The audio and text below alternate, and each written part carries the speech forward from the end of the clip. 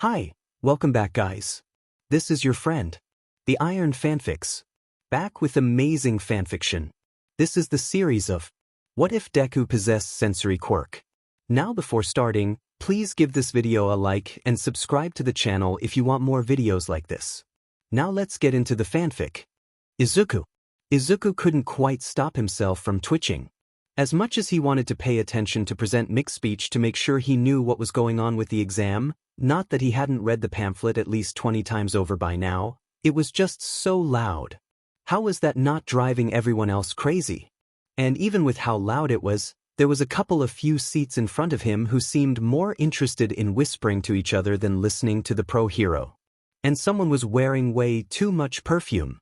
Even all that wasn't enough to shift Izuku's attention away from the pro-hero. It just made it harder to focus. Maybe he could get his autograph later? It was at this point Izuku was brought out of his thoughts by someone actually interrupting present mic. On the printout, there are 4 types of villains. If that is a misprint, then UA, the most prominent school in Japan, should be ashamed of that foolish mistake. We examinees are here in this place because we wish to be molded into exemplary heroes, the teen said, his voice almost as loud as present mix. Then he shocked Izuku by turning around abruptly, his glasses glinting from the spotlight shining down on him. In addition, you over there with the curly hair. The light reflecting off the glasses actually blinded Izuku for a moment, and he winced, closing his eyes and rubbing the spots out of them. You've been muttering this whole time. It's distracting. And you're even falling asleep during such an important presentation. If you're here on a pleasure trip, then you should leave immediately. Izuku couldn't even manage to mutter out a simple apology, as he was too distracted by the pain in his eyes and ears at this point. Fortunately, Present Mike spoke up at that point and calmed things down before proceeding to explain the last type of obstacle they could encounter. Not that Izuku could hear much of what he said, with his ears ringing and his eyes burning. Shortly after that, everyone was directed to go to various buses that took them to their battle centers.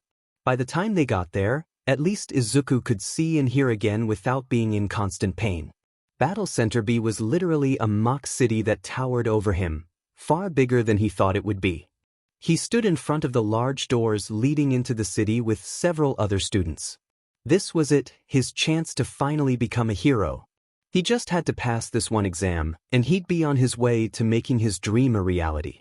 He took a moment to look at the other potential students in the area. He didn't really see anyone he recognized at first. Then he spotted that girl that had saved him from face-planting on the way in. Just as he was about to head toward her to thank her for her help, he froze. Just behind her, next to the door, there was another girl. She had dark red, neck-length hair that was mostly straight, but it would probably be wavier if it was longer as it spread out near the ends, becoming messier. She looked like she was just a bit shorter than Izuku himself, if you stopped measuring height at the top of her head at least. Sticking up out of her hair was a pair of cat ears, with the fur matching her hair color, almost blending in. They also kept twitching in all directions. She was wearing a simple shirt and skirt combo, with a red cat-like tail sticking out from just above her skirt. Before he could really take in any other details about her, she just casually took her shirt off. Izuku could barely believe what he was seeing as she continued to undress right there, where everyone could see her.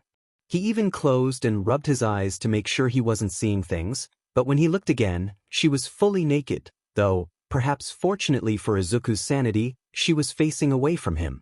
Okay, start. The shout drew Izuku's attention away from the naked cat girl to present Mike, shouting from atop a nearby tower. What's wrong? There are no countdowns in real fights. Run, run, he shouted, one arm spinning around dramatically. The die has been cast, you know. Izuku took a moment to process that before glancing back to where the naked girl was. Or had been. She was running into the city along with the rest of the students. It took several more seconds before Izuku finally really processed what was going on and, with a start, finally began running. What is going on? Why is she naked? And why isn't anyone else freaking out about it? Despite his best efforts, the other students quickly pulled ahead and started spreading out through the city. Izuku shook his head. Regardless of how strange the girl was, he had to focus. His eyes started darting around, trying to find a villain to take down to score some points. Suddenly, a single pointer turned the corner in front of him. He tried to come up with some way to take it down, to prepare himself to beat it. However, all he could feel was a sense of dread, that this robot was going to tear him apart and there was nothing he could do about it. Why can't I move? Just as it was about to smash into him, he spotted that naked girl again. She jumped onto the back of the robot, and almost immediately afterward it slammed into the ground. Then he realized there was some sort of button on the back, which her hand was resting on. That's when he also realized she had claws, though he was quickly distracted once again by the fact she was, as before, a naked girl right in front of him. "You okay?" she asked, a grin spread over her face. Izuku couldn't really speak up, and was sure his face was a solid red as he finally turned his head to look away. It was all he could do to nod. She jumped off the robot and rushed down the street it came from. Curious about why she ran off suddenly, he turned the corner, and saw her quickly and efficiently jumping, running, and flipping her way between several robots that were attacking a group of students that clearly were struggling, most of them two-pointers, with a single three-pointer among them as well. 6 minutes left. Present Mike suddenly announced, and Izuku finally snapped out of his shock and ran toward the fight. He had no idea how to use one for all yet, but he had to try to help. Not to mention it would also get him some of those points he desperately needed. Having seen where the girl was smashing buttons on the back of the robots and how they immediately fell down, Izuku realized they must be some sort of weak point. On these two-pointers, the buttons were at the base of the neck, which also put it right in the area the tail lasers could hit. This didn't seem to be causing the girl many problems though, as she flipped over and between the head and tail, slapping button after button. Izuku glanced at one of the robots she had deactivated while it had been trying to zap a student and noticed that this one many of the robots she had attacked, he realized had cracks spiraling away from the neck button where she had slapped it. Was she strong too, on top of her agility and speed? What a useful quirk. Finally catching up, Izuku carefully approached from the side of one of the two-pointers as it focused on another student, watching for his chance. Finally seeing it, he pushed against the damaged remains of one of the other robots, causing the tail to flop in the way of the chasing two-pointer, making it trip. As soon as it started to fall, he quickly rushed toward it, climbing the side and slapping the button as quick as he could. Fortunately for Izuku's desperately beating heart, the robot immediately fell to the ground. He was right. They were a weak point. With more confidence now, he started helping the girl clear up these robots. While a few of the other students were taking some of them on, there were a lot of them grouped up here, and just as often as one robot was taken down, the student would get attacked by another. Many of them seemed to be getting overwhelmed, but at least they were starting to make progress with the girls and Izuku's help. He managed to take out 3 more robots, though he wasn't going nearly as fast as the cat girl. He kept having to change the way he was facing to avoid staring at her. Suddenly, Izuku heard a strangely ominous click and hiss, and for a moment it was like the world became muted as an image of a missile flashed through his head. Almost without thought, he threw himself to the ground, just as a missile from the three-pointer shot through where he was and blasted the side of the nearby building. The sound of the rubble tumbling through the air seemed oddly loud as he rolled away to get clear, pushing himself back to his feet as soon as it was safe. Once he was back up, the strange sensation seemed to end, and Izuku could only blink in confusion. Was that something from One for All? But All Might didn't mention anything like that. As he looked over toward the three-pointer, he suddenly realized it was turning its attention to the girl, and she was busy dealing with 3 of the two-pointers. Again, he heard the click and hiss and realized immediately it was going to hit her and she wasn't going to realize what was happening in time to dodge, not while being so busy fighting those two-pointers. He could practically see it happening before it actually happened. He felt it happen again, that feeling of moving before he even realized what he was doing. He had to help her. The missiles were already firing, heading toward her, and her ears twitched, turning to face the missiles, her eyes going wide as she started trying to jump. They were too close already. He wasn't going to make it. Not like this. He needed to make it. Then suddenly he felt it. A burst of power, and suddenly he was moving, no longer feeling as though the world was going too fast. Details he hadn't noticed before, Tiny flaws in the robots, a slightly malformed piece on one of the missiles that meant it was going to favor going to the right, the sound of her gasp as she realized she wasn't going to dodge in time. The strength flowed through his limbs as suddenly he was next to her. He grabbed her around the waist and pulled her to the left instead of the right, just barely dodging the first missile that she almost jumped into. He jumped straight up and over the next missile, and kicked the third right back at the three-pointer. As they touched the ground, the missile hit the three-pointer, causing it to explode. Just as quickly as the sensation had started, it ended, and suddenly everything was back to normal.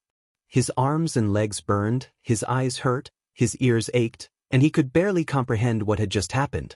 It was several seconds before she seemed to realize what had happened, and as he felt her move, he realized he was holding a naked girl. Immediately, he carefully let her go, making sure that she could stand before he looked away. "Are you okay?" He knew his face had instantly turned the brightest red it had ever been in his life. He could practically feel his face burning off.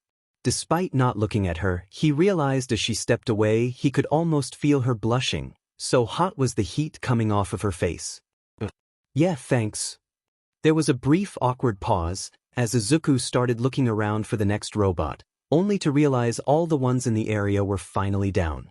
"I'm Hagakure Toru." It took Izuku a moment to really process her words, still trying to figure out what happened and embarrassed by being so close to a girl, never mind that she was also naked. I'm Midoriya Izuku." "Nice to me," he half turned to her out of habit before forcing his face away again.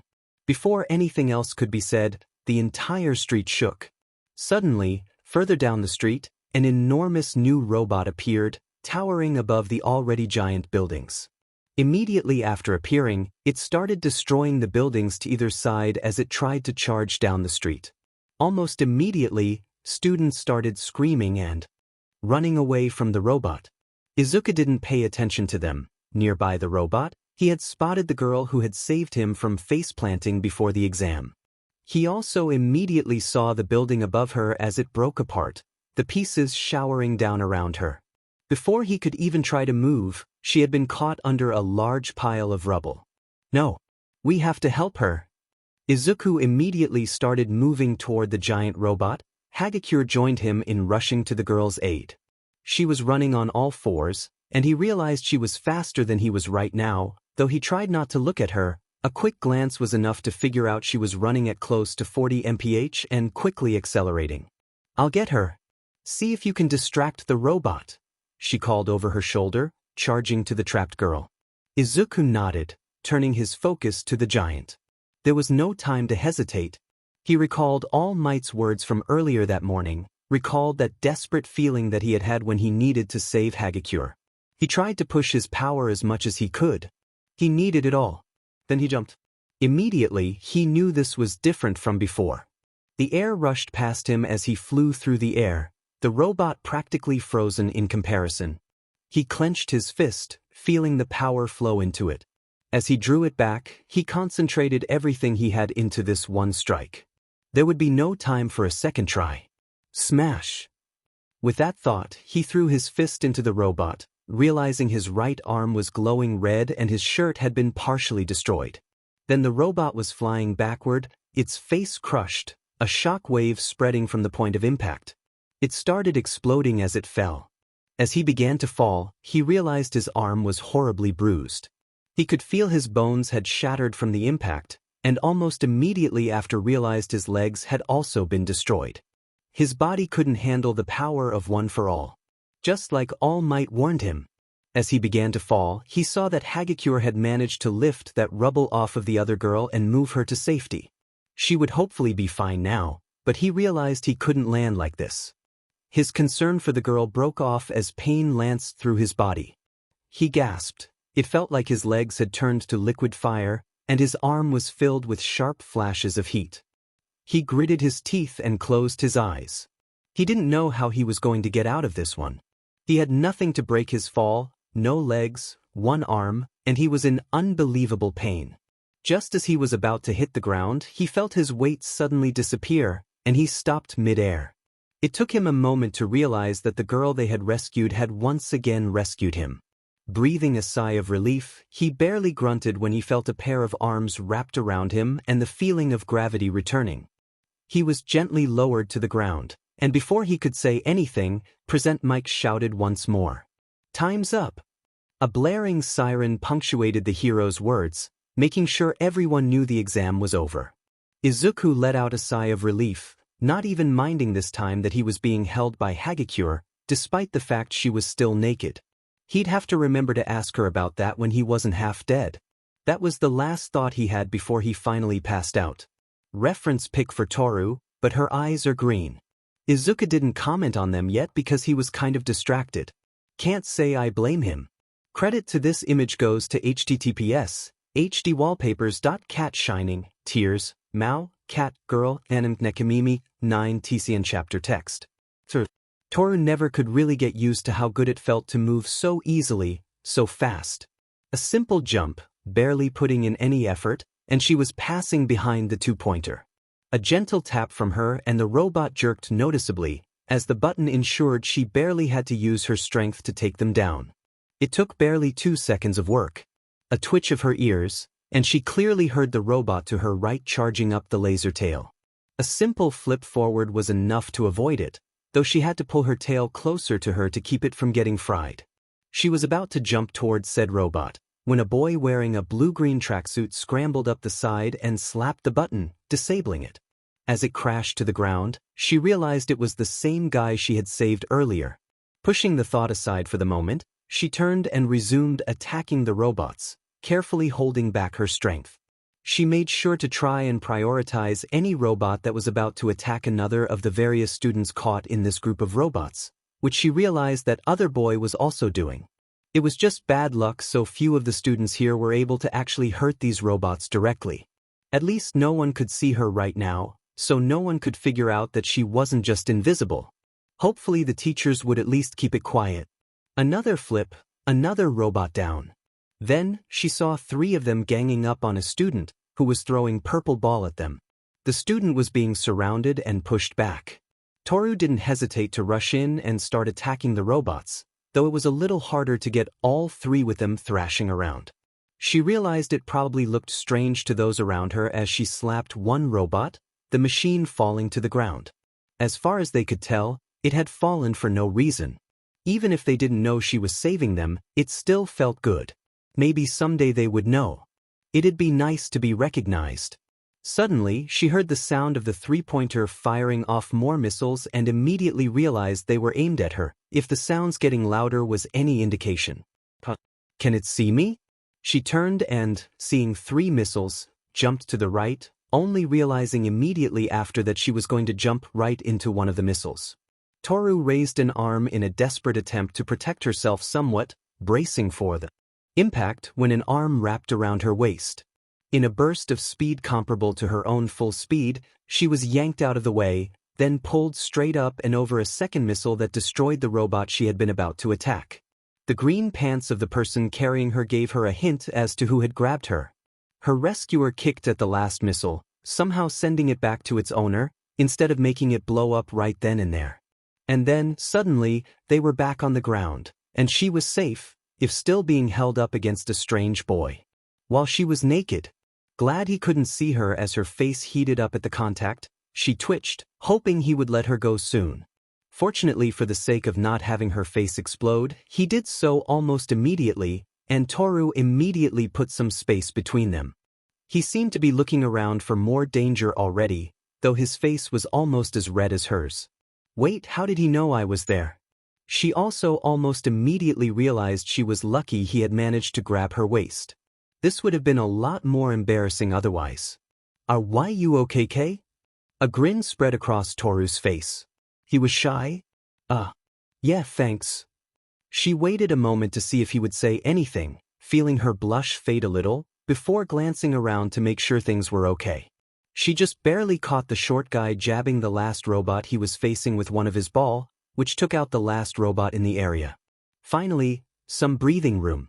Not that it had been much of a workout for her. After realizing the guy wasn't going to say anything, Toru decided to take matters into her own hands. I'm Hagakure Toru. She grinned, happy to make a new friend. Maybe they'd get to go to school together? He seemed pretty good so far, despite having frozen at the start. Oh, I'm Midoriya Izuku. Nice to me. He started to turn in her direction, only to abruptly stop just after his eyes could have seen her in his peripheral vision, turning away from her entirely as his face once again regained that bright red color. That was strange. It was almost like he could see her. Before anything else could be said, the entire street shook. Suddenly, further down the street, an enormous new robot appeared, towering above the already giant buildings. Immediately after appearing, it started destroying the buildings to either side as it tried to charge down the street. Almost immediately, students started screaming and running away from the robot. Toru instinctively flattened her ears to her head to protect herself from being deafened by the screams, even as she pulled her tail closer, almost wrapping it around her legs, an instinctive reaction to the threat. She could feel her back trying to arch, and did her best to suppress the instincts of her body. No. We have to help her. Midoriya's sudden shout drew her out of her fear as she watched him charge ahead. It only took Toru a moment to realize what he was talking about. There was a girl trapped right in the path of the robot. Not getting why he wasn't moving as fast as when he had saved her, Toru still didn't hesitate to charge ahead.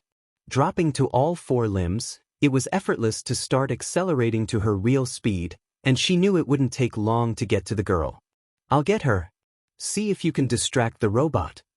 She called over her shoulder as she passed Midoriya. It took only a few seconds to reach her full speed of 65 miles per hour, which was more than enough to close the distance to the girl. The rubble wasn't heavy to her, easy to move out of the way. She quickly bent down to check on the poor girl, only to realize she had gotten lucky. No real injuries. Quickly bending down, she picked up the girl in a bridal carry, ready to run out of there, when an incredibly loud bang rang out, followed by explosions. Looking up, she realized Midoriya hadn't just distracted the robot. He had punched it and broke the thing completely. The entire head was crushed, and explosions were spreading all along the rest of the body. One punch from him was enough to take it out. And he had jumped from where they had started. Was he actually faster than her? She was snapped out of her thoughts when the girl spoke up. She cautiously poked at Toru, just barely poking the edge of her stomach. Can you put me down? Right. Sorry about that. Toru let the girl get back to her feet before letting go before turning back to where Midoriya was now falling. Oh no, he's gonna crash. She immediately began running to where he was going to hit, only to realize the other girl had jumped on top of a piece of one of the other robots, which immediately started floating up toward where Midoriya was falling. The girl desperately reached out and barely managed to tag him as he passed her in the air, and immediately he slowed to almost a complete stop. It made it effortless for Toru to get under him and grab him to stop him the rest of the way. I got him. Toru called out, and immediately the other girl pressed her fingers of both hands together. Release. She was clearly straining, and as soon as both the robot part she was using as a platform and Midoriya regained their normal weight, she was heaving over the edge. Poor girl had overused her quirk to help save Midoriya. Time's up.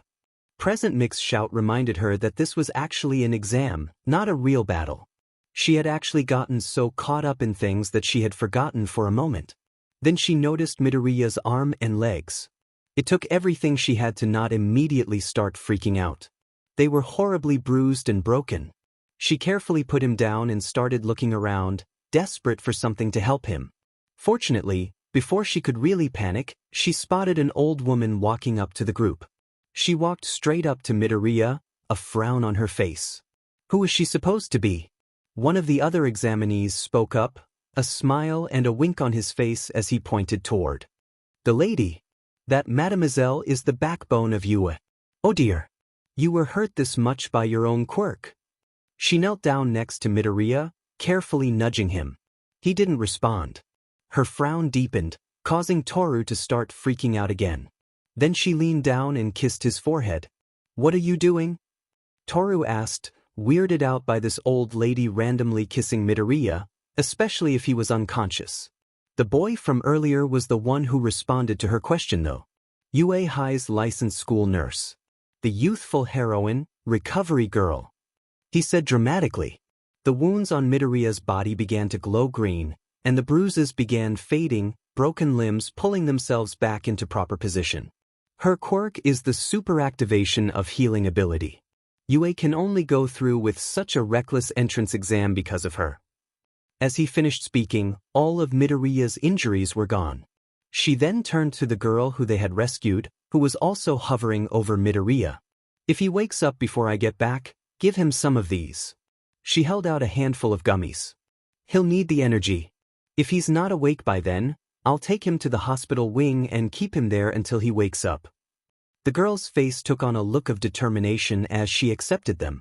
Let's finish this quickly. Is anyone else injured? Recovery Girl asked as she moved away, helping others as she went. With Recovery Girl's help, Midoriya was now resting in the hospital wing of Yue Toru and Ochako, the girl they had saved, who introduced herself while they were following Recovery Girl back to the primary Yue building, took seats next to his bed, waiting for him to wake up. Toru had taken the time to grab her clothes and get dressed again, making conversation much easier, even if Ochako kept looking at her neck instead of her eyes. So, what were you doing running off before coming in here to wait anyway? You seemed pretty determined. Toru asked, swaying slightly in her seat in time with her tail. Ochako squirmed in her seat. I asked to present Mike to give some of my points to you too. Toru jerked back, exaggerating her surprise so it would be more obvious. Wait, you what? Why would you do that? Ochako poked her fingers together. You could have gotten more points if you two hadn't stopped to help me. Toru promptly leaned over and poked her in the forehead. Heroes help people. That's what we were doing before we saved you, and that's what we were doing when we saved you. Don't think for a second either of us regret that. I've known Midoriya for all of 3 minutes, and no way is that guy going to regret saving someone. He didn't even know me and saved me from a 3-pointer without a thought. Now, stop feeling so bad. Everyone came out of it okay. Toru half-hugged Ochako as she finished speaking, grinning as she did her best to get it through to her that everything was okay. She's right, you know. Toru quickly turned to look at the voice. Midoriya was sitting up on his bed, a watery smile on his face. Did you really try to give up some of your points for us? Ochako promptly blushed further, and resumed poking her fingers together as she shyly nodded. Thank you. You didn't need to do that, but thank you. Ochako shook her head. You both deserve them. You used up your time saving me instead of getting more points. Toru tightened the hug she still had Ochako in. Like I said, that's what heroes do. She then leaned back and turned to Midoriya. After a moment, she gave an exaggerated bow. And I'm sorry for asking you to distract the 0-pointer like that. I wouldn't have done that if I knew it would hurt you so much. Midoriya responded by shaking his head wildly. No. You don't need to apologize for that.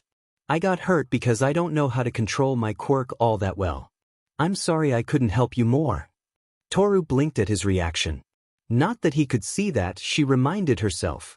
Wait, what? How would that know? That doesn't mean it's your fault. After a moment of thinking, she pointed at Midoriya, mostly so her sleeve pointed dramatically at him to get her point across. If it can't be my fault and it can't be your fault, then it's neither of our faults. So there. Midoriya stared at her finger for a moment, before looking at Toru with a confused expression on his face. How does that even make any sense? Ochako began giggling. You two make a cute couple, did ya know? And just like that, Toru felt her face implode. By the looks of Midoriya, he was probably feeling the same, though he actually fell back and seemed to pass out. After vehemently denying any such relationship and dealing with Ochako playfully ribbing her, Toru finally had to leave and go home. Giving her new friend her phone number, Toru was relieved when she finally got home. As soon as she walked in, as she was taking off her shoes, she called out, "I'm home." From the kitchen on the left, her mother replied, "Welcome home, kitten. So, how did you do?" Reaching to the side of her skirt, she unzipped the black half-skirt she wore, which covered the top of her larger skirt, keeping the tail hole in her skirt from being visible. With it off, her tail was more free to move, making it a lot more comfortable. Putting it on a hook next to the coat hooks to one side, she turned toward the kitchen. I won't really know until I get the letter later this week, Mama. But I think I did pretty good. Her mom was at the stove, stirring something in a pot, her tail swaying contentedly behind her. Unlike Toru, her mom's fur was a solid black, along with most of her hair. The few parts that weren't black were a shade of gray or, on the insides of her ears, white. She was currently dressed in a simple t-shirt and a pair of shorts with the back cut open for her tail, much like most of Toru's own clothes. She glanced at Toru for a moment, her yellow eyes giving Toru a once-over. "Looks like you didn't get hurt at least." "I'm glad," she said with a smile, turning back to the food and watching it closely. After a bit more stirring, she stepped away from the pot to finally give Toru a hug, now that the food didn't need her immediate attention. "Did you actually fight?" With that raised eyebrow, Toru knew immediately what her mom was really asking. Kind of? "I lifted a piece of a building off someone."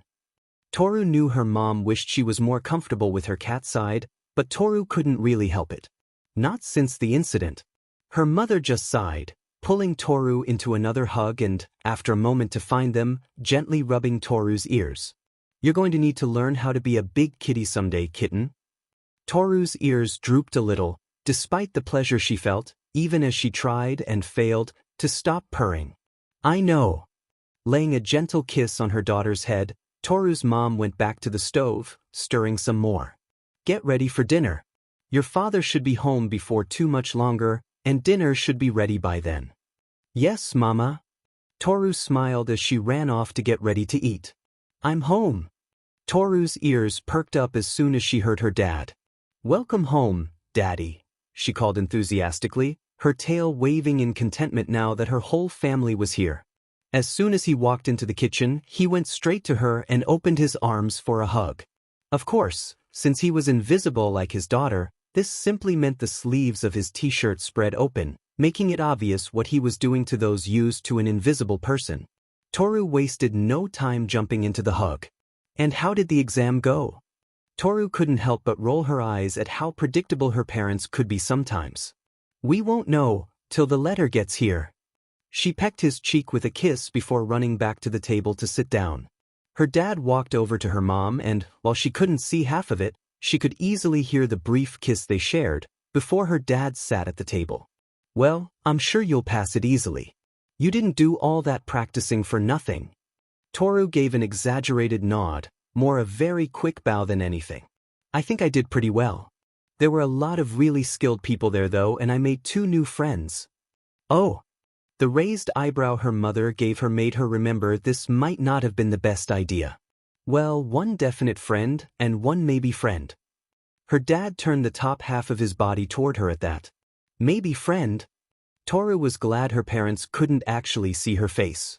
"Well, the other friend was hurt during the exam and I couldn't speak to them before I had to go, so I couldn't give them my phone number.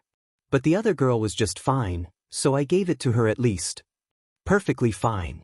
Nothing in there could prove that the other friend was a boy." Her mother narrowed her eyes at Toru. "And what are their names?" Toru had to think fast. "Ochako and Izumi." She silently winced. "Sorry, Midoriya. Better this than having to tell her I made friends with a boy, at least for the moment." Toru's dad spoke up then. "I'm glad you made some new friends. Which one was hurt? Do you know if she's all right now?" Toru bowed again. "Izumi was fully healed before we left. They were just sleeping because of Recovery Girl healing them." At that point, the discussion devolved into a more detailed description of what Toru did during the exam, which she happily shared, complete with exaggerated movements. The week-long wait for the results of the exam was torture. Toru probably spent more time napping in random places around the house, just to try and pass the time faster than was healthy, but for once, she just let her cat side out.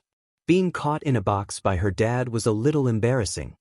By the end of the week, the scratch pad she had gotten from her mom was more or less destroyed. She had received it to help keep her claws healthier, while also dealing with some of the more annoying instincts that came from her cat side, and it had not survived all the nervous energy she had. Toru took it upon herself to get the mail every day that week, much to the amusement of both her parents.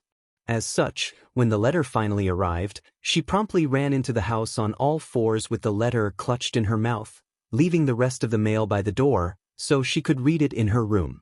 As soon as the door was closed, The letter was in her hands and promptly torn open with her claws. A hollow projector disc fell out. Upon recognizing it, she caught it in one hand and rushed to put it down on her desk, eagerly awaiting the message. Needless to say, her repeated shouting of "Yesiases" told her parents what the results were. This is a reference pic for Toru's mother, currently unnamed. If anyone wants to, feel free to suggest names. Even if no names are suggested, I will probably eventually pick one. She'll need one to be used when she introduces herself eventually, but this might be a good chance for some community interaction. She does have a human skin tone, but the hair, eyes, ears, and tail are pretty accurate to what I wanted. Credit goes to https://www.deviantart.com Nakano Art Leather, Ket, 738108188. And this one is just to show the kind of half-skirt I mention in the FIC. It would be what I'm pretty sure is supposed to be the bottom half of this shirt. Izuku. Despite Izuku's best efforts, he couldn't get in touch with All Might before the start of school. Since he was hoping to ask him about what had happened during the entrance exam, he decided to head to the school early on the first day to try and ask him. Sadly, despite showing up early, he couldn't find All Might, no matter where he looked. Deciding to try again after classes, he went looking for the room for 1A. He got lucky, realizing his search for All Might brought him pretty close to it, so he ended up sitting down with almost half an hour to spare. Having not expected so much extra free time, he reached into his backpack and pulled out a book on sensory quirks he had purchased yesterday. While he hadn't been told one for all had a sensory effect, clearly there was something. Izuku thought that maybe reading about similar quirks would help him. He pulled out his reading glasses from his backpack. Trying to read things up close without them always gave him too much of a headache. Slowly, other students began to trickle in, usually alone or in pairs. He shared greetings with the few that said hello, but mostly focused on trying to learn more about what was up with his senses. As such, he was surprised when his reading was interrupted by a more familiar voice. "Midoriya, you made it." Looking up, Izuku spotted Hagakure, fortunately dressed this time, walking up to him, a grin on her face. Thank goodness. Just seeing her smile at him like that made him feel a little warm inside. Someone actually cared. He couldn't help but feel embarrassed though, scratching the back of his head as he smiled back, taking off his reading glasses with his other hand as he looked at her. His mind decided to betray him at that moment, reminding him of just how much of her he saw during the exam. He broke eye contact almost as soon as he made it, his face turning solid red as he looked away. "Gee, glad to see why you made it too." He did his best to push aside the image in his head and focus on the present instead. "What was your final score?" he asked. It seemed Hagakure's default expression was a grin, as when he managed to face her again, it seemed to have grown larger. 76. Got a nice, solid third place, Mr. First Place. She poked him in the shoulder. "Did you not pay attention when they showed the scoreboard in your acceptance letter?" Izuku blinked, thinking back to the letter. "I was kind of distracted by how happy I was that I got in at all. I only really noticed my score and placement." "You earned it. 91 points is nothing to sneeze at. You roasted that exam," Hagakure said, flailing her arms around, her tail twitching a lot, though she seemed to be trying to keep it as close to herself as she could. Izuku couldn't help the smile that spread across his face. "Thanks." He spotted a look of confusion on Hagakure's face as he kept eye contact, before taking a deep breath, even as he felt his face heating up again. He had to ask, or that image would never leave him alone. "Probably. During the exam, why we? Do you?" Before Izuku could finish the question, he flinched at the shout. He knew what was coming. He knew it would happen as soon as he saw he was in first place.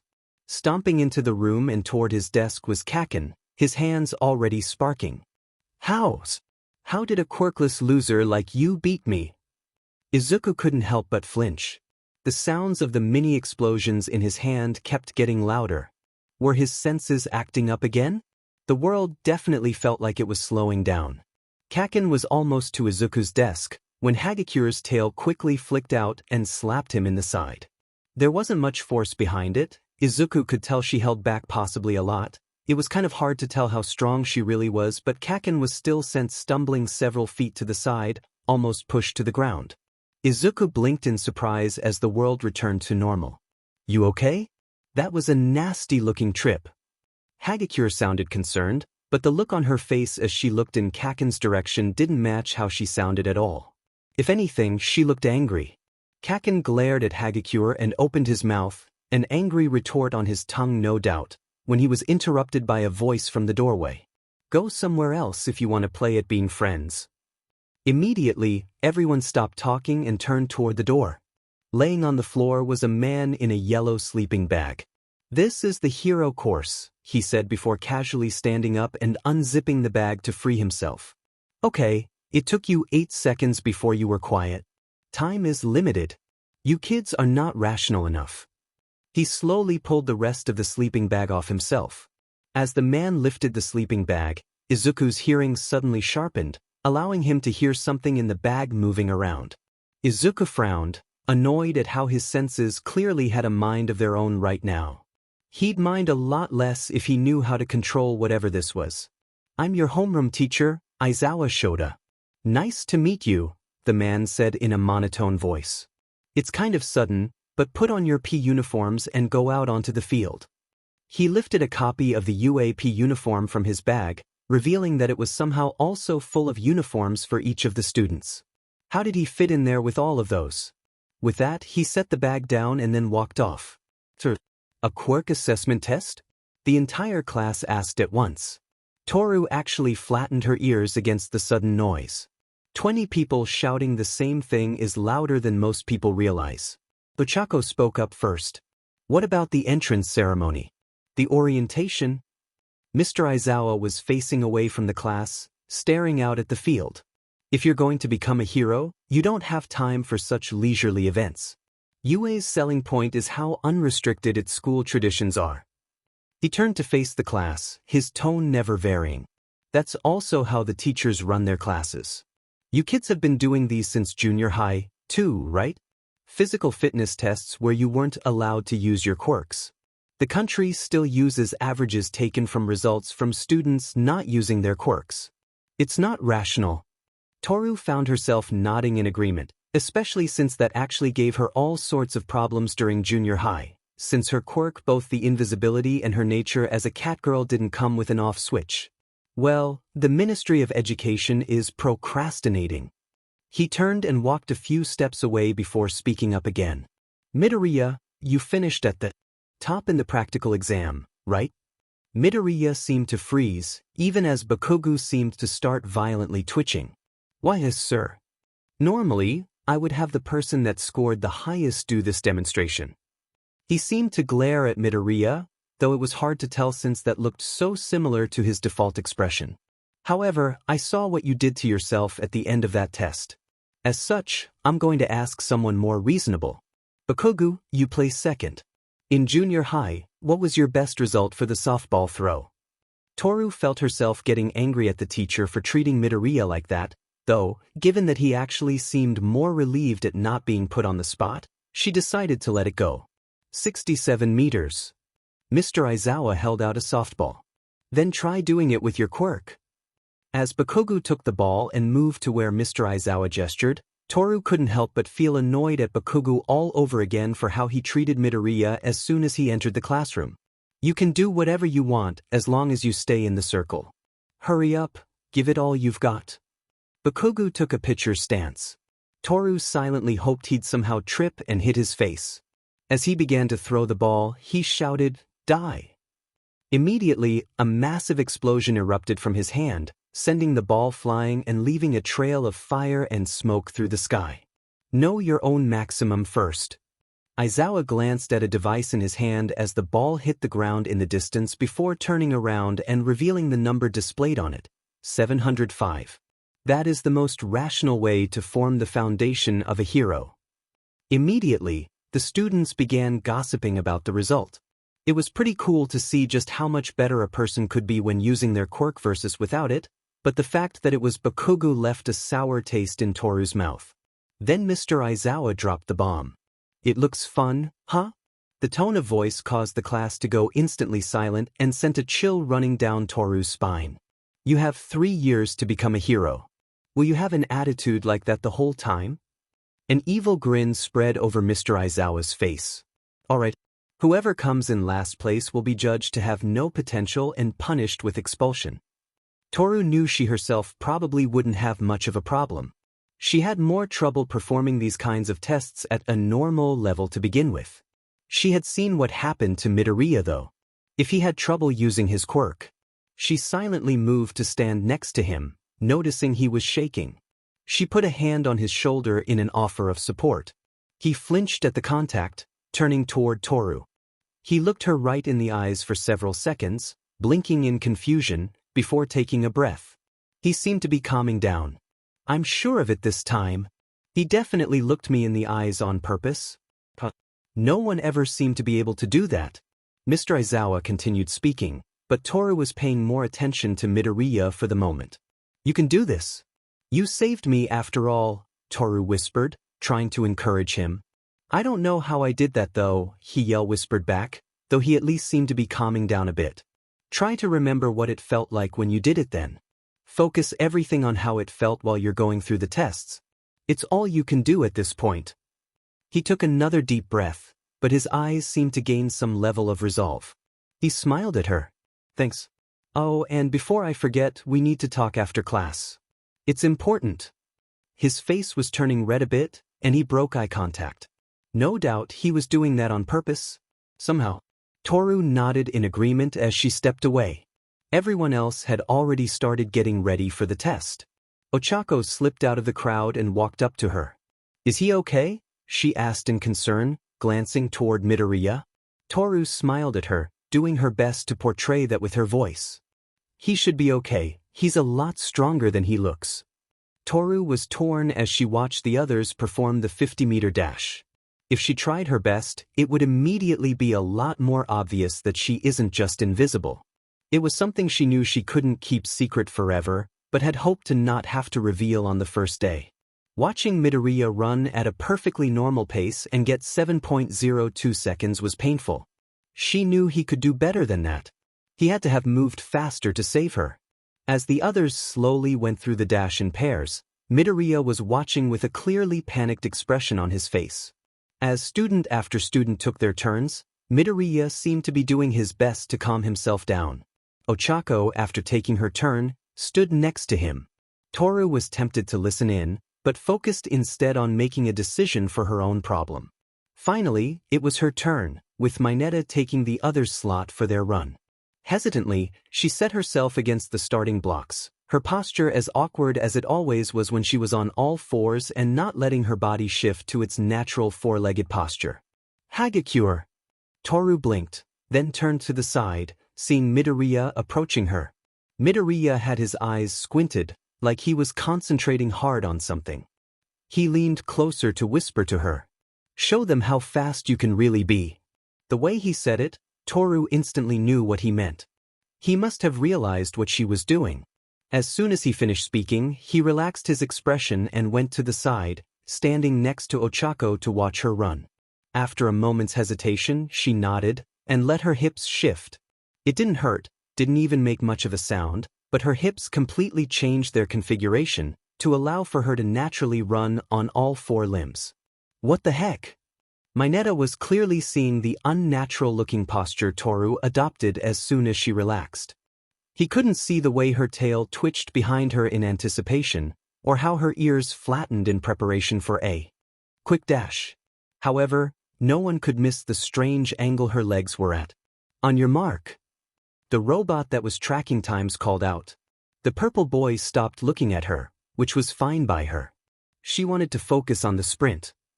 Get set. After a second, the robotic starter pistol went off.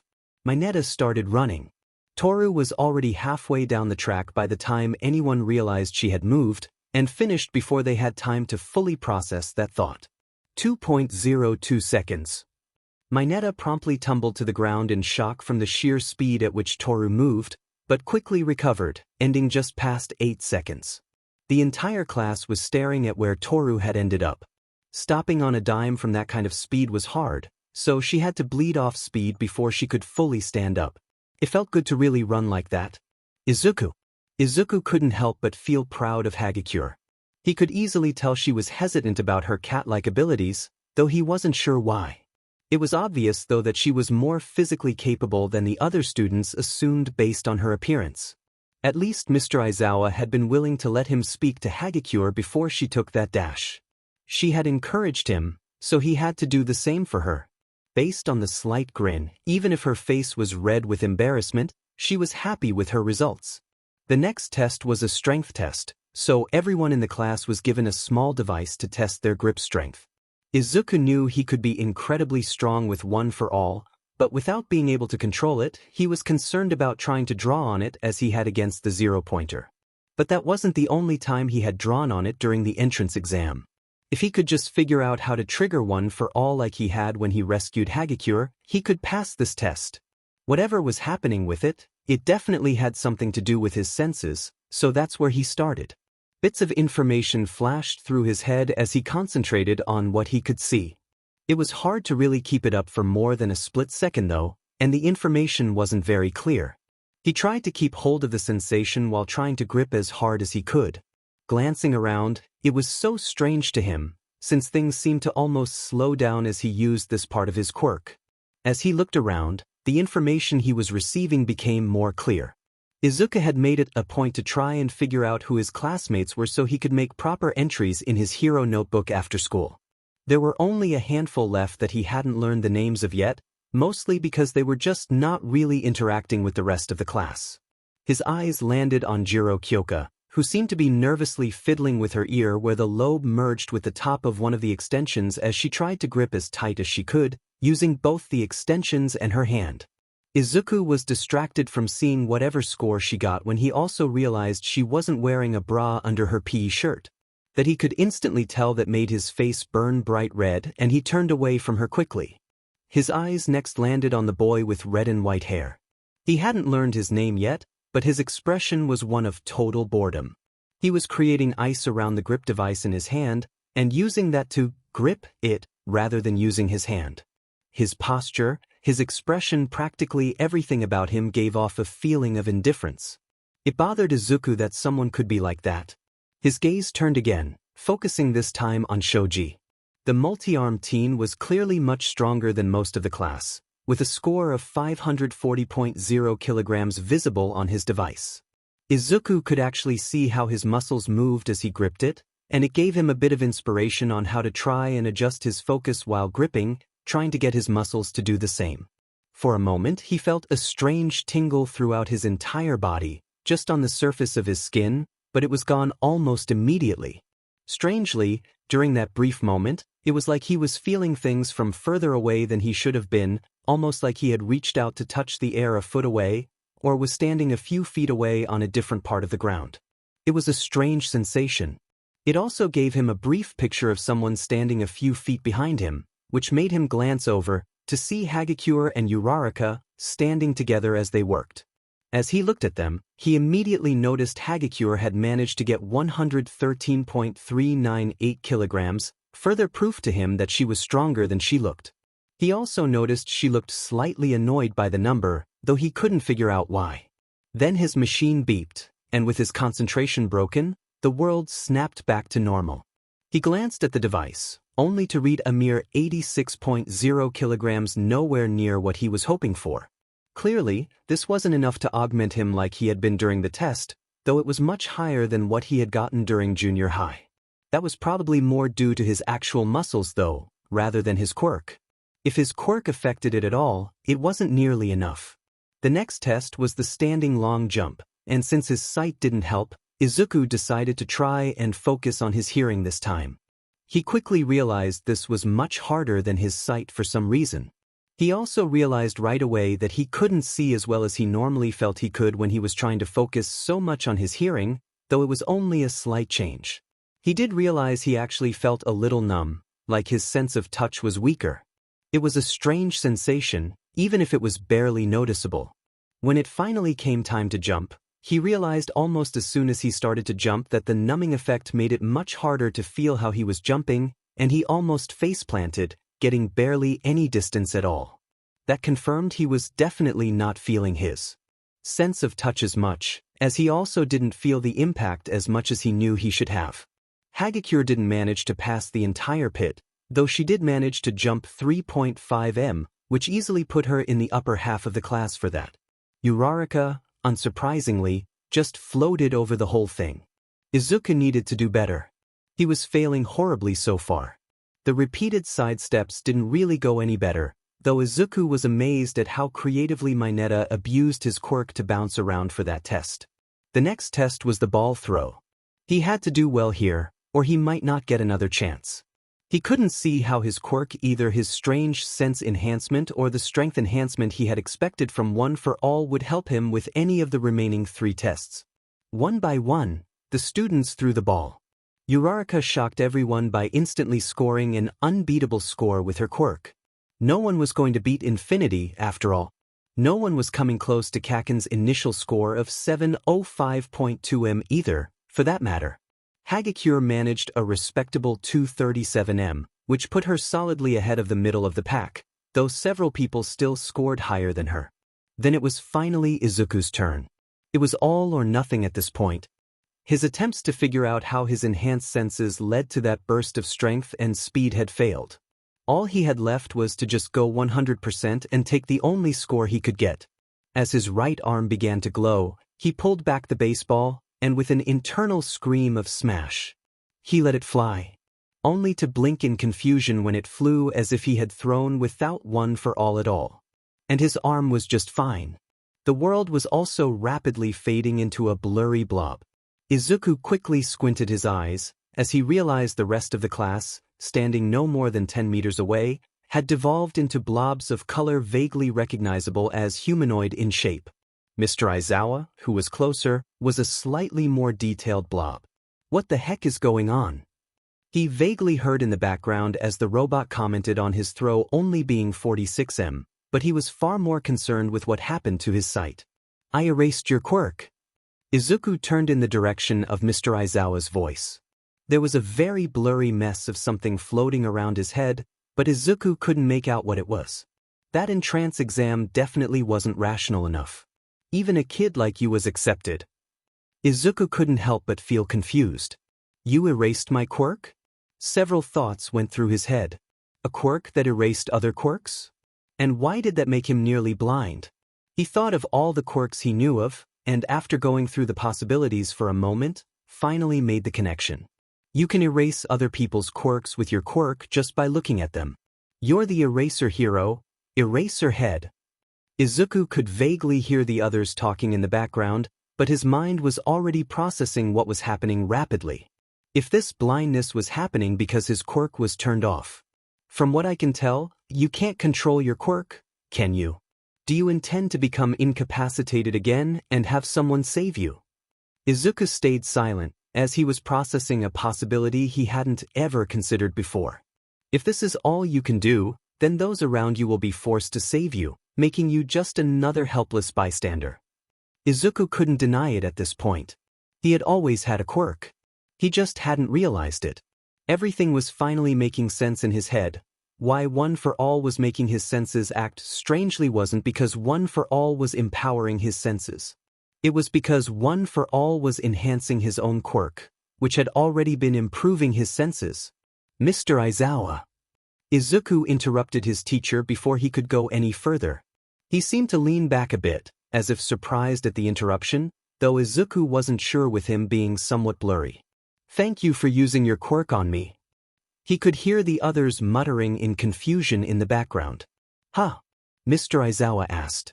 Izuku had to think on the spot about how to explain what had occurred to him while keeping the true secret of One for All quiet from the students listening in. But one thing he was learning that he was good at was acting under pressure. I thought that my quirk only enhanced my body a little. I never knew it could give me strength like I had against the zero-pointer. He could hear Kaken's confused voice. Huh? Enhancement? What is he talking about? He's quirkless, in the background, and someone responding quietly to him, but his focus was mostly on Mr. Aizawa. Your quirk has helped me realize my quirk was doing more than that all along, I just didn't notice it. Mr. Aizawa was quiet for a moment. What do you mean? I'm apparently nearsighted. I can barely see you, and the rest of the class is just a blob from here. I was able to see just fine before you turned off my quirk. I think my quirk is actually a general all-around enhancement, and I was using part of it my entire life. I just hadn't noticed it until now. Mr. Aizawa's confusion was apparent in his voice. How do you not notice an enhancement quirk? I think all it was really enhancing was my eyesight, since apparently I needed it to see normally. Being put in danger in the exam, and the training I did to get my body ready beforehand, must have allowed me to start using more of the quirk. Before that it was just always on. Izuku was shaking with excitement as realization after realization shot through him. Mr. Aizawa must have turned off his quirk at that point, as suddenly the world shifted back into focus. And what makes you think this will make a difference? Izuku's face took on a look of determination. Because if it can be turned off, it can be controlled. And now that I know what it actually feels like when it changes between off and on, I know what I've been doing wrong. It was a subtle feeling, a sort of tingling in his eyes. So gentle that he never even noticed, like a buzzing in your ear, you don't notice until it's gone. He'd been struggling to try and channel one for all to his senses, thinking that was the key. Now he knew better. Concentrating on that subtle tingling, suddenly the world slowed to a crawl and stayed that way. He could see. A grin spread across his face. He flexed his arm, trying to bring up one for all again. He felt it charge up to 100%. Not what he wanted. He could see Mr. Aizawa tense up, ready to deactivate his quirk, but he released one for all as soon as it didn't work. He concentrated on his ears. That strange tingling he felt in his eyes, he wanted that at his ears. The tingling weakened at his eyes and he could suddenly hear the sounds of some birds flying high in the air above the school, the students whispering quietly trying to figure out what he was talking about. Even the sounds of their clothes as they moved created a sort of picture around him. Still not what he wanted. The look of concentration on his face deepened as he brought the tingling sensation back up in his eyes while holding it in his ears. He tried one for all again. It flashed for just a moment, but this time he couldn't hold it to his arm, and it spread itself out around his head as well as half his torso, plus the arm he intended. He could spread it out across his body, but it was still too much at once. He gritted his teeth as he released it again, this time going with his gut and focusing on his sense of touch. He almost lost his grip on the other senses, but a bit of adjusted focus and suddenly he felt it. One for all. In a burst of green lighting, he felt the power flow, just as it had when he rescued Hagakure. This was it. He knew a lot of the power was being tied up in his senses, and he instantly realized his sense of smell was practically gone, like he had a very stuffy nose, and he could feel the movement of everyone on the field as though he was touching them. Combined with his sense of hearing, he knew exactly where they were, what they were doing, how they were standing and moving.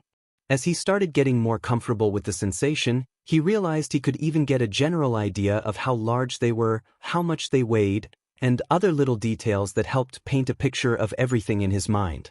Total spatial awareness. He let out a breath, a grin spreading over his face. Got another ball, sensei? Mr. Aizawa actually had a shocked expression on his face, though Izuku realized instantly it was so subtle most people might have missed it. The slight changes from his normal expression enough to make it obvious to Izuku.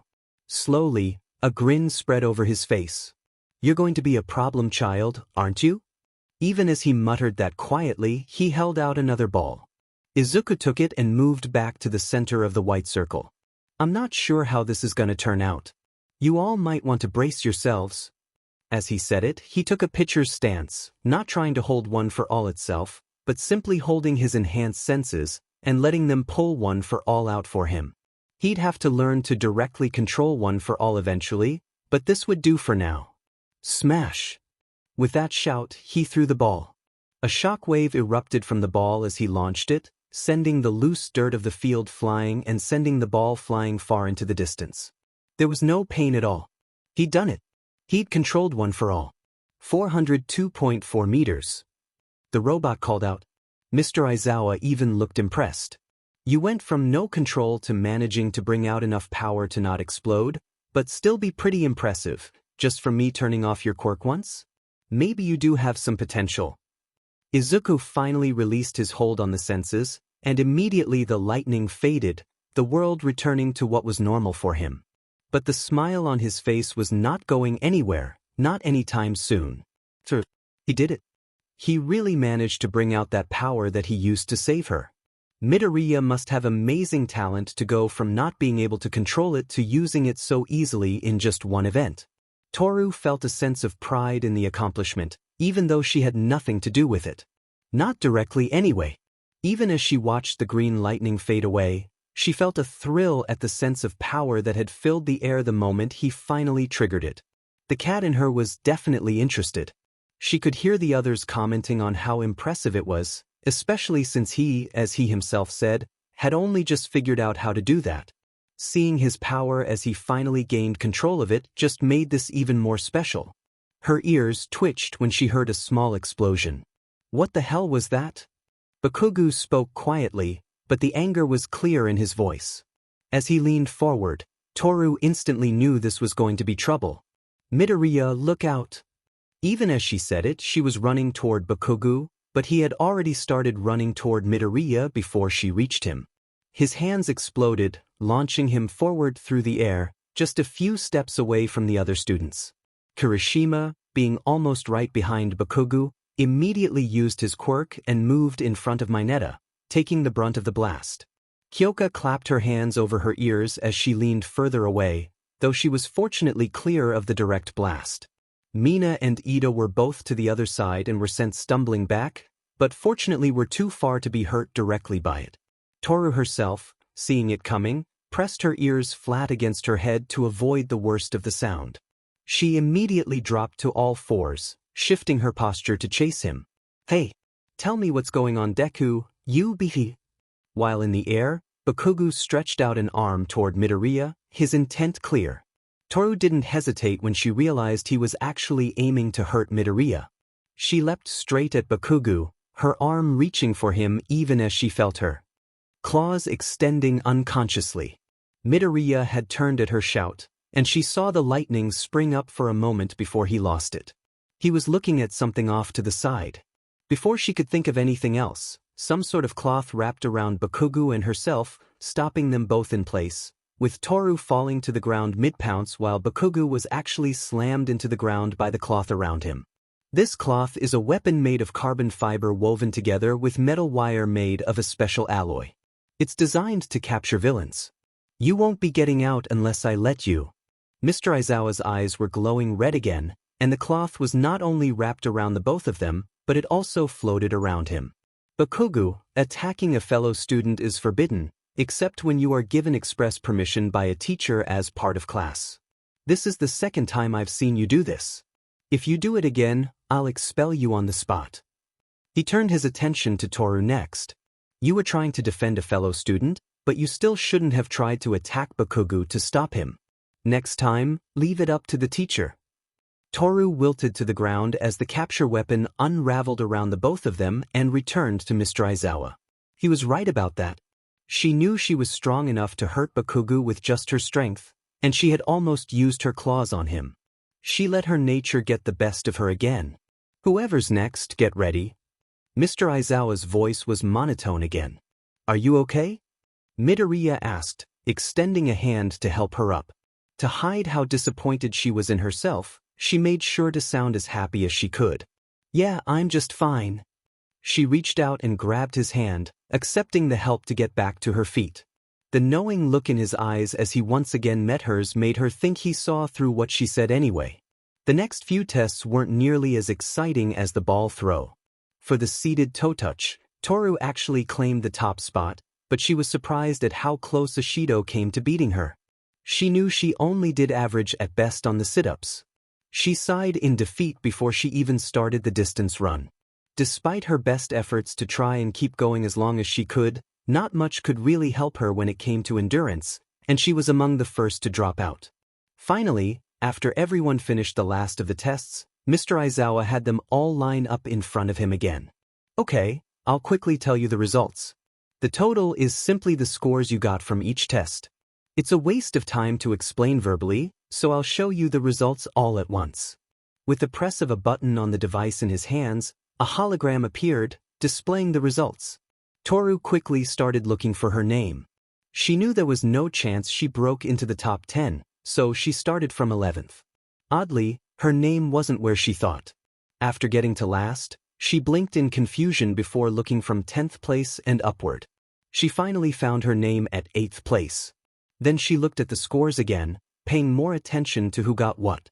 Midoriya managed to get into 19th, thank goodness. Ochako was 11th.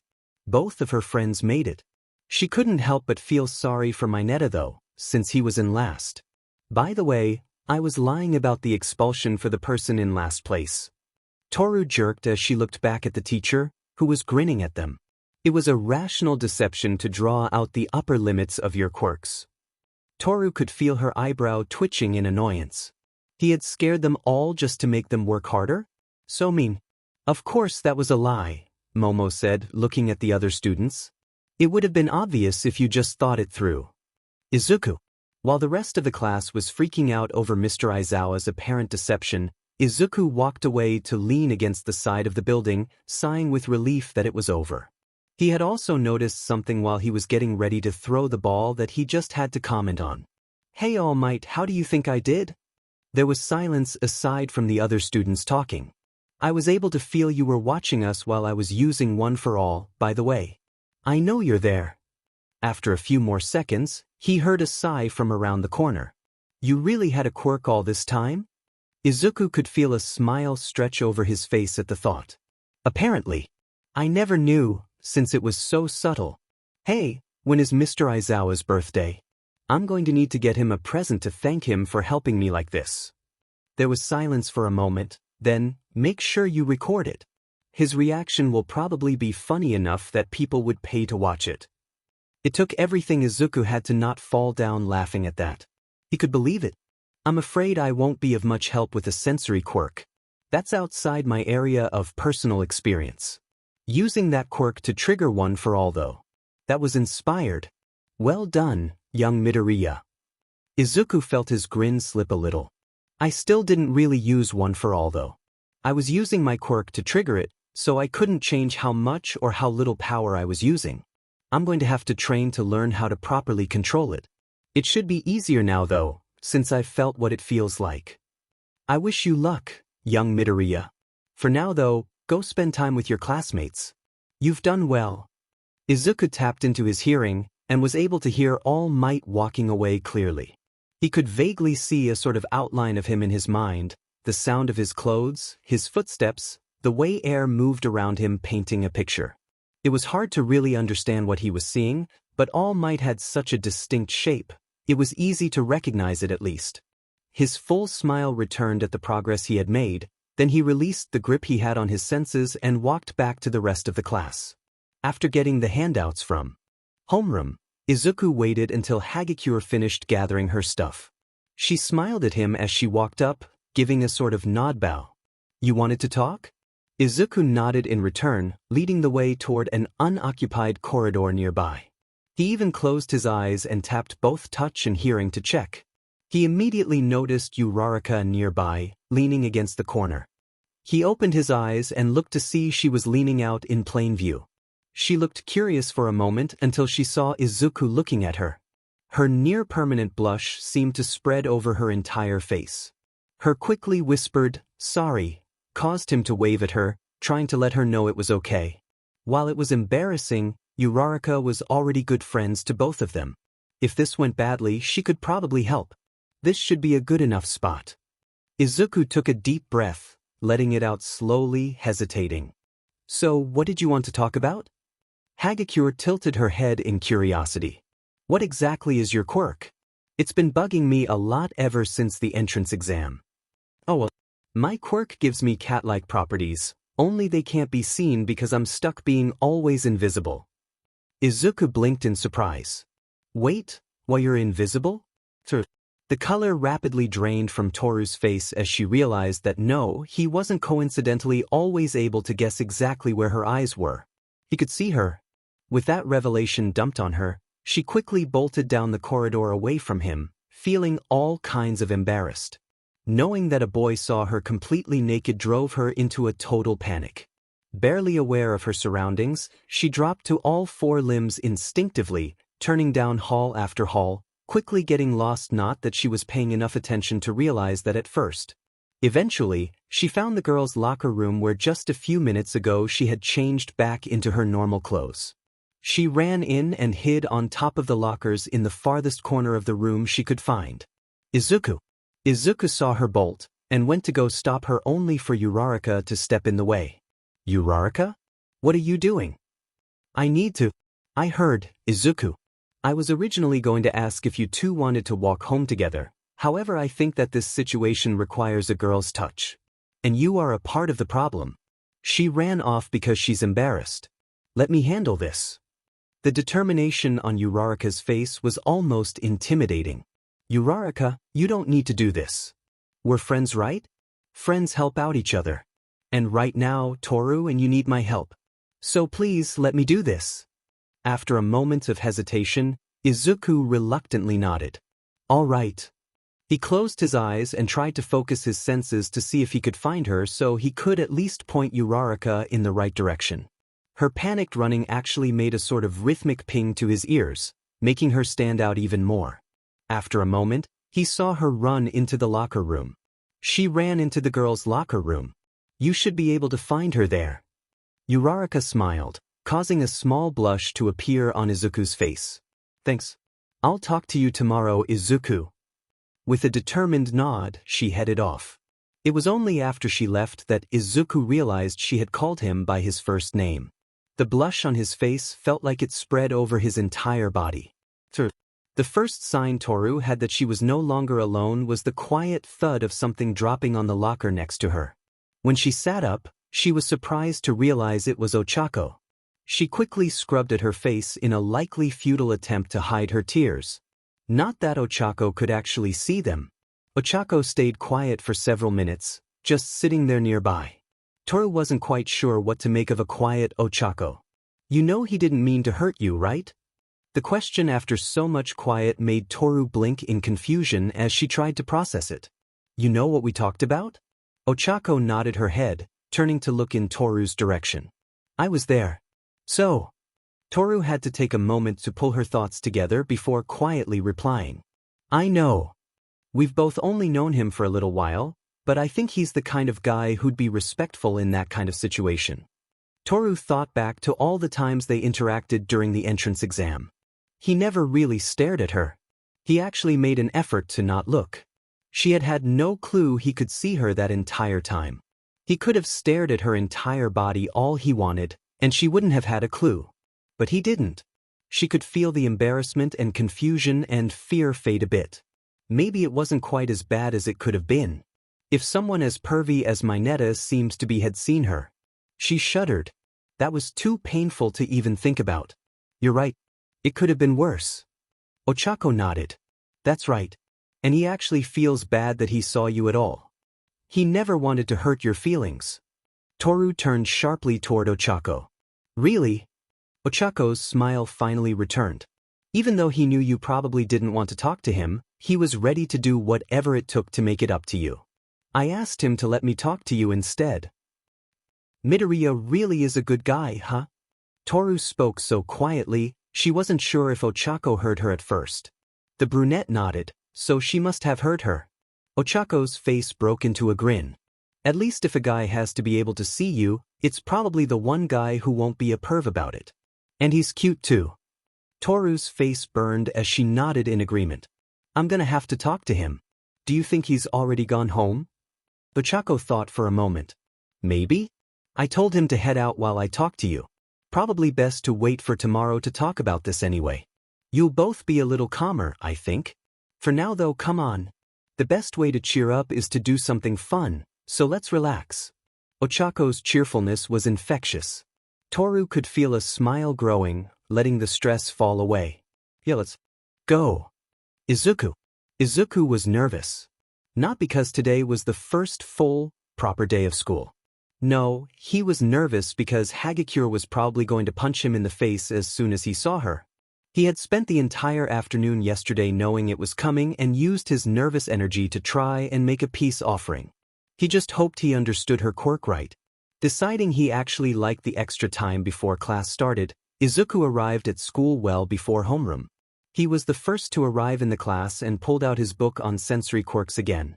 He was determined to figure this quirk of his out. He absently fiddled with his glasses as he read. He hadn't been reading for more than a minute before he heard the door to the classroom open. Clearly, he wasn't the only Olibud here today. He broke into a sweat when he realized it was Hagakure, blurry as she was with his reading glasses on. He quickly took them off and set them on his desk while he waited for his fate to come. Hagakure paused in the doorway for close to half a minute before she finally took a breath and stepped into the room, closing the door behind her. "I'm glad you are already here. I kind of expected to beat you here though. This means we can talk without a bunch of other people listening in though, so that's good." She slowly walked toward Izuku, her steps hesitant. "Look, I'm sorry They both paused as they tried to speak over each other. Izuku took the initiative to speak before she could continue.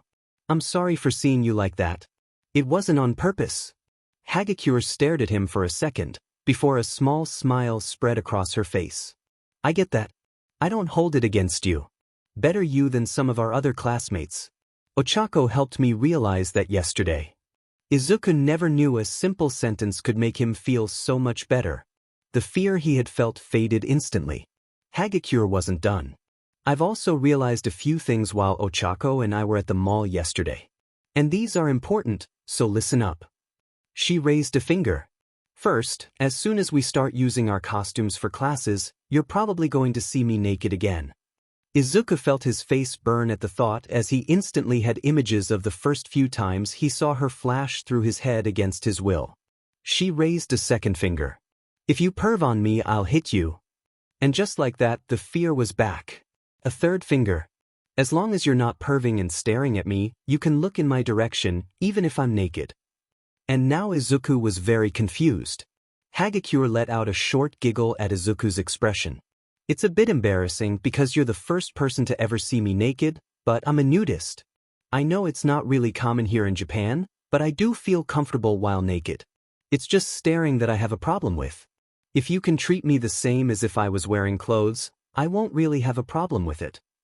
Izuku was certain his brain had stopped working. Nothing else could explain the feeling he was having. Hagakure poked Izuku. "Are you okay?" Izuku took close to a minute before he managed to gather his scattered brain together enough to formulate something other than a mix of embarrassed and confused mumbling. "I don't think it would be very easy to do that." Hagakure giggled. "If it was easy, no one would have a problem with people being naked. I'm asking if I can trust you to accept that I am naked, but it's not a big deal. I know you're a boy and not someone who has probably ever dealt with nudists before, but I want to trust you." Her voice had gotten progressively quieter as she spoke, until it was almost a whisper at the end. Izuku responded just as quietly. "I don't know if I could ever get used to something like that. I can't promise that I won't look, but I can promise not to stare." Darn it, he almost managed to say that without stuttering. He was honestly surprised his face hadn't exploded yet. He took a breath, trying to push down his embarrassment. I made you something. To make up for seeing you." He barely managed to force his voice higher than a whisper by the end of that, and was sure if he got any more embarrassed he would explode. Izuku turned to his backpack, digging around for a moment before coming back with a piece of paper. He shyly handed it over to Hagakure. Toru turned the paper over and stared at it in confusion. It was a drawing of a girl. The girl had short red hair, no longer than her neck. It was kind of messy near the bottom. Her eyes were green. Toru stared at the picture, not comprehending what she was looking at even as she took in the cat-like ears on the top of the head. It took close to a full minute of Midoriya fidgeting before it really clicked that she wasn't just imagining it. This was a drawing of her. Feeling lightheaded, she carefully sat down in the nearest seat, trying to just breath as the fact she was seeing a picture of herself went through her mind. She never thought she would know what she looked like. No mirror reflected her, and no camera could record her. She couldn't even see herself when she looked down. "You drew a picture of me?" Midoriya fidgeted in his seat as he shyly nodded. "It was the only thing I could think of to make it up to you when I realized you couldn't see yourself." Toru couldn't hold it back anymore. She dove at Midoriya and hugged him. Thank you, thank you, thank you, thank you, thank you, thank you. She probably wouldn't have stopped jabbering at hyperspeed even as she cried happy tears if Midoriya hadn't ultimately fallen out of his seat to the ground, taking Toru with him. I'm sorry. But thank you. She carefully pushed herself up so she wasn't laying on top of him anymore. You have no idea how much this means to me. She was sure her grin was truly the biggest grin of her life. She sat back on her knees, gently pulling Midoriya up, his face so solid a red she wasn't sure if he would ever have a normal skin color again, but the small smile on his face told her he understood how happy he made her. Of course he understood. He could see her grin, see her tears, see her face. Please, can I call you Izuku? You can call me Toru. He seemed to calm down a bit as the small smile became just a bit bigger. Sure, Toru. You can call me Izuku. Toru wasn't quite sure if she had ever been this happy. She could barely sit still, and knew the grin on her face wasn't going away anytime soon. Then she noticed the look Izuku was giving her was a mixture of happy, surprised, and embarrassed. I didn't think you'd be able to purr. It took several seconds for Toru to process what he said. She was so lost in her happy days. She blinked, then promptly hid her face in her hands. She could feel her cheeks doing their best to match Izuku's blush from earlier. This is so embarrassing. Stupid body. It took her a few tries to finally get the purring to stop. Izuku scratched the side of his head. I kinda liked it. He looked off to the side. It was more proof that you liked the picture. Despite her best efforts, the purring resumed, at least for a few more minutes. Toru spent the rest of the time before the rest of the class showed up just talking to Izuku, the picture held carefully in her hands to be placed in her backpack when class started. Izuku was prepared for classes that were amazing and taught everyone how to be heroes. When Vlad King walked in for the first class of the day, it was all Izuku could do to not immediately pull out his hero notebook and try to get an autograph. For the first 10 minutes, the class was still super exciting because it was being taught by a pro hero. By the 15-minute mark, it was more than obvious that Japanese taught by Vlad King was still Japanese. Izuku still managed to get the autograph after class though. The next several classes weren't really any different. Midnight taught a combined art and history class called Humanities, then math with ectoplasm and English with present mic. He gathered quite a few autographs. Lunch Rush was actually serving lunch in the cafeteria. It was kind of strange to eat in the cafeteria instead of the classroom, but getting food prepared by a pro hero of Lunch Rush's caliber more than made up for it. Sadly, Izuku didn't have his notebook to get that autograph. It wasn't until after lunch and home EC with present mic that they finally got to the class everyone was waiting for, Heroic Basics. Even just the first two words, combined with that voice, was enough to immediately capture the attention of the entire class. Coming through the front door like a normal person, All Might said dramatically as he walked in. Everyone in the class immediately began whispering excitedly. I am one of the teachers for Heroic Basics. This is a class that covers a lot of things to teach you the basics of being a hero. You'll take the most units in this subject. Seeing All Might up there, explaining the course, made the entire class almost vibrate with excitement. This is why they all came to UA, to become heroes. Let's get right to it. Today's classes will be. The tension in the room rose as everyone leaned forward. Battle training. Izuku heard Kaken speaking excitedly to himself at the word battle, but Izuku was immediately reminded of what Toru had explained to him earlier about her costume. He had a bad feeling about this. He just hoped their costumes. And to go with that are these. All Might pointed at the wall dramatically, and on K several panels opened up, containing their hero costumes. That weren't ready yet. Oh dear. Izuku noticed Toru immediately turned to look at him, but after a moment, she nodded, surprisingly a normal nod rather than the bow nod she seemed to do most of the time. She was smiling at least. Izuku wasn't ready for this. He was so not ready for this. He had promised Toru he would be, but he wasn't ready for this. Walking out to join the others in the class, Izuku fiddled with the costume his mom made for him. It was made before he realized what his quirk was, and it was causing problems. The mask actually was thick enough that it caused a drop in what he could detect through it, so he had to leave it off. This left him basically just wearing a green and white jumpsuit with a hood hanging off the back as a sort of mini cape. He didn't want to hurt his mother's feelings, but he had to get a new costume made that took his quirk into account. He was already sure this one wouldn't work, despite how much he wanted to wear it for the sake of his mother's hard work. All Might had the class all meet at Battle Center B, the same city used for the entrance exam. They say the clothes make the pros, young ladies and gentlemen, and you are the proof. From now on you are heroes. He took a moment to look over the entire class. That's great, everyone. You all look cool. Izuku was suddenly glad he couldn't wear the hood without interfering with his quirk. All Might would have almost certainly realized he took the design from All Might's hair. Now, shall we get started, you bunch of newbies? Izuku took a moment to look around at the students in their costumes. They all looked so cool. After a moment of looking around, his eyes landed on Uraraka and Toru. His face promptly exploded. Toru was as she warned him naked, except for a pair of gloves and boots. She was also pointedly facing away from Izuku. Uraraka, on the other hand, was wearing a neat combination of space suit and skin-tight bodysuit. It was the skin-tight part that, combined with the already naked Toru, nearly caused Izuku to faint on the spot. Izuku had to take several breaths and focus to avoid passing out, and did his best to ignore how hot both of them were. Then he had to do his best to forget he had actually admitted, even if just in his head, that they were both super hot. And since he added super to hot, now he had to forget that. It was the blush on Uraraka's face, and how Toru was quietly snickering even though she was blushing too, that made him realize he was muttering to himself. He really was going to faint if this kept up. Fortunately, All Might spoke up then.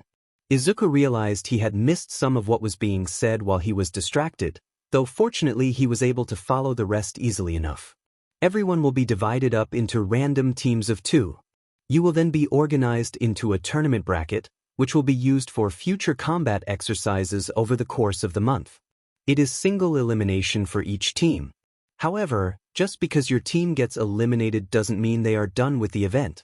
Those of you who get taken out in earlier rounds will still have a part to play. The details of that will be explained later, though. For now, let's organize the teams.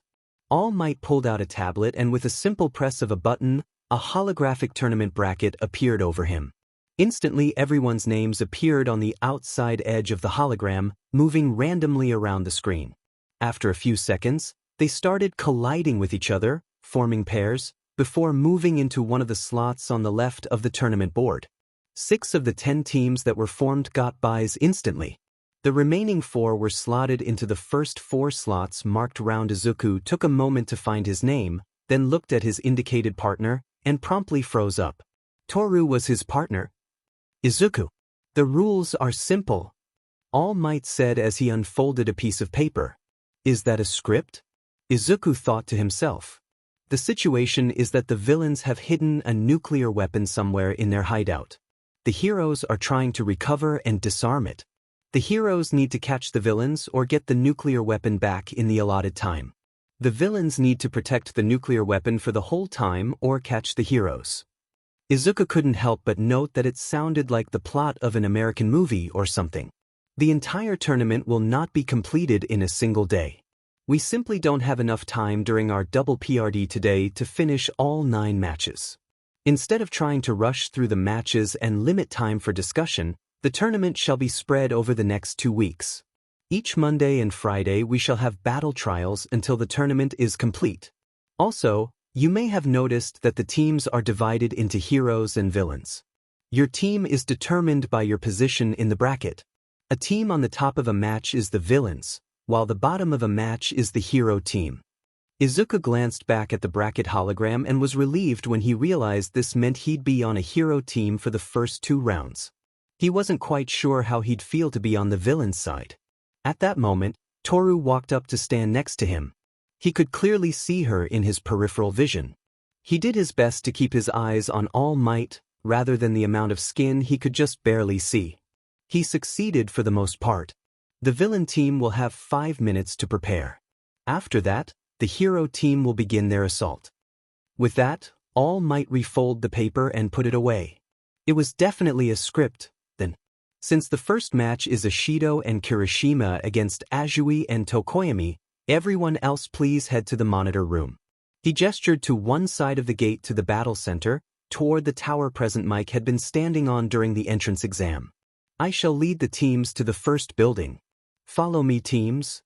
With that, All Might turned and began heading down the street with both teams following as Izuku and the rest of the class headed into the tower.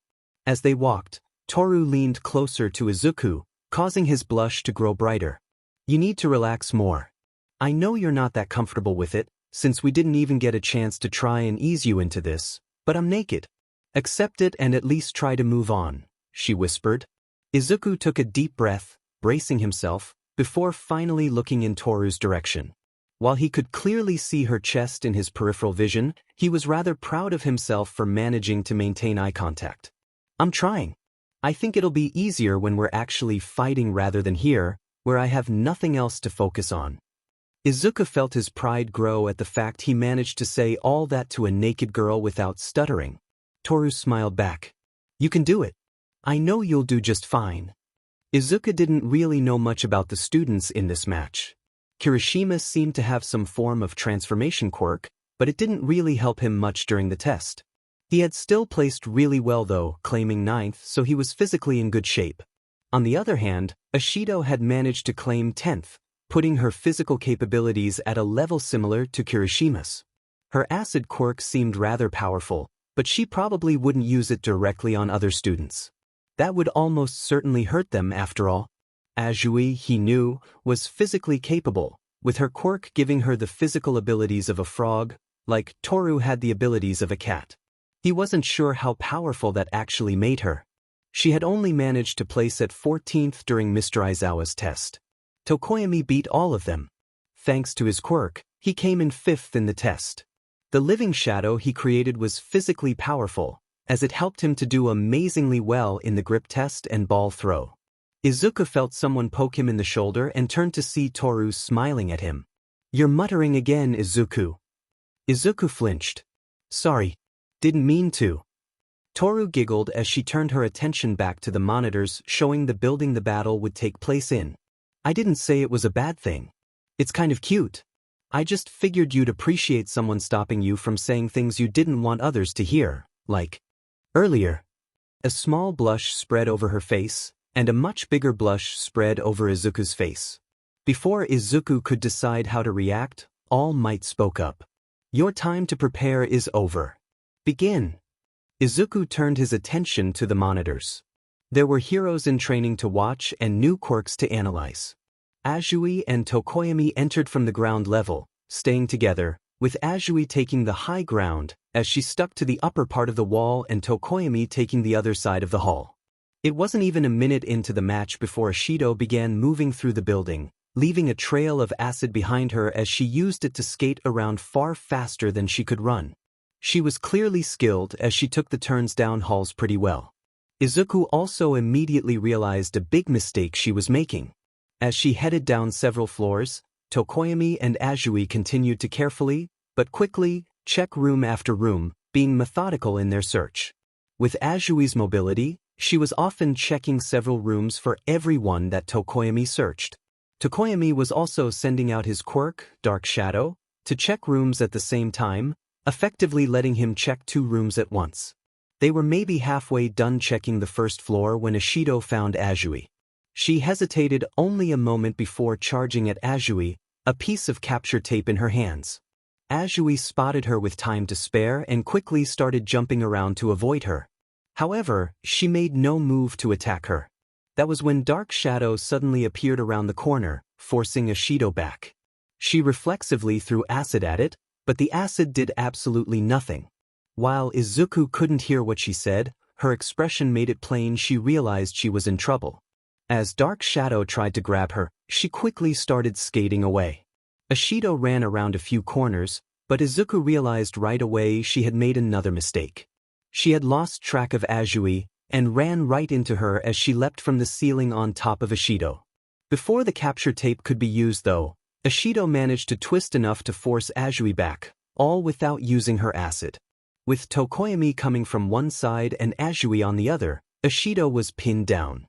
At least, she was until she threw acid straight at the ceiling, making a hole large enough to fit through. She jumped against the wall and pushed herself off to make it through the hole she had made. Azui made to follow, but Tokoyami must have said something, because she stopped. Ashido quickly made her way back to Kirishima, while the hero team began following the trail of acid she had left along the ground back toward the bomb, as Izuku had been sure they would. As they made their way toward the stairs, Tokoyami reabsorbed Dark Shadow. They're pretty strong. I don't think Mina and Kirishima are gonna beat them in a fight. Toru speaking up caused Izuku to jump. He had gotten so into the fight he actually forgot anyone else was there for a moment. The villains still have a chance if they set up traps, but it all depends on what Kirishima's quirk actually does, I guess. Ashido's quirk seems to be almost useless against the hero team. Izuku carefully studied the monitors as Ashido quickly used her acid to return to Kirishima, probably hoping they could work together to stop the heroes. They didn't set up any traps. Izuku leaned back, as he was pretty sure he knew how this was going to go now.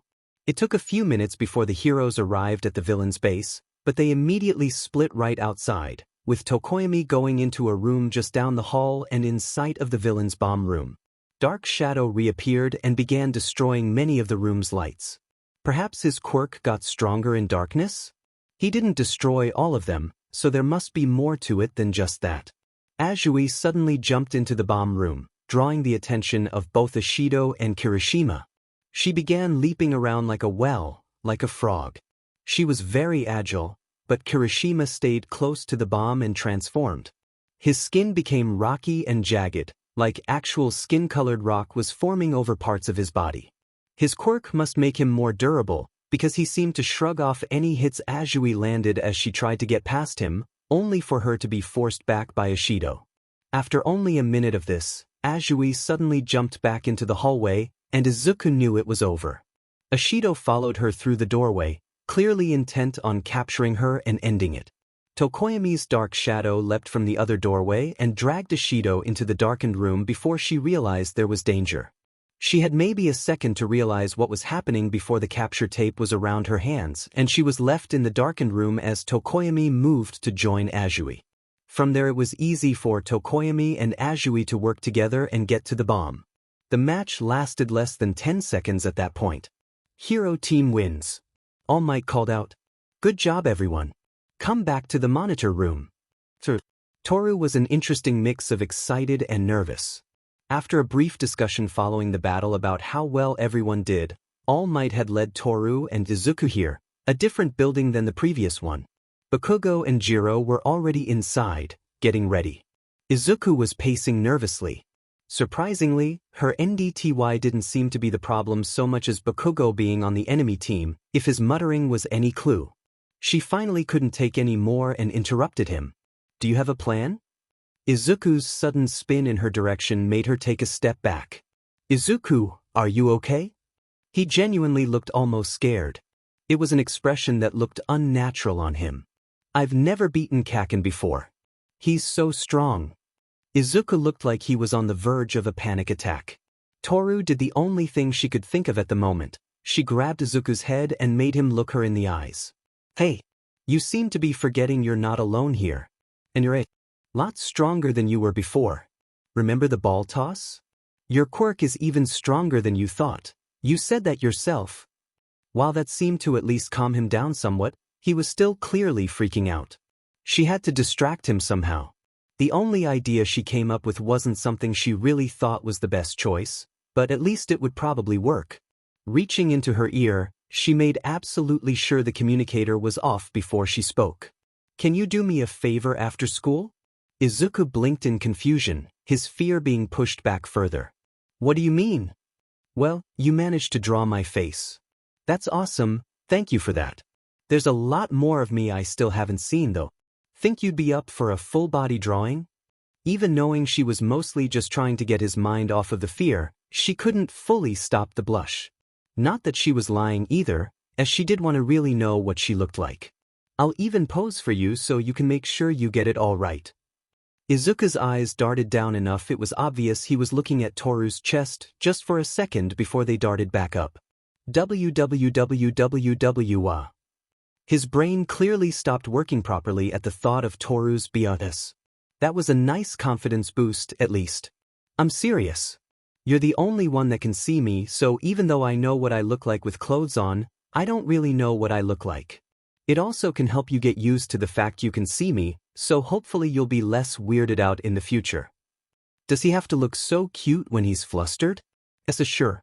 I see him do that. Yes. Me. Toru gently put a finger to his mouth before he could start the stuttered, long-winded speech she could already see him building into. It's fine, Izuku. I trust you. I'm giving you permission to look. Now, we need to focus on the fight ahead. Do you have a plan?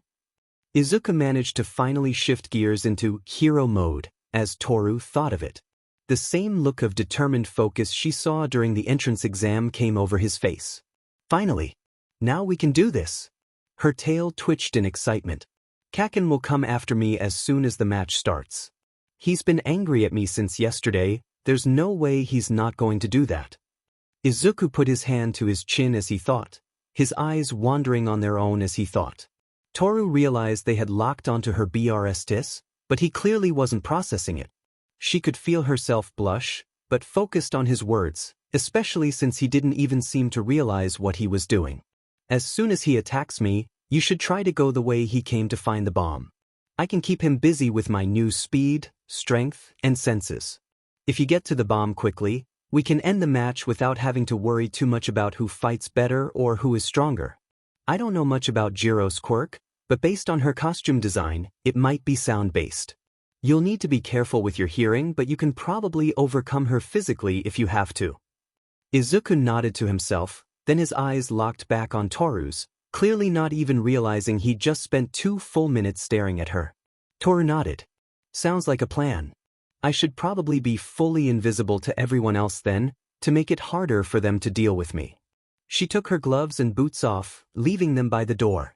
She turned back to look at Izuku, liking the determined look in his eyes. We can do this. I trust you. Be careful though, and don't take unnecessary risks. I won't be able to wear the communicator if I don't want to give away my position to anyone who sees me from the right angle, so I'll have to remove it after I get close.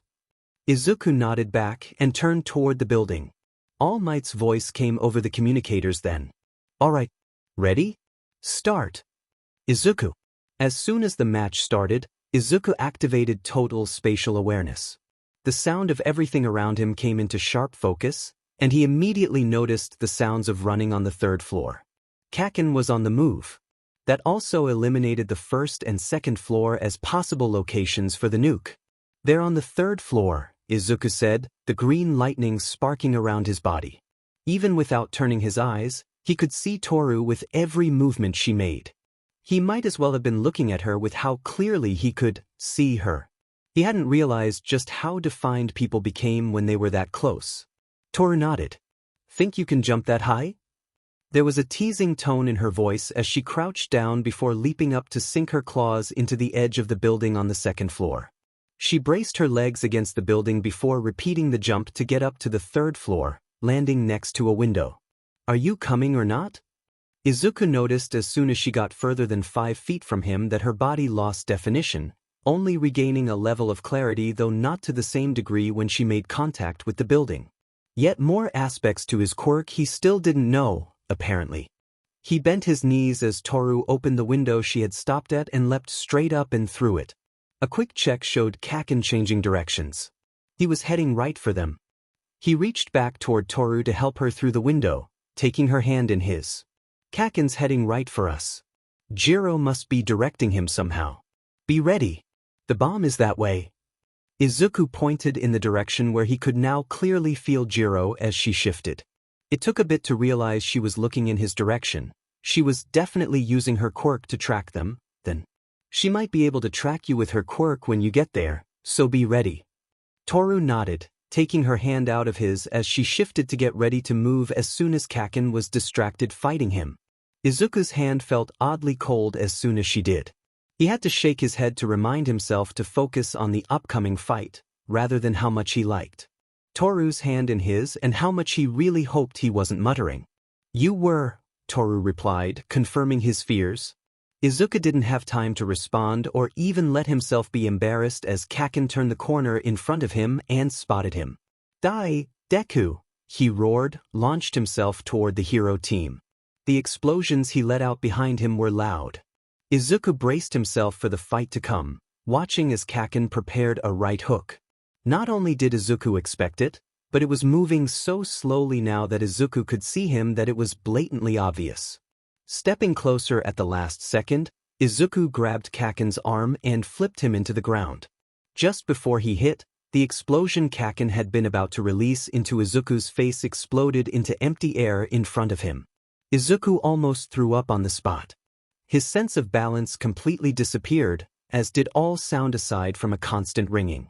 He felt the lightning flicker out instantly and lost control of all of his senses almost immediately. He was barely aware of the world around him moving suddenly. It took everything he had to not pass out as it was.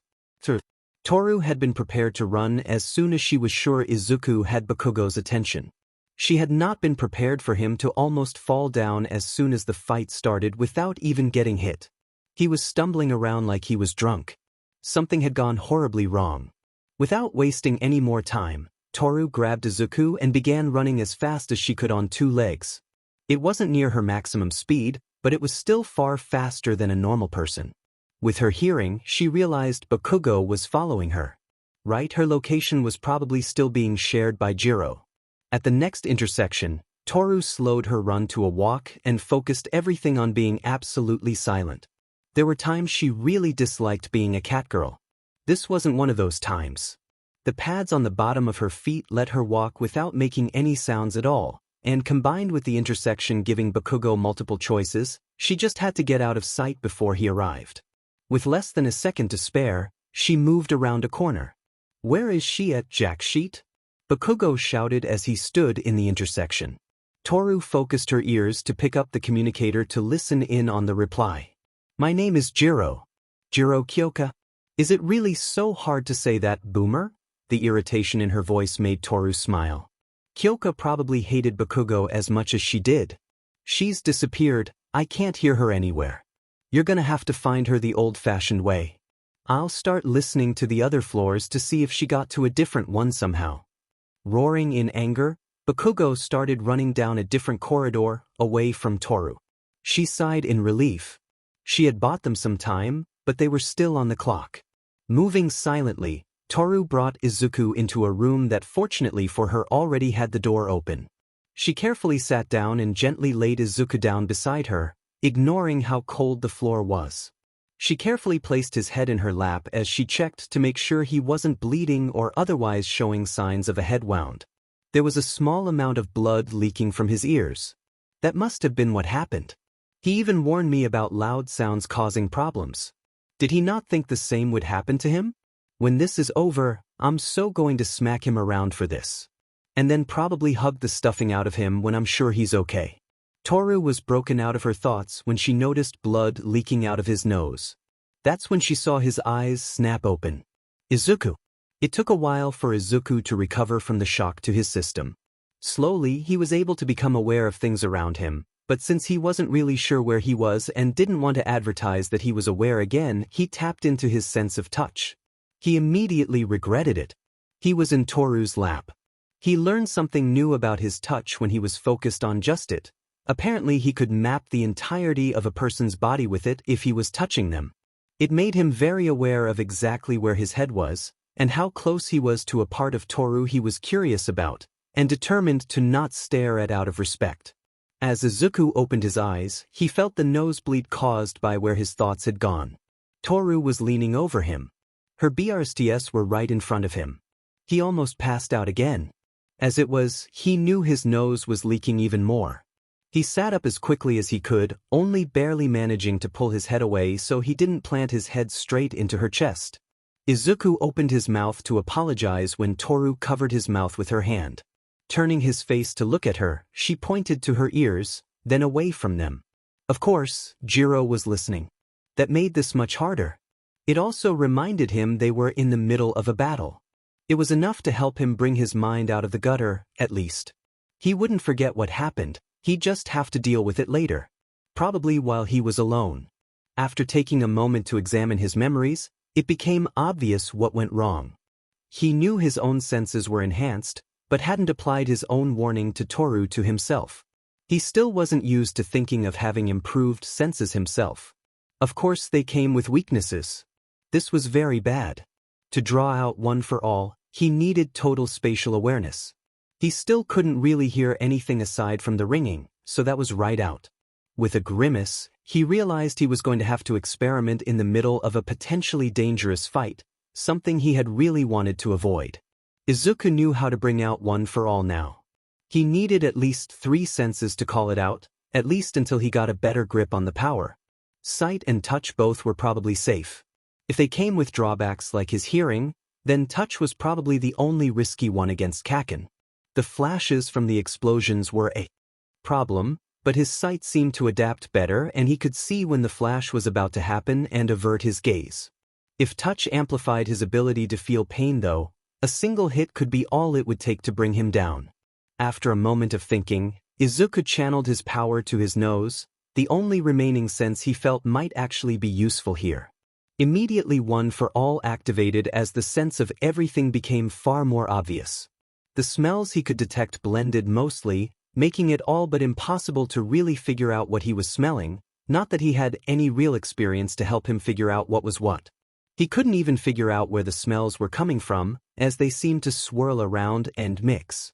This would be much easier if he could just see the DMN smells instead of just smelling them.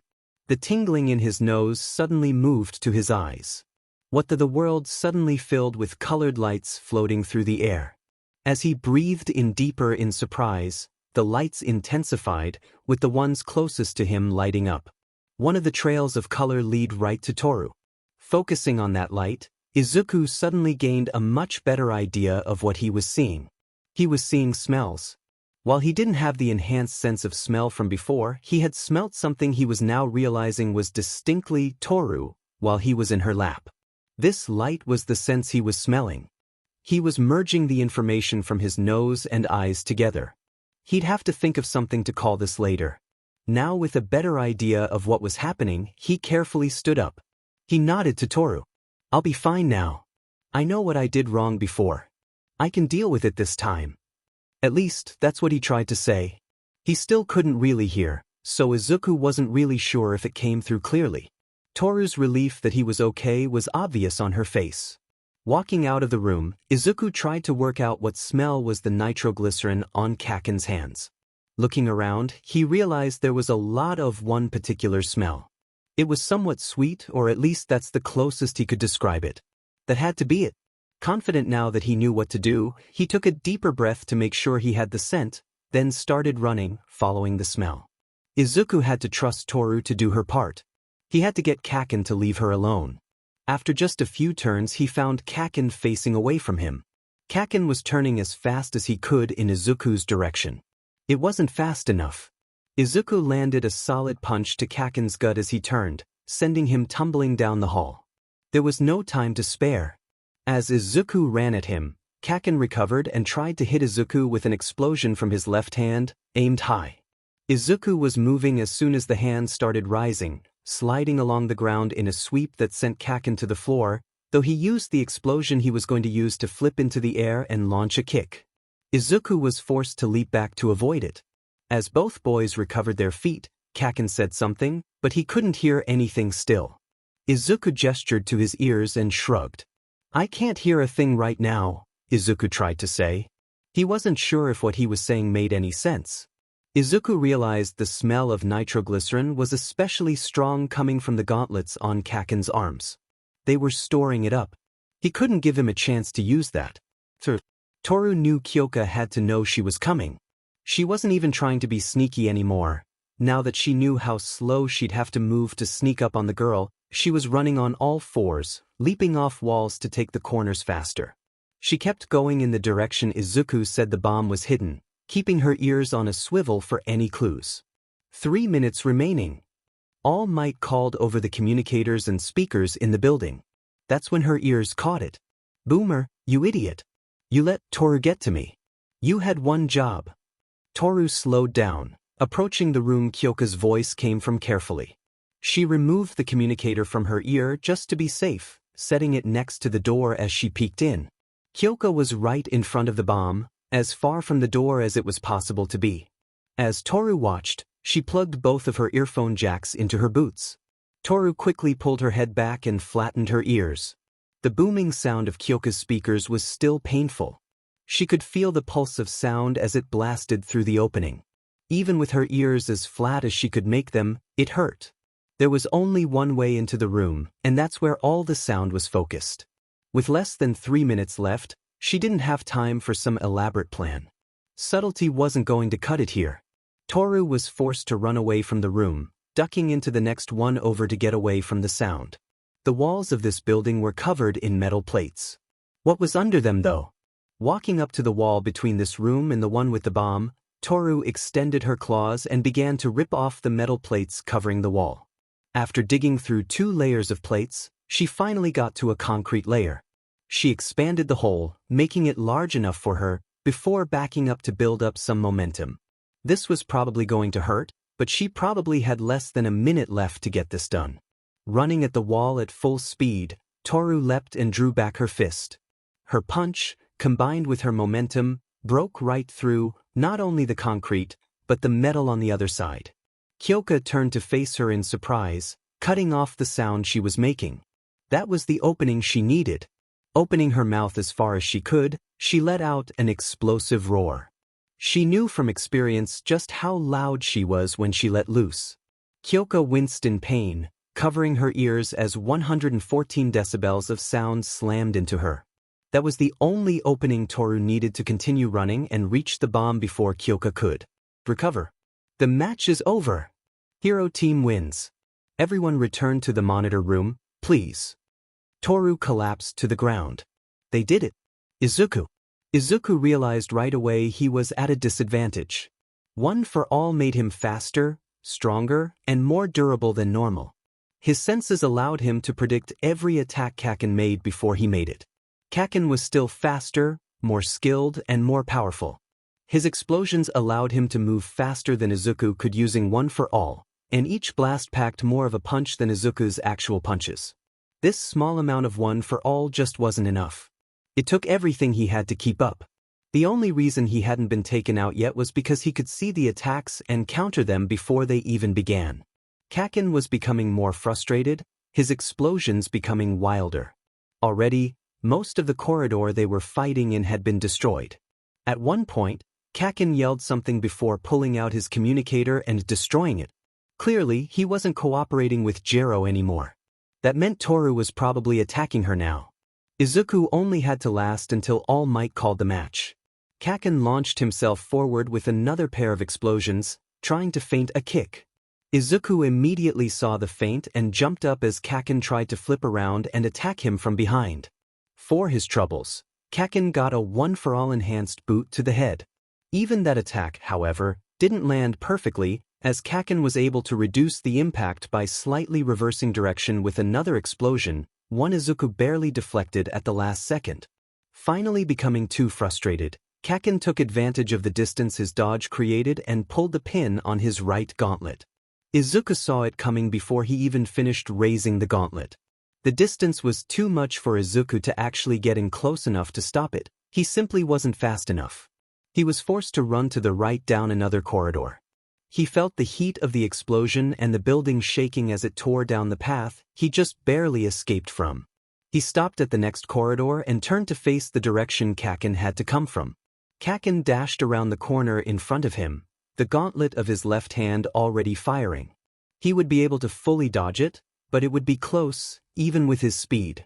Before he could move though, Toru dashed into the hall, pushing him out of the way of the attack. Izuku could only watch in slow motion as Toru took the attack meant for him head on a direct hit.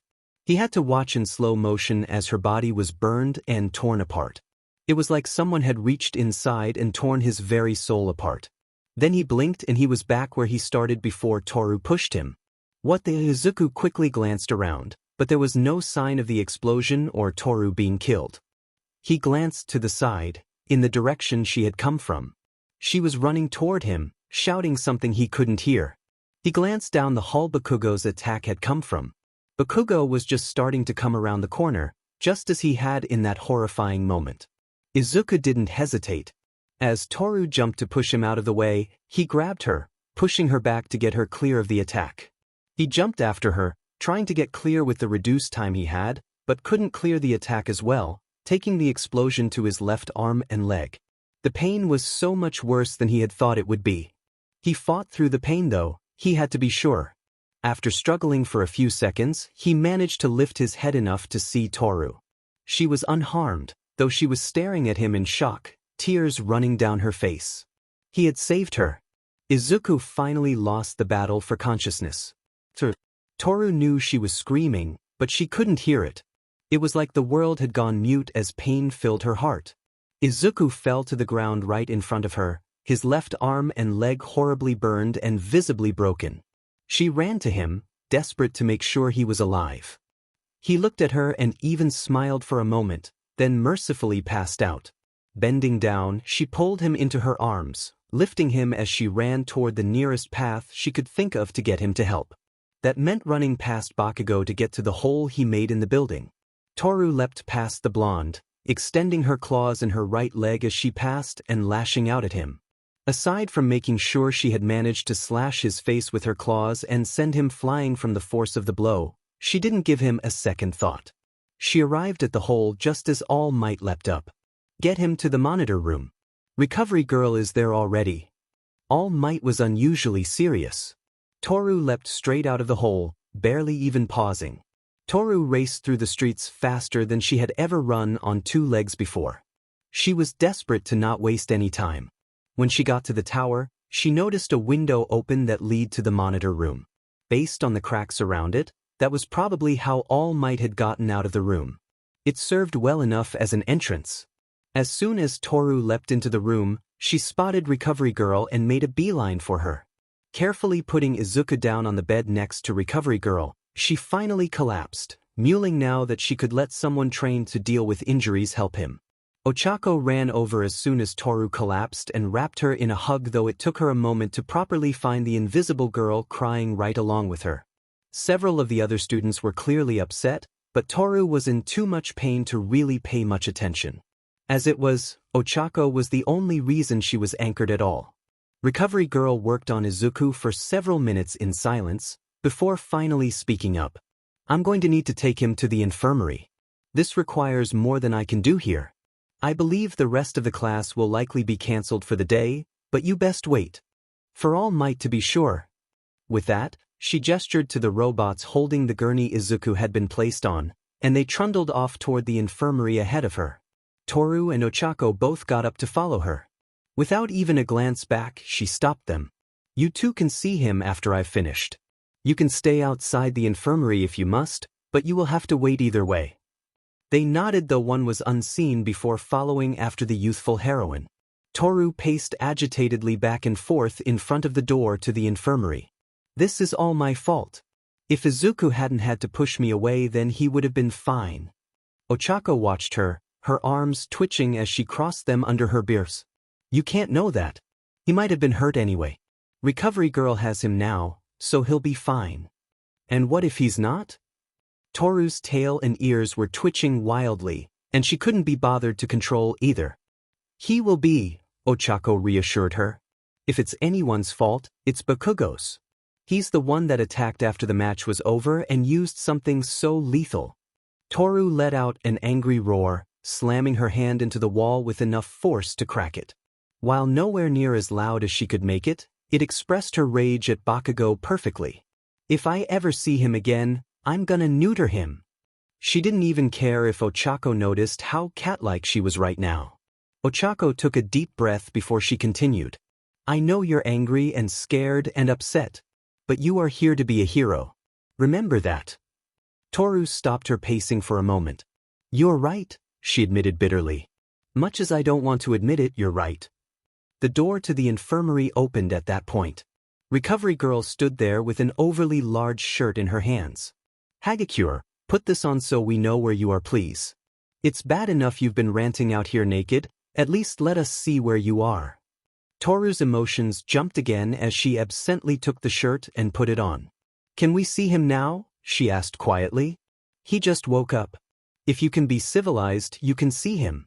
I'll ignore the hole in my wall this time, but there will not be a next time. She glared in Toru's general direction before leading the way into the room. Izuku. Izuku woke up slowly. The entire left side of his body felt numb. It was a struggle to open his eyes, but when he finally managed it, Izuku saw that he was in the infirmary again. A glance at his left side revealed his arm and leg were heavily bandaged. It took a moment for the fight to come back to him. Bakugou had tried to kill Izuku and would have killed Toru. Losing an arm and leg until they could be healed if they could be healed was well worth saving her. Good, you're awake. This better not be the beginning of a pattern. Izuku turned his head to the other side. Recovery Girl was walking over with a cup of water and some pills. You're going to need these. It will help give you an energy boost and make it easier for me to use my quirk. This will be faster than the gummies I normally would give you. Your injury is bad enough that I'm not willing to wait, and you're too weakened as you are now for me to use my quirk on you. Taking the pills isn't optional. Izuku would have accepted them either way, but couldn't suppress the slight fear he felt from the small woman's glare as he swallowed the medicine.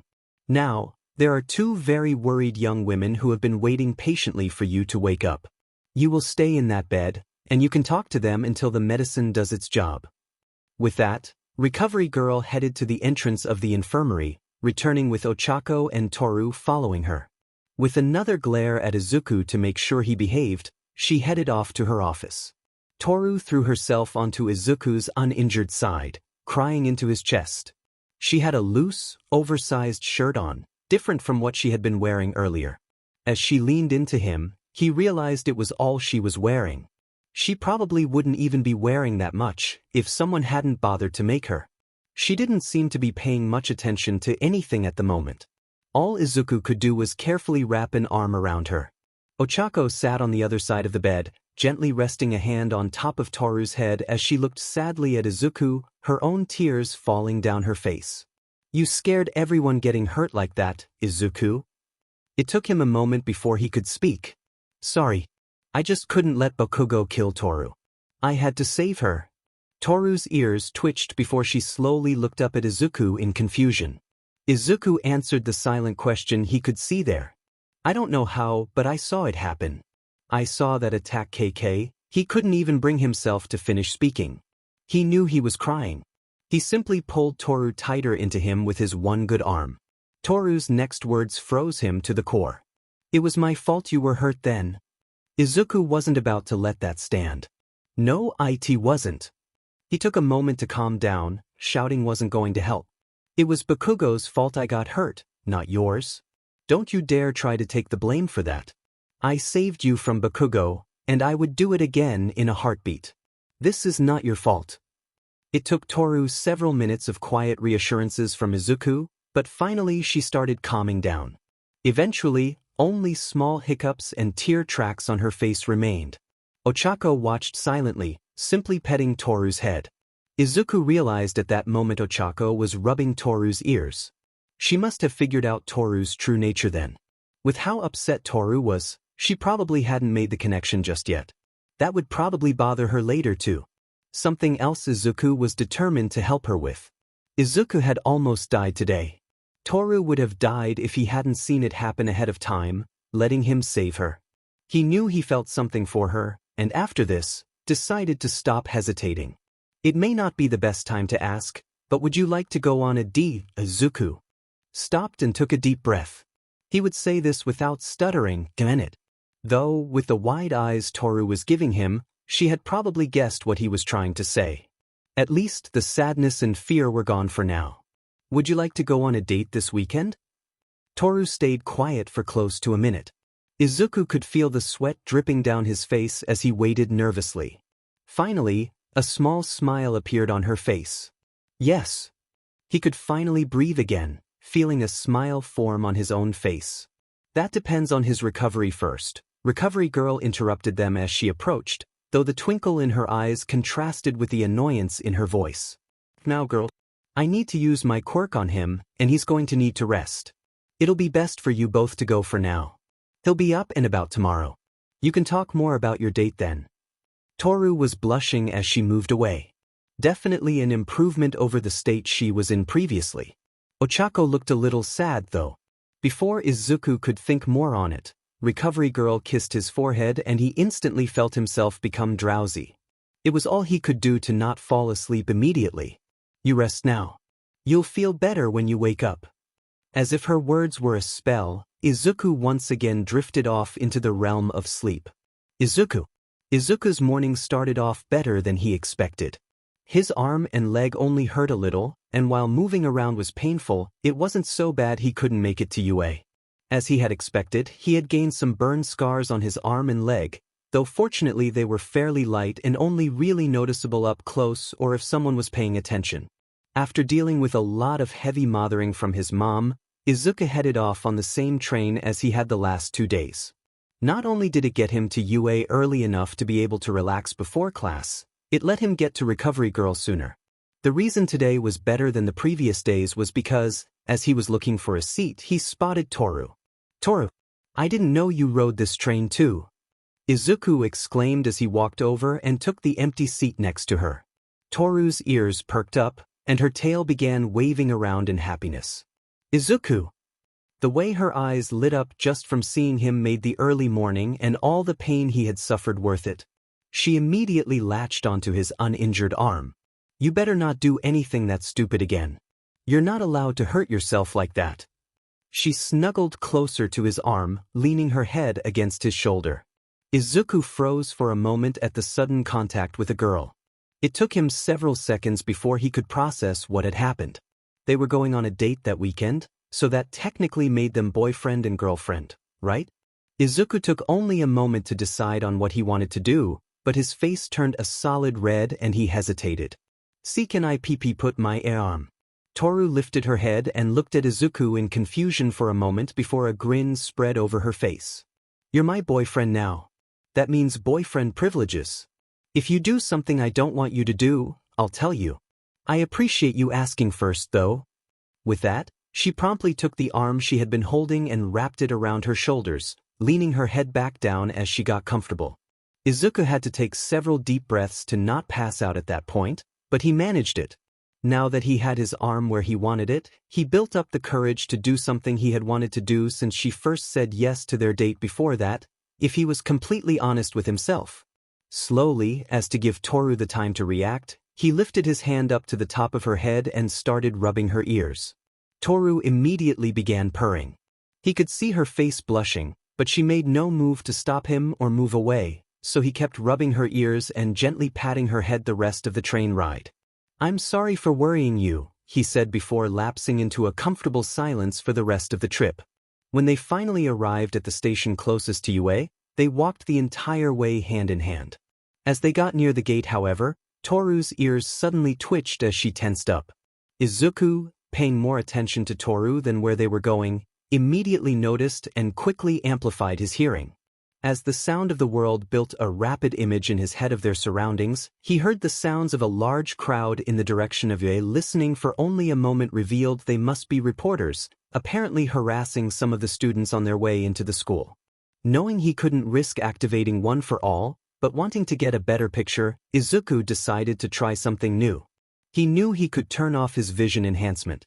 He'd done it a few times by accident, after all, though never on purpose. Carefully pulling his power out of his eyes, he moved it into his touch. The world became blurry as he expected, but the information he gained from combining hearing and touch painted more detail in the surroundings than his eyes could see anyway, at least for those things that he couldn't directly see. The crowd in front of UA was large, completely blocking the way in.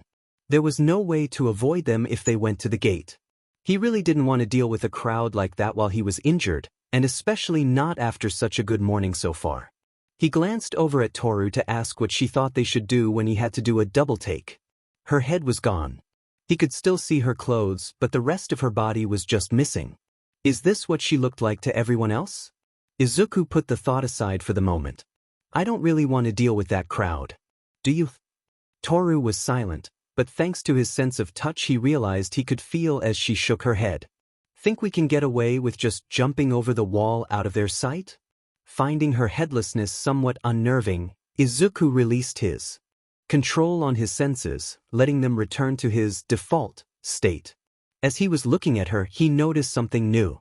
Her body sparkled with white light as it slowly faded into visibility. The air around her actually seemed to bend in the process as she became visible. He filed that away, just another thing to ask her about later. Toru only took a moment to think before nodding. We can't really be blamed for doing what we need to in order to get to class. Izuku turned his hearing back on as the two of them moved away from the gate until they found a part of the wall surrounding UA, using his hearing to keep an eye on the reporters to make sure none of them noticed the two students. Once he was sure no one was watching, he activated his senses of sight and touch to trigger one for all and jumped as soon as the lightning appeared, Toru timing her jump with his perfectly. Less than 2 seconds later, the two were inside the school grounds and Izuku immediately stopped his power. At that point, the two parted ways reluctantly. As Izuku didn't want to upset Recovery Girl, she already seemed pretty annoyed with him and it would be better for Toru to just wait in the classroom for him as he finished healing. Good work on the first round of the combat training, Mr. Aizawa said in a bored monotone. You may have noticed we're missing a student. Izuku had definitely noticed the empty seat in front of him. Bakugou hadn't shown up for class. After a discussion among the teachers, it was decided that Bakugou's actions yesterday were not the behavior of a hero. As such, he has been expelled. Izuku closed his eyes, knowing how much that would have hurt Bakugou. As much as he felt it was deserved, it still hurt. They were friends once. Remember to always consider the consequences of your actions. He was on the villain team, but that is no excuse to place the lives of his fellow students in danger as he did. Mr. Aizawa glared at the rest of the class for a moment before moving on. Now, let's get down to homeroom business. Sorry about the late notice, but today I'll have you. Mr. Aizawa paused in his speech for a moment, and Izuku felt a chill of dread race down his spine. Were they going to get another special test? Don't decide on a class representative. Izuku couldn't suppress the sigh of relief he felt. It was just a normal school activity. Immediately most of the students started speaking up, trying to volunteer. Naturally, the class representative isn't really a responsibility most people want in other schools, but here it showed you had leadership skills, a desirable trait for a hero. After almost a minute of chaos, Ida Tenya shouted over the noise. Silence, please. Everyone seemed so surprised, they actually listened. Izuku couldn't help but feel impressed. It is a serious responsibility to lead others. It is not a job for just anyone who wants to do it. It is a calling that requires the trust of those around you. If we want to use democracy to decide on a true leader, then we should hold an election to choose one. Izuku noticed Ida's hand was also raised the highest. Still, what he said made sense. Why did you suggest that? Kaminari asked incredulously. Azui put a finger to the side of her face as she thought for a moment. We've only known each other for a few days, how do we know who we can trust? Kirishima nodded in agreement. Besides, everyone will just vote for themselves. Ida interrupted him. Don't you think that is precisely why whoever receives multiple votes here could truly be considered the most suitable person? What do you think, Mr. Aizawa? As Izuku turned his attention back to the teacher, he had apparently wrapped himself up in his sleeping bag again. I don't care as long as you decide before homeroom is over. With that, their teacher laid down to sleep. Since the teacher was sleeping, Ida took it upon himself to pass out papers for everyone to write their votes on. Izuku had to admit that just the fact he had done so much to smooth out the process made him feel like Ida would probably be the best candidate. Izuku wrote his name down on the paper before folding it and handing it back when the papers were collected. After a moment to tally the results, Ida wrote them on the board. Izuku's brain promptly shut down when he saw that he had 4 votes. He was vaguely aware that Toru was the vice president as the only other person with more than 1 vote, but he was struggling to accept that he was the one voted for by 4 people. In an attempt to calm his mind, he tried to figure out who voted for him. Toru, obviously, had to be one. Maybe Ochako too? That still left 2 he had no clue about. Mr. Aizawa finally stood up. Then, the class rep is Midoriya, and the deputy class rep will be Hagakure. Izuku knew he was shaking. He tried to stop it, but he couldn't help but imagine the many ways this could go horribly wrong. Toru seemed to also be twitching in her seat. She probably wasn't used to getting this much attention either. Finished with barely a minute of homeroom left.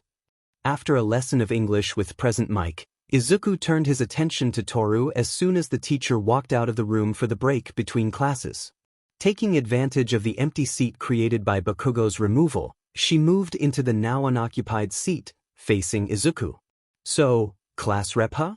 You'll do a good job with that, I think," Toru said happily. Izuku noticed her tail twitching as she talked. Her face was filled with nervous tension. She wasn't in the habit of hiding her expression, just the sound of her voice. Izuku was sure he looked just as nervous. "We're both worried about this, Toru. You don't have to hide it from me." Toru began to blush, an embarrassed look on her face. "I honestly forget sometimes that you can actually see me," she muttered quietly. She took a moment to take a deep breath. "You can do this, though. We'll both just have to work together and do our best."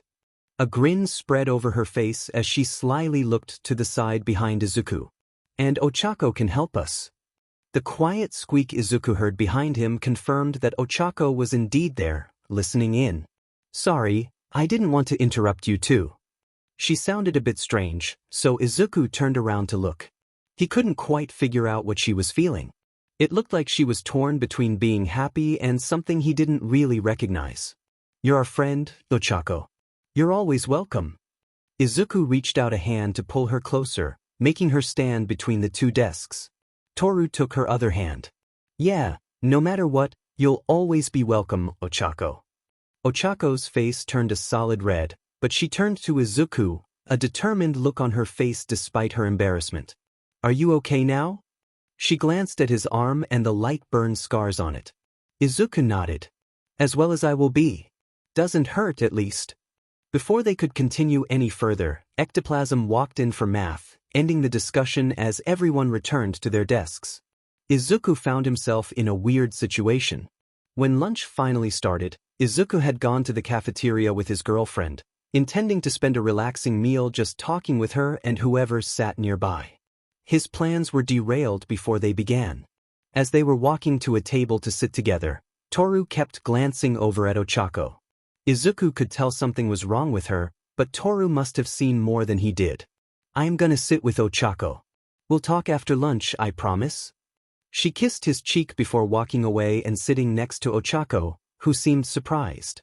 Izuku was more surprised by the kiss, and felt his face explode into a blush before rushing to sit down as he ate. He participated in the conversation, but his mind was mostly on the kiss rather than the fact Ida was related to Ingenium. Izuku was brought out of his semi-distracted thoughts of kissing Toru by the alarm going off. "There has been a Level 3 security breach. All students please evacuate the building in an orderly fashion," a recorded voice said as the alarm continued to go off. The students immediately began to panic. Before Izuku could stand up, he was knocked off his seat by the panicking students. Knowing how dangerous this was, he prepared to activate total spatial awareness, but stopped as he realized all the noise would probably overwhelm him. So many people also meant a lot of different scents. The food didn't help either, that would also put him in danger of being overwhelmed. Deciding to hold off on risky quirk use, Izuku did his best to fight his way to his feet without one for all. It took him a moment, but he was able to do it. Even without his quirk, he was still in decent shape. That's when Izuku saw something that demanded he act. "You're jealous, aren't you?" Ochako waved her hands wildly, shaking her head. No. I'm just happy for you, really." Toru knew she couldn't see the deadpan stare, so she decided to verbalize her opinion on that blatant lie. "I dunno, Ochako. You seem kinda off about all this." As Ochako spent a few seconds scrambling for something to use as an excuse, Toru decided to help ease the panic. "It's fine that you're jealous. I get it, I really do. Izuku is cute and an amazing guy." Toru gently reached out and took Ochako's hands in her own. "If you could answer these questions I have really quick, it'd be great." Toru couldn't quite keep the nervousness out of her voice.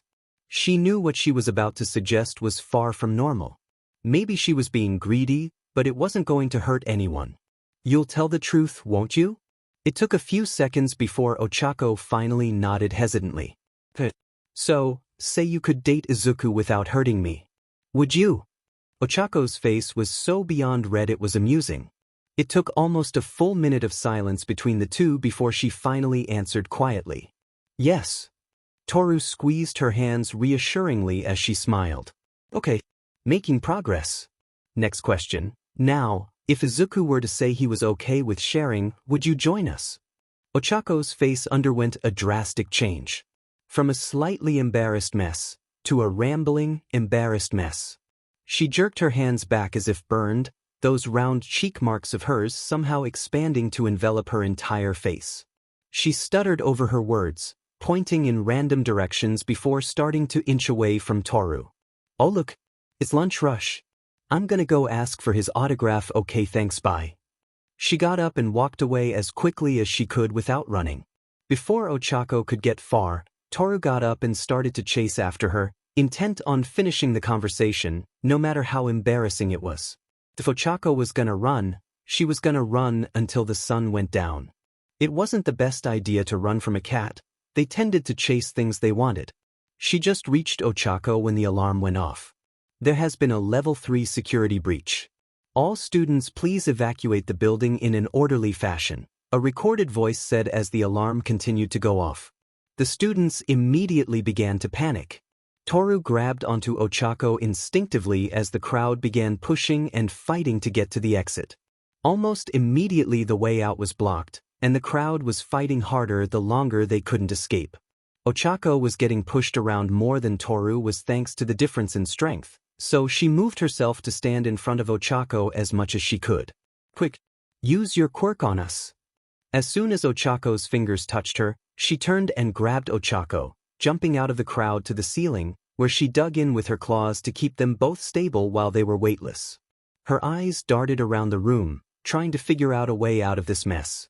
Suddenly, a burst of green lightning caught her attention. Standing in the middle of one of the tables was Izuku. Hey, are you heroes or not? His shout seemed to echo around the entire room, getting everyone's attention. Calm down. It's just the media. Toru realized he was looking right up at her, concern on his face. He must have seen what happened when they escaped the crowd. It took all her willpower to not jump down and kiss him right then and there. He stepped up in a big way. A glance at Ochako showed the same look in her eyes. As the crowd became calmer and began leaving in a more organized fashion, Toru spoke up. If you can't answer my question yet, think about it and answer when you can. I can wait. Ochako was hiding in the bathroom. If anyone asked her though, she was just redoing her makeup after the chaos that was the end of lunch. It wasn't like she was freaking out because Toru asked if she wanted to share Izuku. Nope, that wasn't it at all. She spent the entirety of lunch pacing the bathroom trying to figure out how she felt. On the one hand, Izuku was very cute and undeniably CC when he had stood on the table with lightning flashing around his body, calming the entire cafeteria like the hero he is. On the other hand, if she wanted to date him, she had to share him, which was a weird thing to even be considering. Could she share a guy? Should she even try? Would sharing Izuku be worth it so she could date him? It was undeniably tempting. She was no closer to making a decision by the end of lunch than she had been when Toru asked her the question, and she was forced to go back to class. Not that it mattered much, as she was so distracted by her thoughts she missed most of the lesson Midnight taught them for health class. She probably would have missed most of the next lesson too, if it wasn't about heroic law. She forced herself to focus as much as she could for that, but even then she knew her attention was iffy at best. When the final PRD of the day humanities, this time focused mostly on history, she absently noted began, her attention wavered again. If she dated Izuku, that would mean spending a lot of time with Toru too. She didn't mind the invisible girl. She was pretty fun to hang out with. Ochako was pretty sure she didn't like girls like that though, which might make things awkward. Taking a deep breath, Ochako glanced over at Toru and tried to consider what it might be like if they did go through with this idea. The thought of kissing Toru passed through her head, and she felt her face flush before shaking that thought clear. Even if they shared Izuku, that didn't mean they were dating each other, right? And Toru probably didn't like girls, and Ochako definitely didn't, right? Right. She glanced at Toru again, and couldn't help but wonder why she found the idea of kissing Toru so hot if she didn't like girls. It was almost as distracting as the thought of kissing Izuku, which made the blush on her face 10 times worse as soon as she thought it and forced her eyes back to midnight. She had a feeling this was going to be a long day. Even a whole day later, Ochako had the entire room between her and Izuku and didn't feel like it was enough space to hide the now permanent blush on her face. Izuku and Toru were near the front of the class as everyone watched the monitors for the beginning of the second round of the battle trials. Ojiro and Mineta were on the second floor of the building, rather than going to one of the higher floors. However, they were busy setting up one heck of a defense. Mineta was pulling off the ball of his hair and spreading them all throughout the room. When the timer finally ran out and the match began, the floor immediately around the bomb was almost completely covered with hairball, while the walls and much of the outer area had them spread out. Ojiro took point by the door. They clearly were going to go for the more defensive strategy rather than splitting up, as the two previous teams had. Tsuyu and Tokoyami, however, went with a new strategy compared to last time. They must have spent some time discussing ways to use their quirks together since Monday. Tokoyami had Dark Shadow grab Tsuyu and lift her up to look through the windows of the upper floors to try and spot the villains. The villain team's plan was going to backfire on them because they stayed on the lower floors, apparently. It didn't take more than 2 minutes for Tsuyu to find them, at which point she stuck to the wall before stretching out her tongue to pull Tokoyami up to her. With Tsuyu holding him in place, he sent Dark Shadow smashing through the window. Ojiro and Mineta were caught completely off guard as Dark Shadow grabbed the bomb from behind and dragged it to the window where Tsuyu simply reached in and touched it, ending the match before the villains could even react. Those two were definitely the team to beat. They were smart enough to work out how to combine their quirks to make them even more mobile than normal. Ochako wasn't too sure how she'd deal with them. After a few minutes, the two teams walked into the room and All Might called everyone to attention. Well, that was quick. Nicely done, hero team. So, who do you think was the MVP for this match? He asked as he turned to the rest of the class. Naturally, Momo spoke up immediately. Tokoyami. His shadow allowed the heroes to quickly and easily capture the bomb. Though, I admit to being curious which of the two thought up that plan of using their quirks on each other to move like that. Tsuyu was surprisingly the one who raised her hand. When I saw how easily Dark Shadow captured Mina in the first round, I figured he could lift me without a problem, and I knew I could lift Tokoyami with my tongue. It was pretty easy to come up with the plan from there. Tokoyami nodded in agreement. Izuku interjected at that point, his chin in his hands. His thoughtful expression was so adorable Ochako almost missed what he said. In that case, it could be argued that Azui is the MVP, or maybe that they are equally MVP? All Might nodded in agreement. Yes, this sounds like an unusual situation. It may be best to say that both young Azui and young Tokoyami are equal MVPs for this match. Congratulations. As All Might started leading Shoji, Momo, Aoyama, and Koda to the building their battle would take place in, Ochako was distracted by the gloves and boots that marked Toru's location wrapping around Izuku. She so wanted to swap places. It took her a moment to realize she wasn't entirely sure which of the two she wanted to swap places with. Why do emotions have to be so confusing? Ochako then blushed as she realized Toru was actually naked, as Izuku's muttering reminded her. She couldn't hear everything they were talking about, but Toru stayed wrapped around Izuku as they turned their attention back to the monitors. Ochako fell back into her internal debate on if she should accept Toru's offer or not, distracting her so much she didn't even realize she missed the entire battle until All Might called for Izuku and Toru to join him for the next one. From what she could gather from the conversations around her, it sounded like Momo and Shoji won the battle without much trouble. Another team to be careful of. With the objects of her affection being led out of the room, she drew her attention back to the monitors. She wasn't going to miss this match, at least. Izuku. Hey Toru, do you know how your invisibility works? Izuku asked as he waited for the round to start. Toru tilted her head as he glanced at her. What do you mean? Well, are you just transparent somehow? Izuku looked back toward the building as he considered what he had seen the previous day when he had turned his quirk off in his eyes. I'm not actually sure. I never really thought about it. Why? Izuku drew his power out of his eyes before turning to face her. It was strange to only see a floating pair of gloves and boots instead of the naked girl he knew was wearing them. He carefully began to channel the power back into his eyes, slowly causing the strange light to appear around her body as before. When I look at you without my quirk, you're as invisible to me as you are to everyone else, apparently. But when I slowly turn it back on, it's like light is bending. I'm not really sure what it means, but I think your quirk isn't just transparency or something like that. There's something more to it. As Toru's naked body began to become visible again, Izuku looked away. He didn't want to get distracted. We'll have to look into that more when we're not about to fight. There's two strategies I think they might use. They'll most likely stay with the bomb, guarding it instead of running around trying to capture us. Though Ida could probably scout the building the quickest of anyone, they have to realize I can immediately find them. Most likely, we're going to be engaged in a 2-on-2 fight from the very beginning. You might be able to sneak in to get to the bomb, but if that doesn't work, you'll need to take on Ida. I'm not fast enough to fight him, but you were able to outsprint him before, so you'll be our best bet there. Toru nodded in understanding. And if they don't stick with the bomb?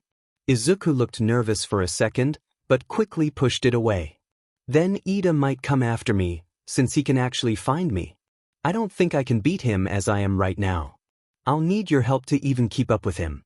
In either case, I think our best bet is to stick together for this one until we're at the bomb room. Toru smiled at Izuku. Hey, we'll do fine. Maybe if we win, I'll give you a kiss. Izuku turned toward the building with a determined gaze. He was going to win no matter what now. Battle, start. All Might called out over the comms. Toru quickly dropped her gloves and boots as Izuku began activating his senses. Ida's engines weren't that loud, so he could use his hearing safely. He didn't have any way to generate bright lights, so his eyes were perfectly safe. He was too fast. There was no way Izuku could avoid getting hit. After a moment's hesitation, Izuku activated his sense of smell and combined it with his sight. After looking things up on the internet, he had decided to call this synesthesia, since this allowed him to emulate people who had actual synesthesia. One for all lit up around him as he focused his hearing on the building. While nowhere near as loud as Bakugou's explosions, the sound of Ida's engines was clear to Izuku, allowing the sonar-like effect to reveal Ida's exact location on the 5th floor. Izuku couldn't jump that high in a straight shot. They're on the 5th floor. I'm gonna need to use the alleyway to jump between the buildings to get that high up. Izuku put his words into action as he began running around to the side and down the alleyway. Toru kept pace easily on all fours, and once they arrived in the alley, she started climbing up the building as she headed straight for the top. Izuku jumped up and tried to kick off the walls to climb up after her. He managed 2 kicks before he slammed face first into the wall of the building instead. Ow! He barely managed to grab onto the nearby window, thus avoiding falling, but crashing into the building hurt. Izuku! Toru fell down 2 stories to grab him with her tail, slamming her arms into the wall to hold herself there. Are you okay? Izuku shook his head for a moment. Yeah, just thought that'd be easier. I'll need to practice that if I can't jump higher. Toru shook her head. Please stop hurting yourself. I really will have to give you a lecture at this rate. Izuku sheepishly scratched his head. Sorry. He held on as Toru proved how strong she was by effortlessly lifting them both up the building while holding him in her tail. Izuku swore he'd practice when he had a chance to get the hang of that jumping trick, if only so Toru didn't have to worry. As soon as they reached the 5th floor, Toru pulled open a window and leapt through, letting Izuku out of the grip of her tail. Izuku could hear the sounds of Ida's engines as he raced around the floor. He wasn't guarding the room. This was exactly what Izuku was afraid of. Ochako couldn't stop herself from feeling nervous as she watched Izuku head into the alley by himself. She knew Toru had to be there, but since she was invisible, she had no idea where. When he started jumping from building to building, Ochako was impressed. When he face-planted into the wall, she narrowed her eyes in a deadpan expression. That was considerably less impressive. She almost screamed when he started to fall before grabbing the window. Then he started floating, so obviously Toru was there helping him as she climbed the building, carrying him in an arm. Toru was really strong. Ochako couldn't help but feel worried though, when Ida began systematically searching the entire floor. The tight corners kept him from going any faster than he had during the test on Sunday, but he was still covering ground quickly. It wouldn't take him more than a minute or two to find Izuku and Toru. Izuku could hear Ida coming down the corridor toward them. He opened his mouth to warn Toru, but her ears twitching told him she heard it too. When Ida finally turned the corner, he immediately shot straight for Izuku.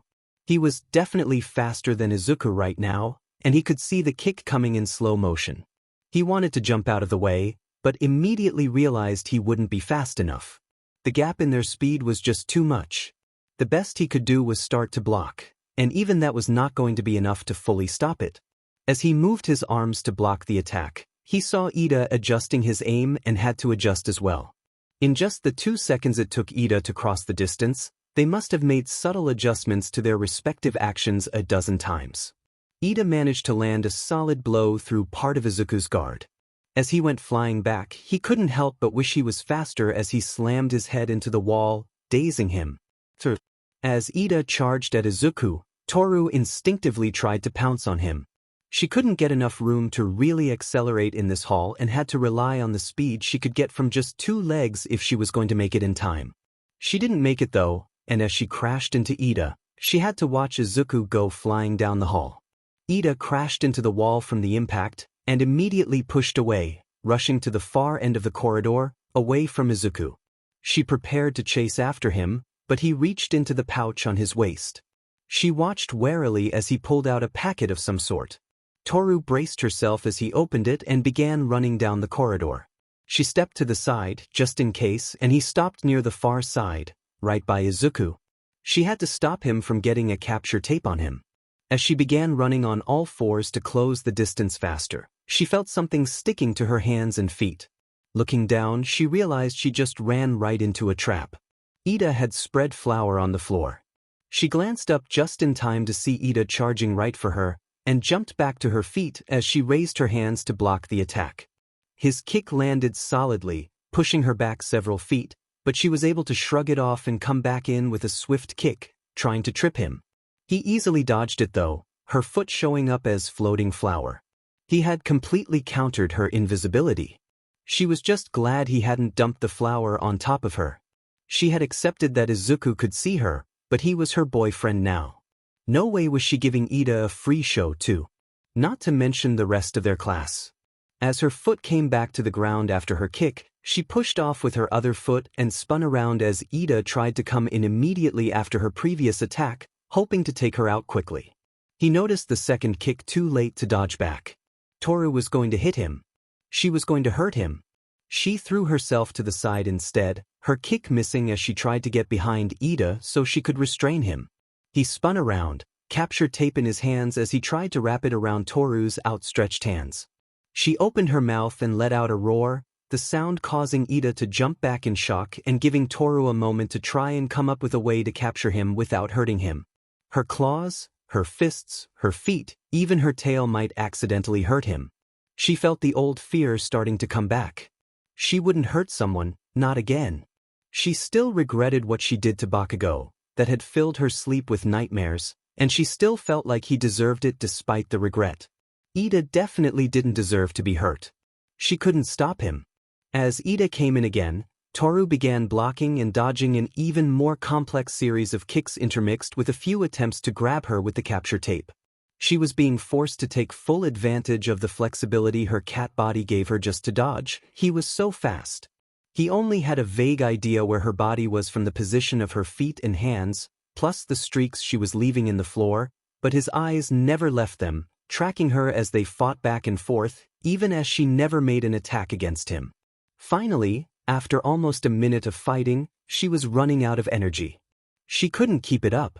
Her body was heating up, the burning growing more intense as she tried to fight through it. As she slowed down, Ida finally landed a glancing blow, and it was enough to send Toru flying down the corridor. As she rolled to a stop fortunately on a part that didn't have any flour, she looked up as Ida appeared in front of her, the capture tape closing in. She closed her eyes, accepting defeat. She was too tired to keep fighting.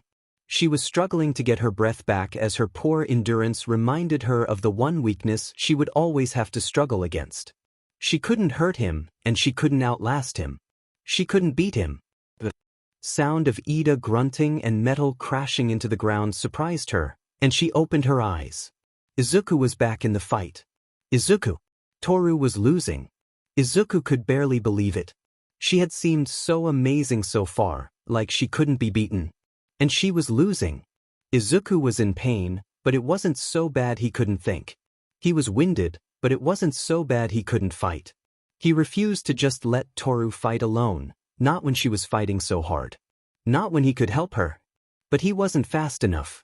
He needed more. The two were focused on fighting each other, so Izuku took the time it gave him to focus on himself for a moment. He needed a way to bring out even more speed. He could draw on One for All as he had against the zero-pointer, but that had destroyed him. He would never get anywhere like that. He reached for One for All, drawing its power out. He felt it flood his entire body. If he so much as twitched, it would destroy him. As the red veins covered his entire body, he knew it was far too much. He needed a way to control this. He had to, or Toru was going to be hurt. Even if this was just a friendly battle, he refused to let Toru get hurt. With One for All already out, he fully activated his eyes.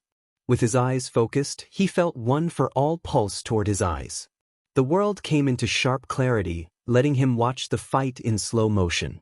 Toru was holding back her strength again, just as she had against the robots in the entrance exam. She was going to lose like that. He didn't have time to get this wrong. Izuku focused One for All to his ears. Again, the world became loud, and was filled with the strange, sonar-like images of everything around him. The power wasn't even being dented like this. There was so much. Next he tried focusing One for All to his nose, and immediately combined it with synesthesia to turn the world into a colorful mass of smells, the flower almost forming a cloud of smell. It was a strong smell all combined, but not so much he couldn't focus past it, though it did almost entirely hide the smells of Ida and Toru. What he could smell of Toru's scent, however, got his attention. He recognized it since he had smelt it from himself during that battle against Bakugou.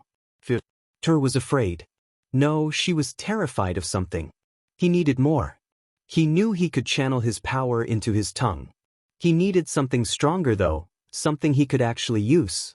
He knew how risky it was. He knew the dangers. Toru was in danger. He didn't care. He drew One for All straight into his sense of touch. As the power spread throughout his body, the world became even more detailed than just his sonar or synesthesia could make it. He felt One for All flowing around him, through him. He grabbed onto that feeling. He would make this work. The lightning intensified as it formed. He drew back the power, demanding it cooperate. Toru hit the wall. The lightning quieted as it finally obeyed him, settling to a level where the pain stopped. He charged as Ida leaned down to slap the capture tape on her and kicked him across the corridor. He wasted no time as he charged at Ida, who quickly recovered from the sudden assault. He looked winded from the blow. Ida tried to launch a kick from the left. Izuku saw it and stepped into the attack, landing a gut punch before the kick could land even as he grabbed the leg and flipped Ida to the ground with a roll. He was keeping up this time. He was fast enough that his reaction speed let him keep up. He quickly swiped Ida's capture tape from his hands and slapped it onto Ida's own arms, dragging them together before he recovered. He had beaten Ida. It was an insane mix of luck, surprise, and desperate determination, but he won. Ida Tenya has been captured. 10 minutes remaining. All Might called out over the comms and speakers of the building. He fell to the ground, panting as the adrenaline began to run out, satisfied with the victory. After resting for a moment, Izuku remembered they were in the middle of a competition and headed over to Toru. "You okay?" Toru was exhausted. Her chest heaved as she struggled for breath. It would have been rather distracting if he wasn't so worried for her. As it was, she barely managed to nod. "My body isn't built for endurance. Keeping up my speed or strength for long exhausts me. I'm gonna need a serious cat nap today." She weakly reached up an arm, and Izuku helped her to her feet, one arm going around her waist to help her along as led the way toward the bomb room, where he could hear Kaminari's electricity sparking. After about a minute of walking, they reached the right corridor, and he carefully set Toru down. "You rest here, I got this one." He smiled at her, confidence he hadn't felt before flowing through him as he brought One for All back to the same level as he had it earlier. He could feel it was stronger. He finally was using it intentionally, not relying entirely on his natural quirk to bring it out. He knew he had a long way to go though. He was relying on his sense of touch just to make himself sensitive enough to feel how much power he was using. It was probably only about 5% of the full power he had felt when he was channeling One for All before. Until he could feel the power without relying on any of his senses, he wouldn't consider it even close to good enough, especially not when it relied on a sense with such a big weakness. With a determined step, he approached the room Kaminari was in. He was fast. He should be able to make this, but he'd have to risk turning off his sense of touch or he'd be fried anyway. Carefully shutting down the sense, he could still feel One for All staying roughly where he left it, but he could also feel it fluctuating, growing stronger and weaker by small amounts as he struggled to hold it without the crutch of his sense of touch. It would have to do. Bracing himself for what he was about to do, especially with how stupid it was, he dug his fingers into one of the metal plates in the wall. He was strong enough now to at least tear this off, which gave him most of what he needed. He leaned closer to the doorway and threw his makeshift lightning rod in and to the left as he dashed to the right. As he hoped, most of the electricity in the immediate area was drawn to the convenient target. He even managed to get close before Kaminari freaked out. "Oh shit! Indiscriminate discharge 1,300,000 volts. Lightning began to flood the room, but before it could go far, Izuku got desperate and channeled One for All to his middle finger and, overlapping his thumb on top of it, flicked it at Kaminari. The resulting blast of wind sent Kaminari flying into the wall, which absorbed much of the attack, though Izuku was still zapped by the edges of it. His finger hurt like hell. He had broken it in his desperate move, but he felt like one finger was okay at this point. He slammed his good hand into the bomb. "The match is over. Hero team wins." Ochako couldn't contain her excitement at the victory. She knew she was squeeing, and she didn't care. She was hyped for her match after such a thrilling fight, even if she was still nervous about dealing with sharing Izuku. When the post-match discussion had Izuku declared the MVP for his recovery after they almost lost, she couldn't have been prouder. Toru quite literally curled up for a nap in Izuku's lap afterward, which certainly made her jealous, but she couldn't really hold it against either of them. That wasn't an easy fight. She was ready for this fight against Todoroki and Sato. She was going to own this. As the match started and she ran into the building, she hoped Izuku and Toru were watching. She was going to do her best to impress them. Ochako was distracted when she realized she was starting to daydream getting a kiss as a reward for a good fight, and both Izuku and Toru were doing the kissing. That was when the ice came. It flooded the entire hallway, and she had almost no time to react. She tried to jump over it and managed to get only her feet caught, making her fall to the ground and slapping her hands into the ice as she landed hard. The ice spread over her hands as well, keeping her trapped. That was when she felt the buildup of her quirk as it neutralized the gravity in the ice. Her quirk activated, and she couldn't cancel it with her hands trapped. Ochako knew immediately what was going to happen, and there was nothing she could do to stop it. Despite how hard she fought, it wasn't even half a minute later that she was spewing out a rainbow due to her quirk, feeling the utter humiliation of defeat. Izuku. Congratulations, everyone. I'm sure you're all excited to continue on to the third round, but that will be saved for another day. Many of you are injured, and we still have a lot of time left for class today. If things hadn't been interrupted on Monday, we would have also done this for the second half of class, but instead, today will be your first class on emergency first aid and quirk safety. All Might gestured to the side where Mr. Aizawa and Recovery Girl were standing. That said, I will be turning the class over to Mr. Aizawa and Ms. Shizenji. Be sure to put in your best efforts. With that, All Might turned and moved out of the room with a somewhat hurried pace. Izuku realized he was coming up on the 2-hour mark soon, which meant he was probably starting to feel the strain of maintaining that form. Izuku turned to look at the far side of the room, where Ochako was leaning against the wall, curled up in a ball, ignoring everything around her. Izuku had to squeeze his hand into a fist to release some of the anger he felt at what Todoroki had done to her. While it probably hadn't been on purpose, it was still humiliating for Ochako, obviously. Mr. Aizawa stepped forward, getting everyone's attention. This portion of Heroic Basics is pretty simple. The focus is on learning how to use your quirks safely, both for yourself and those around you. Because there's a risk of being injured, this class is usually also paired with learning basic first aid. Any injuries that can be treated by you will be your responsibility. Anything beyond that will be taken care of by Recovery Girl, he said as he gestured to her. That said, we already have some injuries from the battle trial, and many of you will be learning this for the first time. For the next 15 minutes, everyone will be paired with a partner. He cut himself off as he glanced over at Toru, who was now curled up next to Ochako, clearly asleep. Or at least those of you who are awake. He seemed uncertain how to deal with the fact that Toru was sleeping. Izuku had explained what happened after they got back to Mr. Aizawa and All Might, since Toru would obviously need to recover from how badly she had drained herself. That was the only thing that was really wrong with her right now. Her other injuries were minor at best, a light bruise being the worst of her injuries. With that, Mr. Aizawa began dividing the class into pairs to learn first aid together.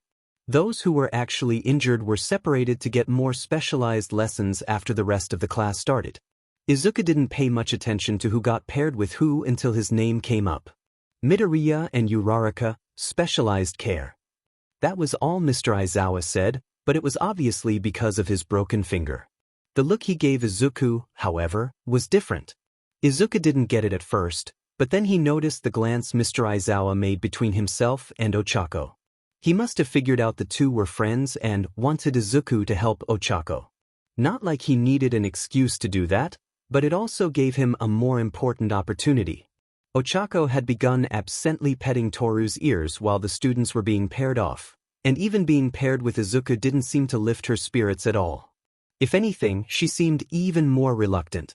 He had his work cut out for him. Izuku was unsure of what to say to make her feel better. He spent the time Recovery Girl was walking Ochako through how to make a splint for a finger and ensure it was done right, thinking of what he could say. Even he could tell she was putting the bare minimum energy into it, which was just unnatural for Ochako.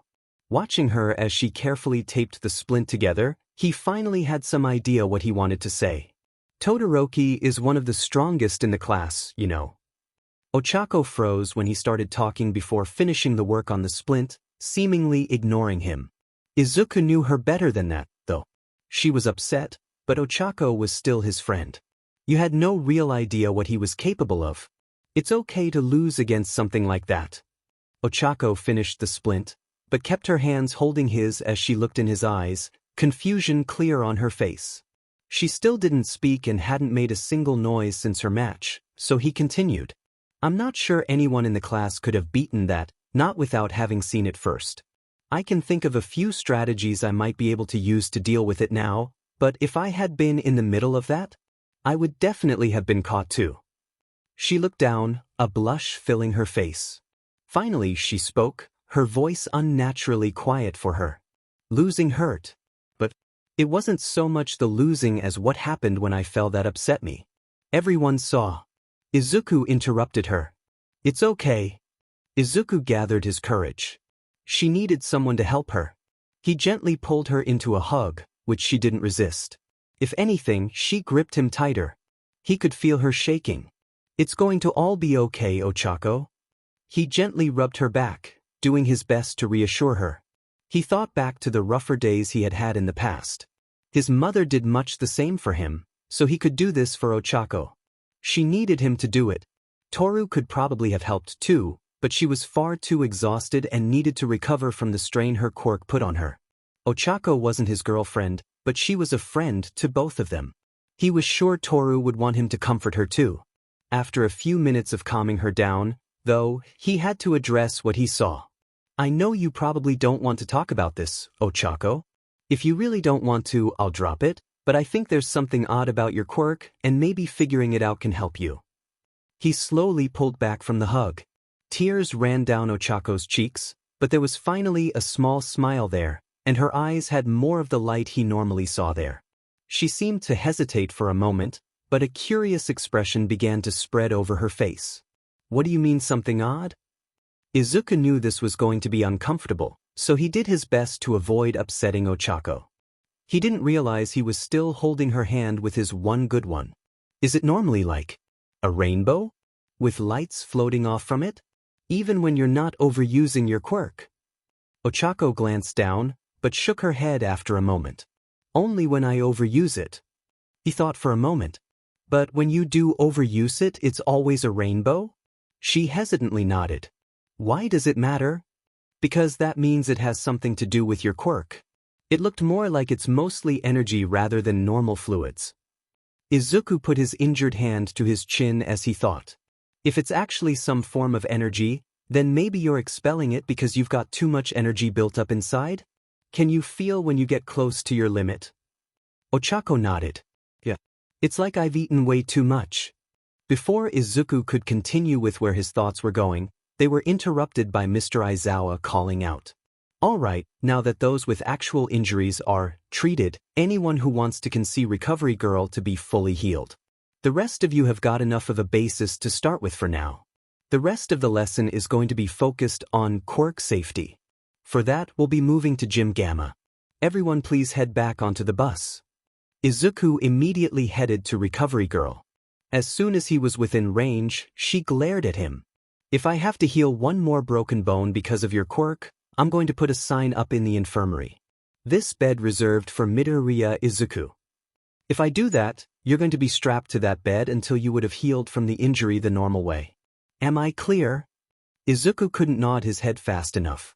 When the class arrived at Gym Gamma, Cementos and Ectoplasm were there waiting. Gym Gamma, also known as the Training Dining Land, or TDL. Mr. Aizawa said as Cementos bent down to press his hands on the ground. The ground right in front of Cementos started to reform into a group of stone pillars. This facility was my idea. We can prepare unique terrain and obstacles for each student. Here you will learn to serve up justice, hence the name. Ectoplasm spoke up at that point. We will work with you for this class to learn how to use your quirks in a more efficient manner. The primary goals here are to avoid harming yourself or others with your quirks, but just general improvement is also a part of it. To that end, I will be providing each of you with an opponent to test your quirks on as needed.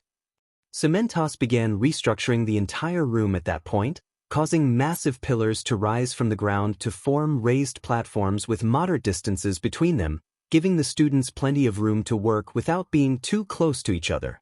Izuku immediately saw the potential of this situation and quickly turned to Ochako. We can use this to try and figure out what is up with your quirk. It's perfect. Oh, we'll need Yaoyorozu's help. He quickly headed off to find her. Stay there, I'll be right back.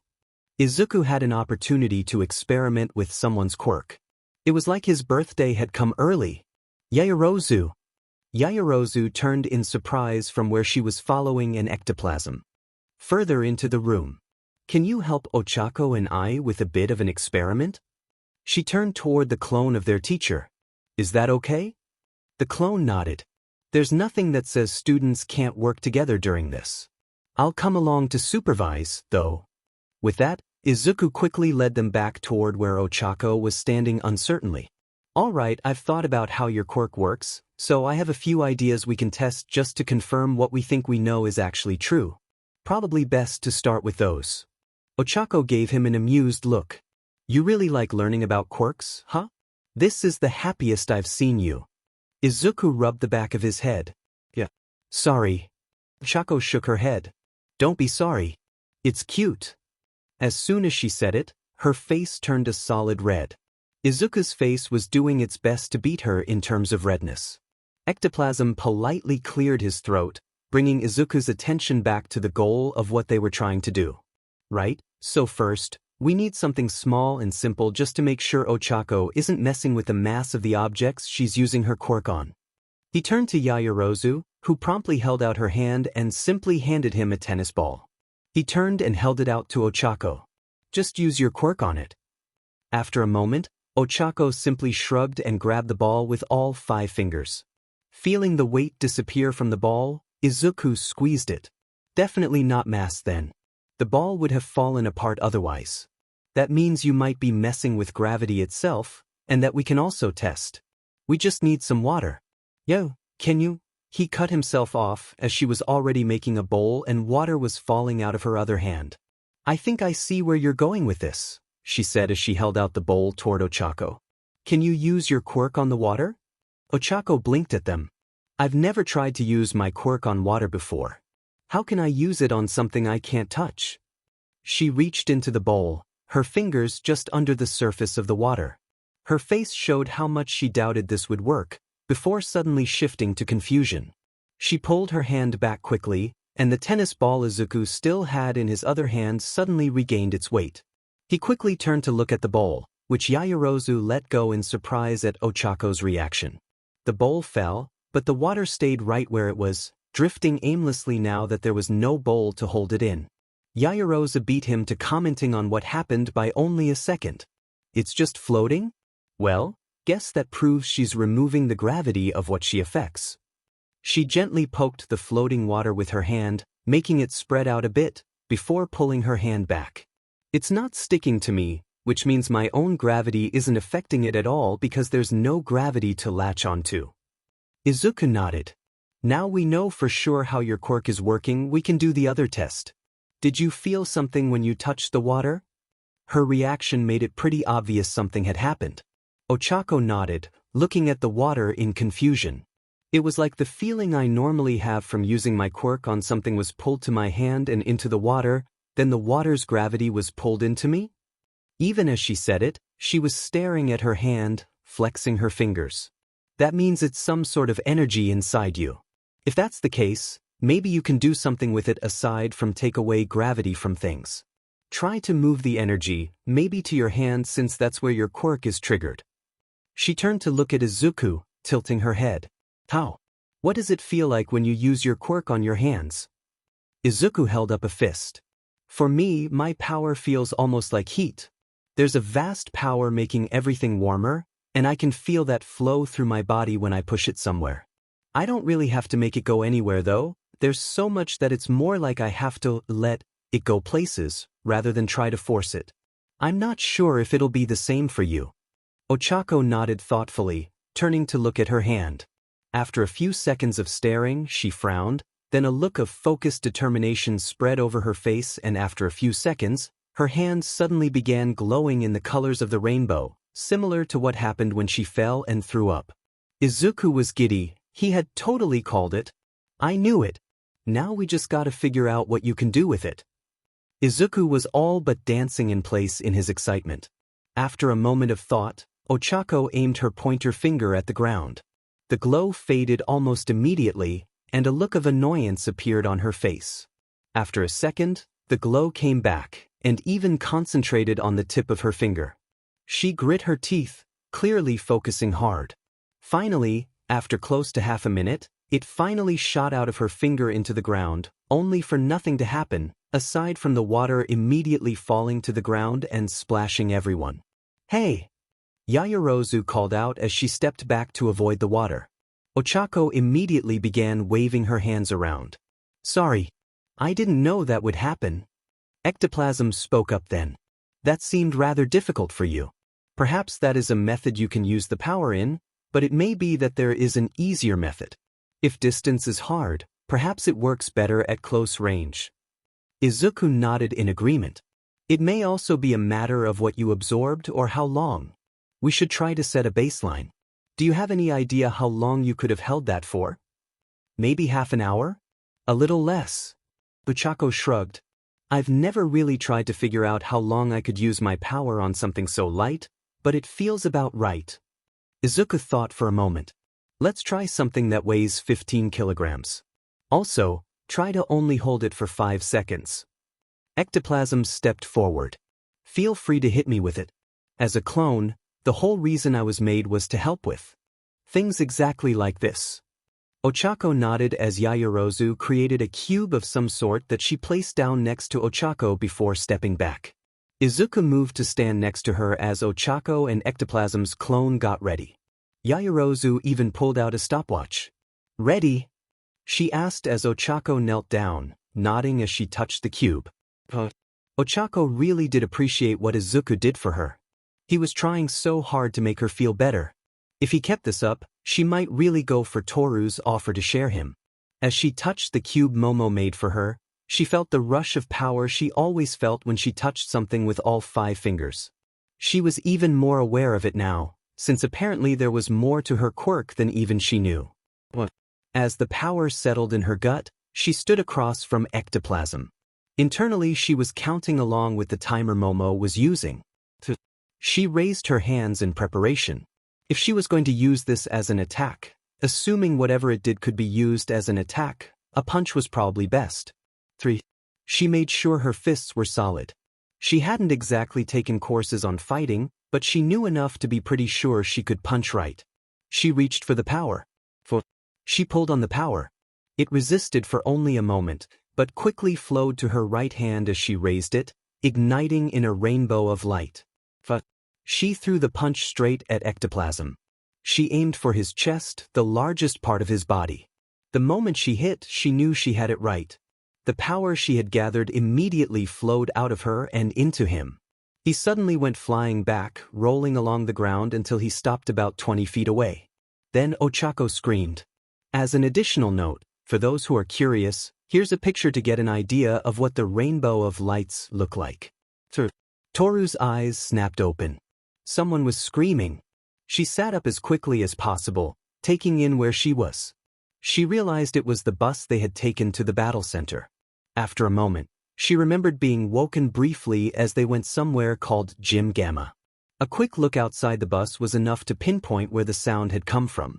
Toru didn't bother going to the door, instead just squeezing out the open window of the seat she had been sleeping in. She sprinted to the building and skidded to a halt once inside, looking around for the source of the scream. After a moment, she spotted Ochako sitting on the ground, cradling her hand to her chest as Izuku freaked out.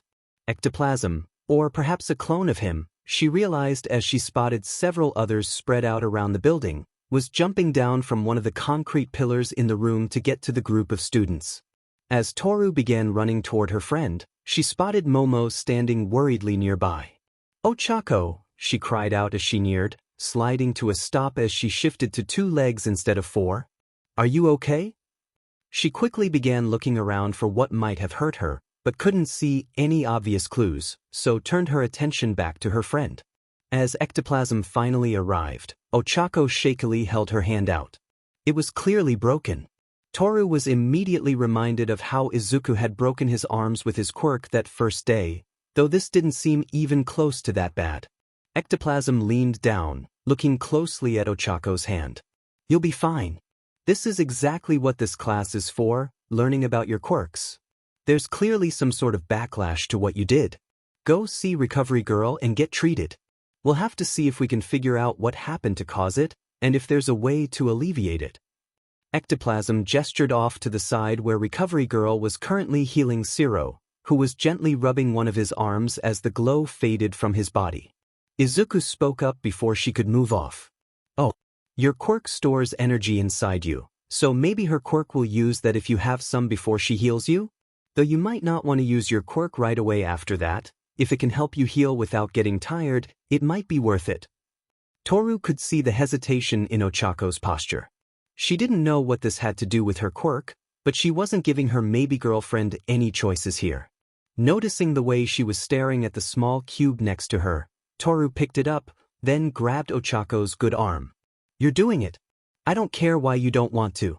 If it's a choice of you getting better or not, you don't get a choice. Come on."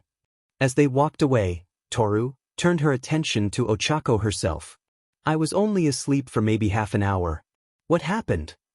Ochako's face flushed. "Did you see how my match ended?" Toru simply nodded, a look of expectation on her face. After a moment's hesitation, she got her answer. Izuku noticed how there was all sorts of light and stuff, and figured it was a sort of energy. "We kind of figured out how to use that energy and I punched an ectoplasm clone and he exploded, but I hurt my hand and I really don't know what's going on with my quirk anymore." Ochako was starting to freak out, so Toru placed one of her gloved hands on her shoulder. "Hey, take a breath. It'll be okay. If anyone can figure this out, it's Izuku. Izuku. Izuku was freaking out. He had no idea why Ochako's hand had exploded like that. For that matter, he wasn't entirely sure how gravity energy equaled what looked like super strength. There were some possibilities, certainly, but there were enough he wasn't really sure how to figure out exactly what had happened there. Izuku was drawn out of his thoughts when he noticed Yaoyorozu had created a notepad and pencil and was writing rapidly on it, a look of excitement on her face. Yaoyorozu? What are you doing? She continued writing rapidly as she answered. I'm doing math, trying to figure out what happened.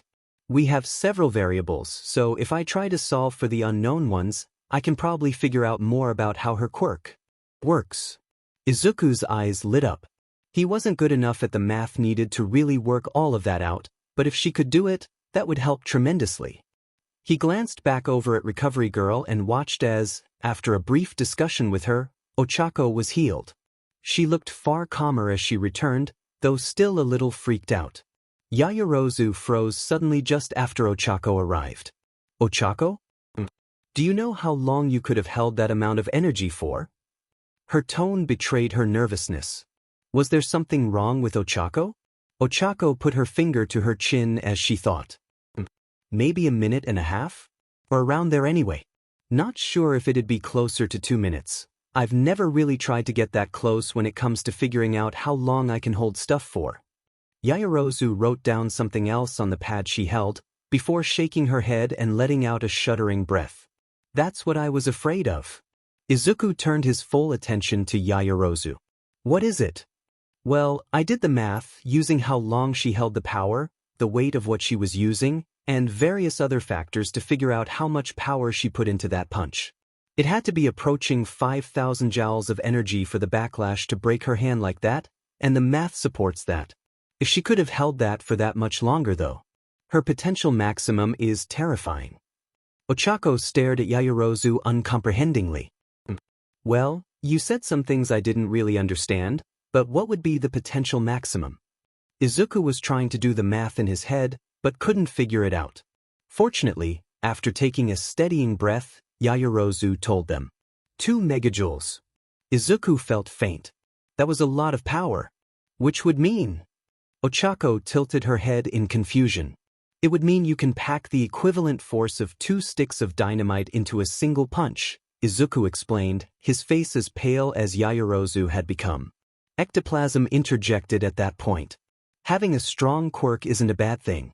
That you took the same amount of force you inflicted on the opponent is a large drawback that you will have to see if you can overcome, however, or that amount of power becomes much less useful. Ochako was twitching. Izuku was pretty sure her brain was fried as she tried to accept how much more powerful she apparently was. Toru didn't seem to be doing much better. Yaoyorozu continued explaining her theory. If I'm right, I think Ochako is gaining the potential energy generated by the objects she is draining the gravity from. For every second that she holds the energy, she gains an amount of energy equal to how much potential energy each object generates in a single second. Obviously, I'd need more data to be sure, but so far the math lines up.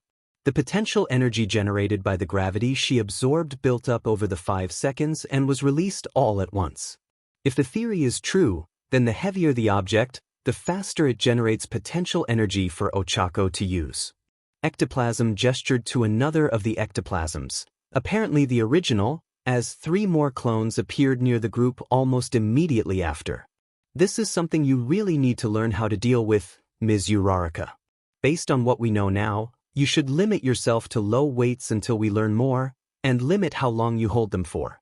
Ms. Yaoyorozu, since you did the math already, can you make 5 objects, each scaling up in weight so 10 seconds of absorbing gives an additional 1,000 joules than the previous one?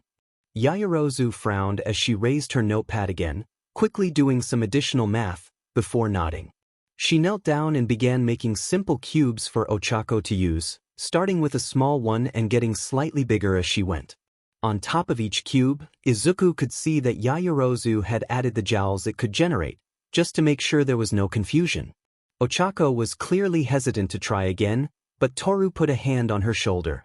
You'll be fine, and even if you get hurt, that's what Recovery Girl is here for. And the energy trick worked, so you won't even get tired when she heals you. You can do this. Ochako gave her a smile as she nodded, her determination returning to her eyes. One of the ectoplasm clones moved to stand in front of her. We will use this training to do a few things. First, to get you used to how much power you have. Second, to get used to avoiding danger while waiting for the power to charge up. Finally, to learn what we can about the backlash while using low amounts of energy before we experiment with higher amounts. To that end, for the moment, only the lightest cube will be used. Do you have any experience with martial arts? Ochako shook her head. Very well. You will simply try to avoid getting touched for now, and when you get as close to 10 seconds as you can, try to hit me. Ectoplasm gestured with his head toward the cubes.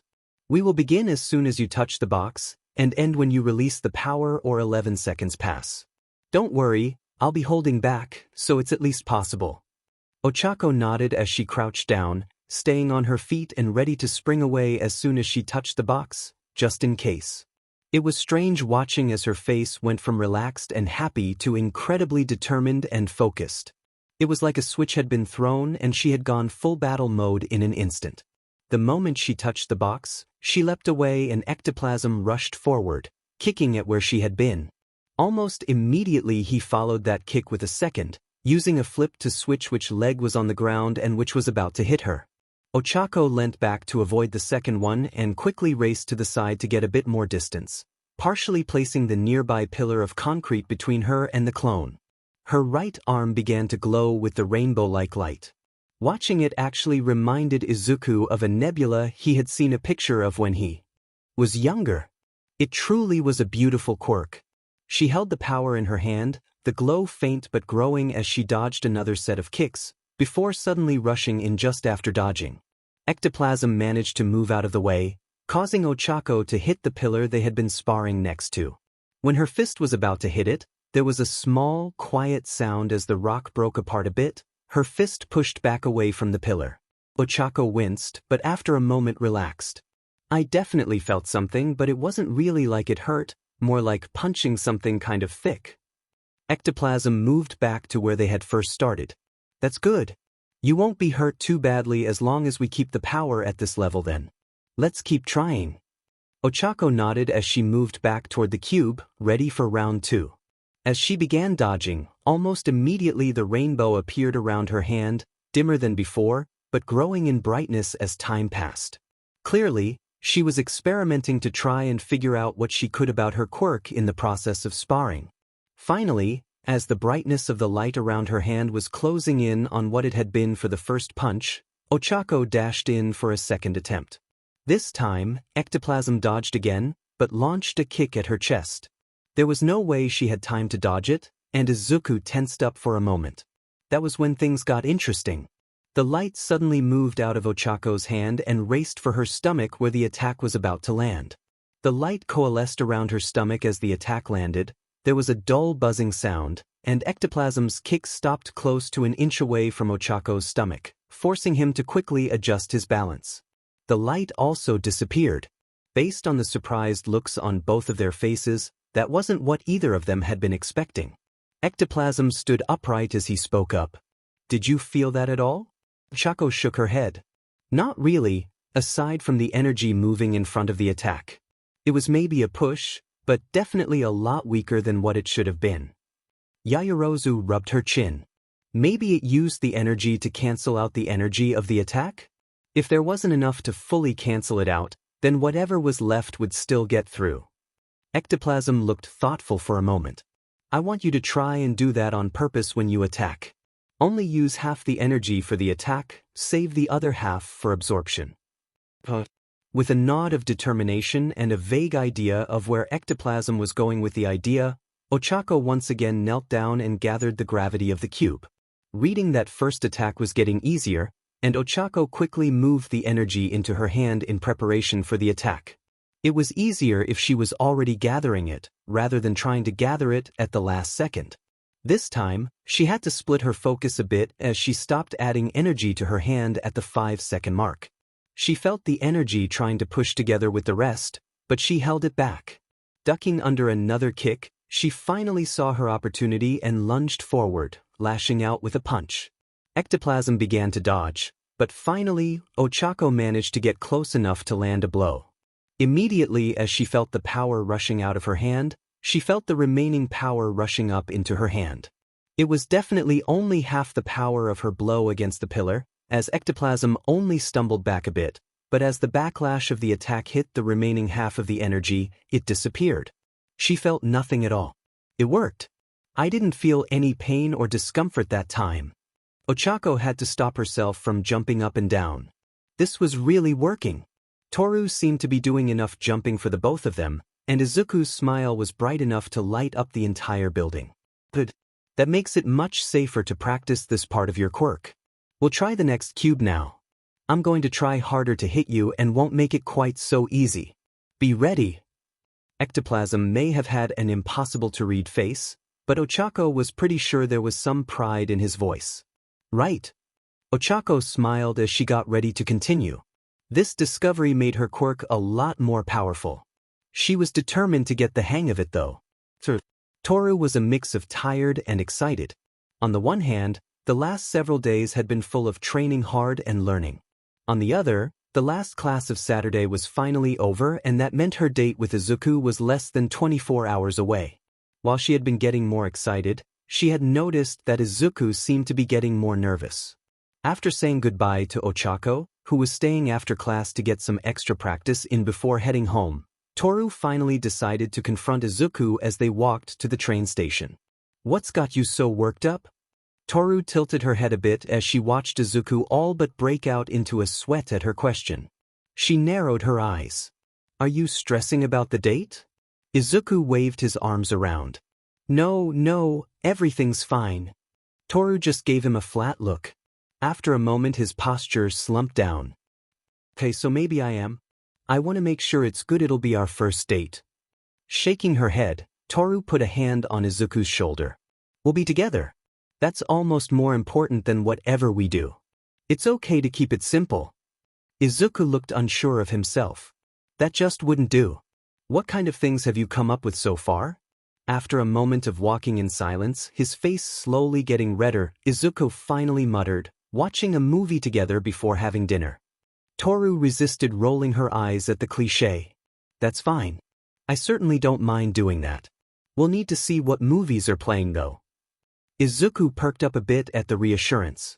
Did you ever watch any of the MCU movies? Toru's head tilted in confusion. MCU. The Marvel Cinematic Universe. It's from the pre-Quirk era and was the first series of interconnected movies that broke the older format of singles or trilogies that dominated the earlier years of cinema. While not everything in each film was important to the others, they all happened in a shared universe and timeline, so there were constant references between the movies and they crossed over so characters from different parts of the series interacted, Izuku explained enthusiastically. Toru couldn't help but smile as his excitable nature helped him get over his nerves. I've never seen any of them. Are they good? Toru realized asking Izuku if the series was good was silly almost as soon as it left her mouth. His expression only reinforced that. We're definitely watching at least the first movie now. You'll love it. Izuku's enthusiasm was contagious, and Toru found herself grinning. Let's hope so. Izuku and Toru were riding next to each other on the train home when he suddenly slapped himself on the forehead. I totally forgot. He quickly reached for his backpack, digging through it in a hurry. What did you forget? Toru asked as he finally pulled a blue-silver bracelet out of the bag. I was supposed to give you this before we left school so you could test it. He handed her the bracelet, which she looked at curiously. Well, it looks all right, but it's kind of plain. Wait, test. Her eyes moved from the bracelet to Izuku's. Test what? Izuku gestured to the bracelet. A few days ago, I talked to Power Loader about getting a costume made for you that would work with your invisibility. Toru shook her head as a smile crossed her face. My family has tried to come up with something for years. They've talked to quirk doctors and everything. Nothing has worked. You didn't need to bother Power Loader about that. Izuku scratched the back of his head. This is different. I got the idea for it from what I can see when I turn my eyes on and off while looking at you. It's kind of like the light is bending. I think that's how your quirk actually makes you invisible. So, I talked to Power Loader and after some work, he got me this and told me to see if you could turn it invisible. Toru was skeptical. And how exactly is this going to work when nothing else has? Apparently, the material naturally refracts light.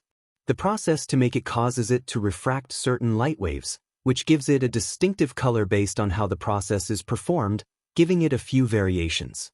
When you apply a large amount of electricity to it, it can actually fully refract light, but the required power source is so insane that it was deemed infeasible.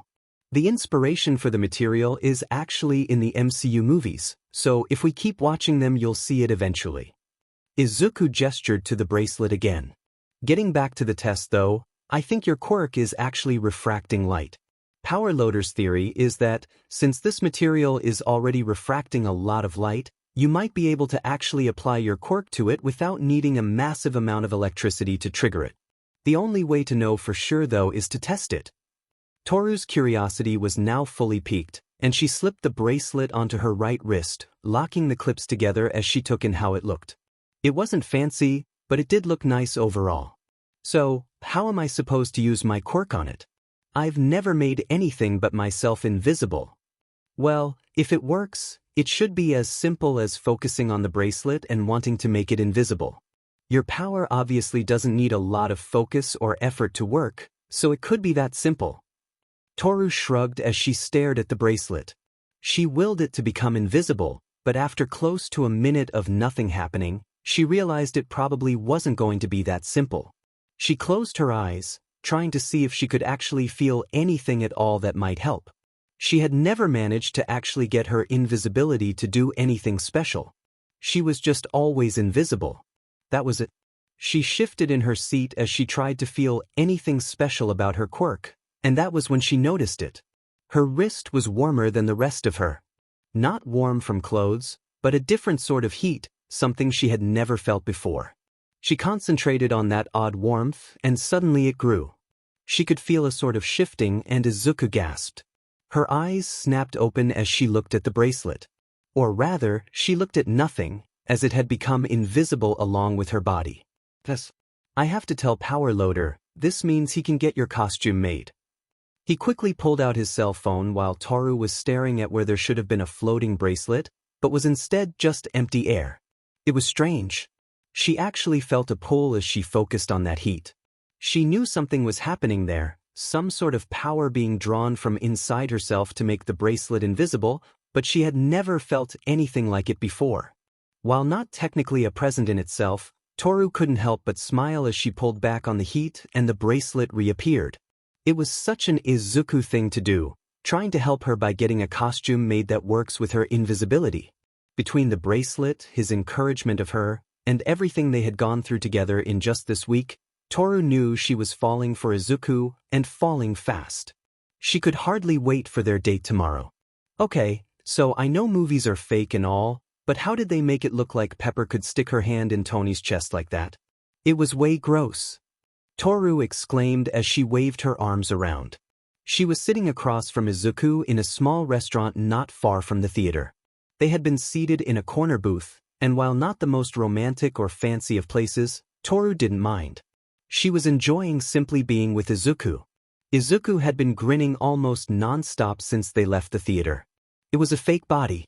The only part that was the actor was the head. They just hid it really well with the camera angles and digitally covered the rest.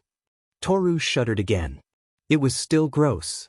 Izuku didn't respond, focusing on eating his food, but his eyes made it clear he found Toru's opinion of the scene amusing. And he did all of that while quirkless. That just makes it even more impressive. Is something like that even possible?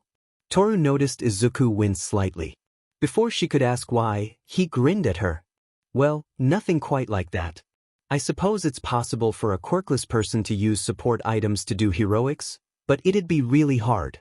And don't forget this movie was made before quirks, so from their point of view, nothing even remotely close to Iron Man is possible. Toru nodded as she swallowed another bite of food. She opened her mouth to ask another question about the movie when she noticed a little girl, no more than 5 or 6, with a tray running by the booth toward a woman who was probably her mom. She tripped over her own feet. Toru didn't even think about it. She dived out of the booth to catch her before she slammed headfirst into the ground. It was relatively easy with her reflexes. The girl was practically standing still to her. Of course, since she was carrying a tray when she tripped, said tray ended up all over her, but at least the kid was safe. Satsuki, are you okay? Toru heard from several booths down as the girl's mother got up and hurried over. Toru gently set the girl back on her feet as she stood up, brushing some of the food off even as she made sure everything was okay. She seems okay, Toru called out to the mother as she stepped back to let the mother check for herself. After collecting herself, the girl Satsuki apparently looked over to Toru. Thank you. Ribbit, she called, and Toru almost glomped the poor girl with the adorable lisp. Then she processed the way she spoke and actually took a closer look at her. The girl had green hair in a pair of loops like pigtails, but it was a very distinctive shade. Combined with the croaking, Toru was almost certain. You're welcome. Are you by any chance related to Azuitsuyu? Toru asked, her curiosity getting the better of her. Satsuki lit up immediately. Chu no my sister? Izuku stepped out of the booth at this point, smiling down at Satsuki. We're classmates of hers. I'm glad you're okay. The smile he turned on Toru had a hint of pride, making Toru blush. It wasn't like it was a hard catch to make, after all. You should probably go get cleaned up, Toru. Toru blinked for a moment before looking down at her clothes. She had worn a simple but nice blue blouse and skirt combo for the date and had managed to soak the shirt with the water which, thankfully, had washed away most of the condiments from the tray, but she just knew the remaining ketchup was going to leave a stain on it. She vaguely heard Izuku talking to Satsuki and her mother as she quickly turned and all but ran into the bathroom. At least Izuku was the only one who could see how massive her blush was. As she pulled off her shirt and tried to clean off the ketchup, she shivered from the cool air. One of the few benefits from being invisible, even if someone else came in, they couldn't see her. It didn't take long to clean off most of the ketchup, but she couldn't really dry her shirt. With no bra to wear under it, she wasn't all that comfortable going around in a wet t-shirt. She didn't mind Izuku seeing her naked at this point, but she really didn't want a bunch of boys staring at her. She was just contemplating stuffing her top with paper towels as a buffer to keep from showing more than she wanted when she heard a knock at the door. Toru? If you want, you can borrow my jacket until your shirt dries out. Bless that boy. Toru opened the door enough to see out and saw Izuku standing there with the green jacket he was wearing over his t-shirt for the date held out toward her. As soon as he saw her, he blushed bright red, making Toru grin. Even after seeing her completely naked, he reacted every time he saw her. It made her feel really good, and his reactions were hilarious. Thanks. I'll be out in a minute, Toru said as she took the jacket and closed the door, suppressing a giggle. It took only a few moments to get the jacket on and zipped up. She had to be careful to not hurt herself, but it was easy to fit in the jacket. It helped that Izuku was almost half a foot taller than her. She was just glad her skirt hadn't gotten anything on it. When she left the bathroom, Izuku was back at the booth and Satsuki and her mother had apparently reordered their food. While Izuku's jacket wasn't as comfortable as her blouse, it was more than good enough for the 5 minutes it took to finish their food. After finishing, Toru walked hand in hand with Izuku as they headed back to the train. Toru had a plan on how to finish this date, inspired by how her blouse needed to be properly dried, and since Izuku's house was closer, she insisted they go there so she could dry her blouse out and she could return the coat. When they arrived at Izuku's home, he seemed to be almost as nervous as he was before the date started. He cautiously opened the door and seemed to be looking for something before gesturing for her to follow him in. Swapping her shoes for slippers in the Genkan, Toru followed Izuku as he made his way through the house, trying to be absolutely quiet. Toru wasn't sure why until she heard the sounds of someone moving in what was probably the kitchen. Based on the humming, probably his mom. Toru could understand that, at least. Izuku led the way into a room with his name on it, though the nameplate was clearly All Might inspired. Toru had to suppress a grin at that. She couldn't quite suppress that grin when she stepped into the room and saw wall-to-wall All Might, however. It took everything to suppress her giggles. Izuku really was a huge dork, but that just made him cuter. Once the door was closed, Izuku let out a sigh of relief. I'll be right back. he said as he took her shirt and left. Toru took a moment to look through the room. It really just screamed Izuku. After a few minutes of looking over his collection of hero figurines, Izuku snuck back in. Taking a deep breath, Toru decided it was time. So, while we're waiting, I figured we could take care of something I asked you for a while ago. Toru said casually as she sat on Izuku's bed. Izuku looked at her in confusion, and Toru had to contain herself. She didn't want to spoil the surprise, and was looking forward to his reaction. What are you talking about? Toru gathered her courage, and as casually as she could, took off his jacket. She had to do her best to not break out in a grin as his eyes instinctively went lower than her eyes for a moment before he forced them up, his face rapidly blooming into a solid red. You promised to draw me, remember? She knew the moment Izuku realized what she was talking about as his face went from just plain red to what must have been a new shade of red invented by Izuku as he broke out into a nervous sweat and stopped making any sort of sense. What you mean? Before he could finish his sentence, Toru took her skirt and panties off in one go, putting them to the side on his bed. She knew her face was almost as red as his, but she was enjoying his reaction, and she did want him to draw her. I meant what I said when I asked before. I want to know what I look like. Izuku had turned to face away from her. He had seen her naked a few times before, but for some reason this seemed to be a bit much for him. Maybe because she had actually stripped in front of him. Then she realized she had just gotten naked on a boy's bed. The implications of it almost made her freak out as much as Izuku was for a moment, and she had to actually take a deep breath to stop it. This was only to tease her boyfriend and to find out what she looked like. And nothing is going to happen but you drawing me, Izuku. There's no reason to freak out. Toru tried to not let her nerves show in her voice, but she knew she didn't quite manage it. After almost a minute of silence, Izuku took a breath of his own as he headed toward the closet and pulled out a large drawing pad and a box of colored pencils. Toru could hear him muttering to himself, trying to calm down. When he finally turned to face her, his face was still red, but he seemed determined. Alright, let's do this. Toru had a bit of fun to start, trying a few different poses and asking Izuku which ones he liked the best. She realized quickly that while Izuku definitely liked all of what he saw, his muttering more than proved that he enjoyed her BRS the most. She never really understood why boys seemed to like them so much, but Izuku's reaction when she moved her chest out to emphasize them in a pose was more than enough proof for her. In the end, she stopped teasing him and asked him to pose her.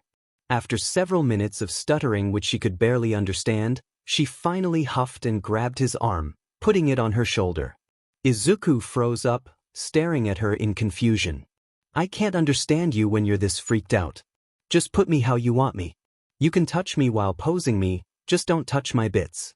You've already touched me while I was naked anyway, remember? In the exam.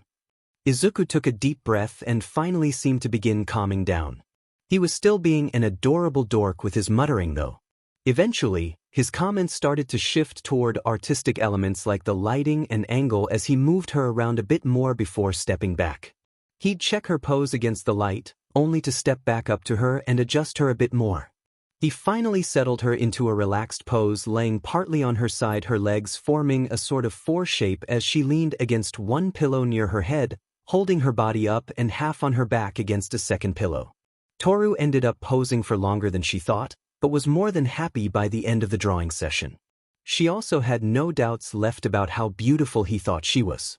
He only muttered it to himself every few minutes. She did have to beg a bit to get him to finish, as he was hesitant to stare at her most important place, but she wanted to see everything, and as embarrassing as that was, it included that. In the end, Toru was posing for close to 45 minutes before Izuku said he was done. Finally getting up off the bed, Toru walked over to look at the finished product. It was at that moment she realized she had actually stopped being embarrassed about the whole process a full half-hour ago, and hadn't even realized it. Izuku seemed to also get in the zone, aside from the moment he had to draw her privates, and wasn't showing the signs of embarrassment she found so adorable, even as she stood behind him naked. The girl in the picture was beautiful. Her dark red hair was splayed out on the vague bed shape Izuku had drawn her on, and while Toru knew intellectually this girl was her, she hadn't expected to look so beautiful in the picture. Toru was convinced he had to be improving her proportions, but she didn't mind too much. She loved every bit of it. Toru gently pulled Izuku into a hug, her NDDY completely forgotten as she expressed her love for him. "It's amazing, Izuku." "Thank you, Izuku." The next day, Izuku and Toru arrived at school expecting the usual half hour of time before the rest of the students started showing up. They moved the desk that used to belong to Bakugou next to Toru's desk so they could sit closer and hold hands while they were waiting. They had plenty of time to put it back before other students should start showing up. Thus, it was a surprise when not 10 minutes after arriving, the door opened. Azui walked in and immediately locked her eyes on Toru. She walked right up to her, and while her face was impossible to read, her voice showed more enthusiasm than usual. "Thank you for watching out for my little sister, Toru. Ribbit. She means a lot to me. My whole family does. Ribbit." Toru rubbed her neck in embarrassment. "It's not like anyone else wouldn't have done it. I was just happy she wasn't hurt." Azui actually seemed to be smiling. It was probably the first time Izuku could really tell how she was feeling. She must have really been grateful if it was that apparent. Before too much longer, Izuku had to move the desk back where it belonged as students began showing up for class. Ochako cut it a bit close, but still managed to get to class on time. Oddly, Mineta arrived late by a few minutes, looking terrified of something. Mr. Aizawa's glare made him run to his seat as fast as he could. Despite the unusual start to the day, classes quickly settled into normalcy. That normalcy would be broken just after lunch. "All right, class. It's time for the third round." All Might called out, pointing to the sky dramatically. "From here on out, things are going to be different. Everyone who has been eliminated, despair no more. Your chance to shine has finally arrived." He pressed a button on the teacher's desk, causing a hologram to appear over it. The bracket appeared, showing the remaining teams, Azui and Tokoyami, Shoji and Yaoyorozu, Midoriya and Hagakure, and Sato with Todoroki. Immediately, each member of the team had a black dot appear over their names. Then the two teams that had participated in both the first and second rounds gained a second dot each. All Might pulled out a piece of paper, undoubtedly another script. "Those of you who have won your matches, for each victory, each member of your team has earned a recruit point. At any point during your matches, you can spend these points to call in any person from this class who has been eliminated from a previous match. They can help you for up to 5 minutes. Their time limit begins when they exit the tower, so they will need to hurry to get to you. You cannot have more than one recruit at a time. A recruit can act as part of your team and can even win you the match. However, they cannot rejoin the bracket, and if they win the match, you will not get a recruit point to replace the one you spent on them. Recruits, this will be an opportunity to earn extra credit. You will be scored on a set of criteria I have set, and after the tournament, you will be able to spend the extra credit on any class you wish. I should also point out that winning the tournament will grant more extra credit than you can earn as a recruit, even if you were in every match for the remainder of the tournament. Oh, and don't think you can just call someone in to stand by the tower and still win. The recruits don't count as part of your team, so if you're both captured, you're still out." All Might gestured toward the door exaggeratedly. "Now, students, let us go to Battleson." Before he could finish, the door was suddenly slammed open by a girl who rushed in carrying 2 large briefcases. Caught completely off guard, Izuku was knocked off his seat when she all but tackled him. "I'm not late, am I? Do you have any idea how hard it was to make your suit? You seriously owe power loader." It took Izuku a moment to process what happened. Then he realized who had tackled him. Hatsum, can you get off please?" He gently pushed her up as he scrambled away. "You're not late. In fact, you're right on time." It was at that point Izuku felt 2 stares of doom aimed his way, and spotting both Toru and Ochako glaring at Hatsum, he quickly moved further away from her as he stood back up. "You have both costumes then?" With a slight pout, she stood up and held out both suitcases she was carrying. "Tada! This one is yours." She held up the one in her right hand a little higher. "I wanted to make more babies for you, but Power Loader wouldn't let me." Babies?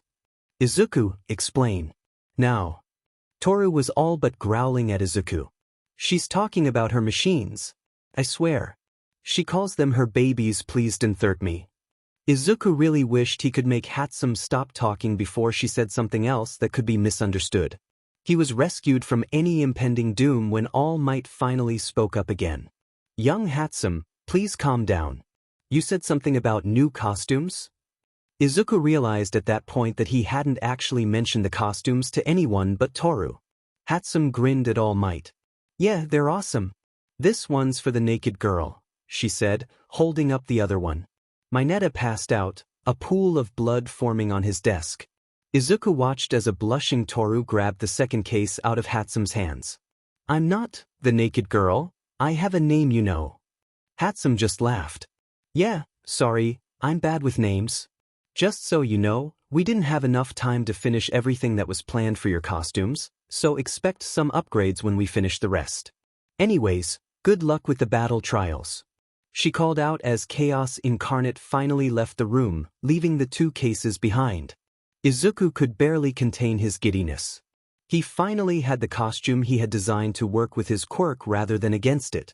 As he walked out of the changing room, he couldn't stop running his hand along the side where he felt the impact-absorbing material that made up the base of the suit. He had never expected that he would get the okay to use such a material for a suit. A part of him was curious what toys Hatsum had included in the suit, but he would just have to wait for a chance to ask or find out by trial and error. There was no time before the class began. Approaching the other students in the class, he noticed a ripple in the air.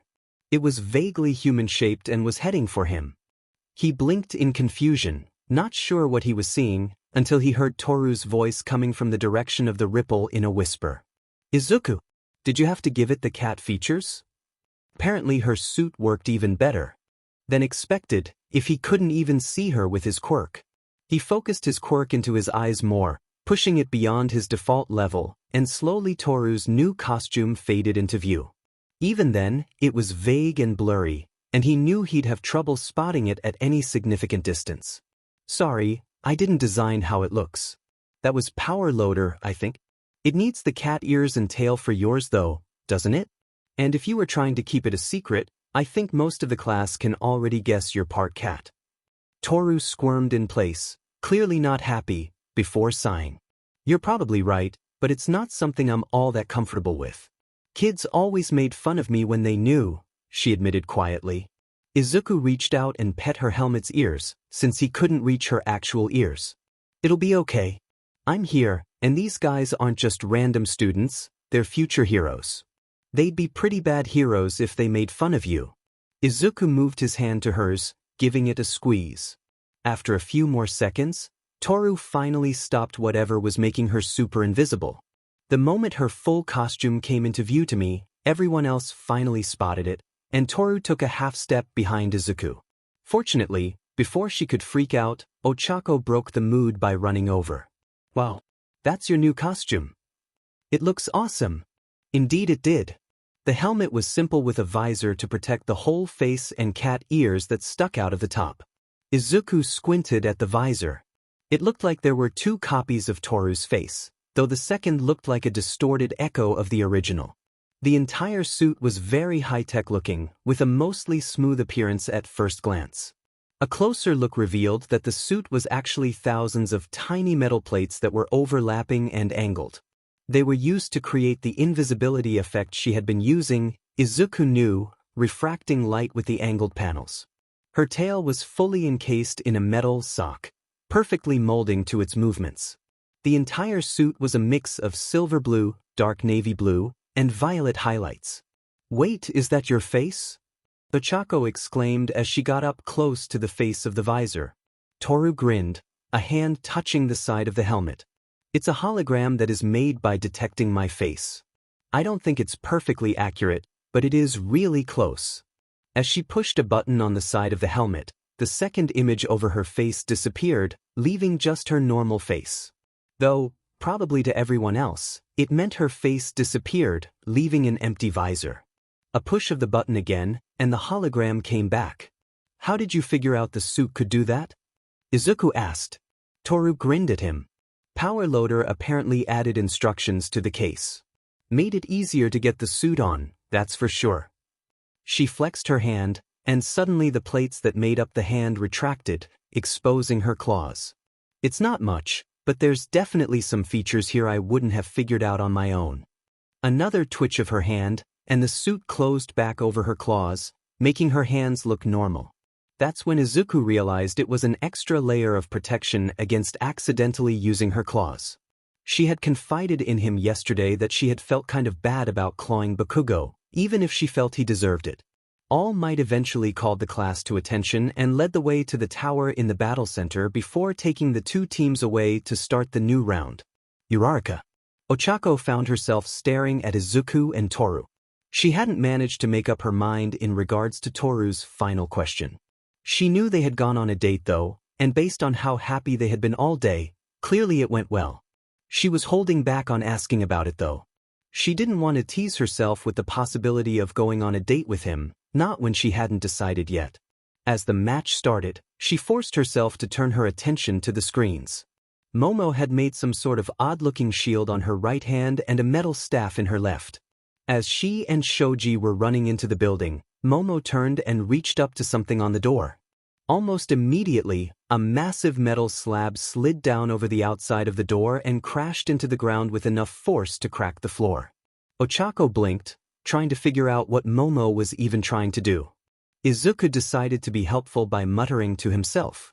She must be trying to prevent the other team from recruiting anyone, or at least slowing down any recruits. She turned to Izuku in confusion. But wouldn't that mean her own recruits can't get in?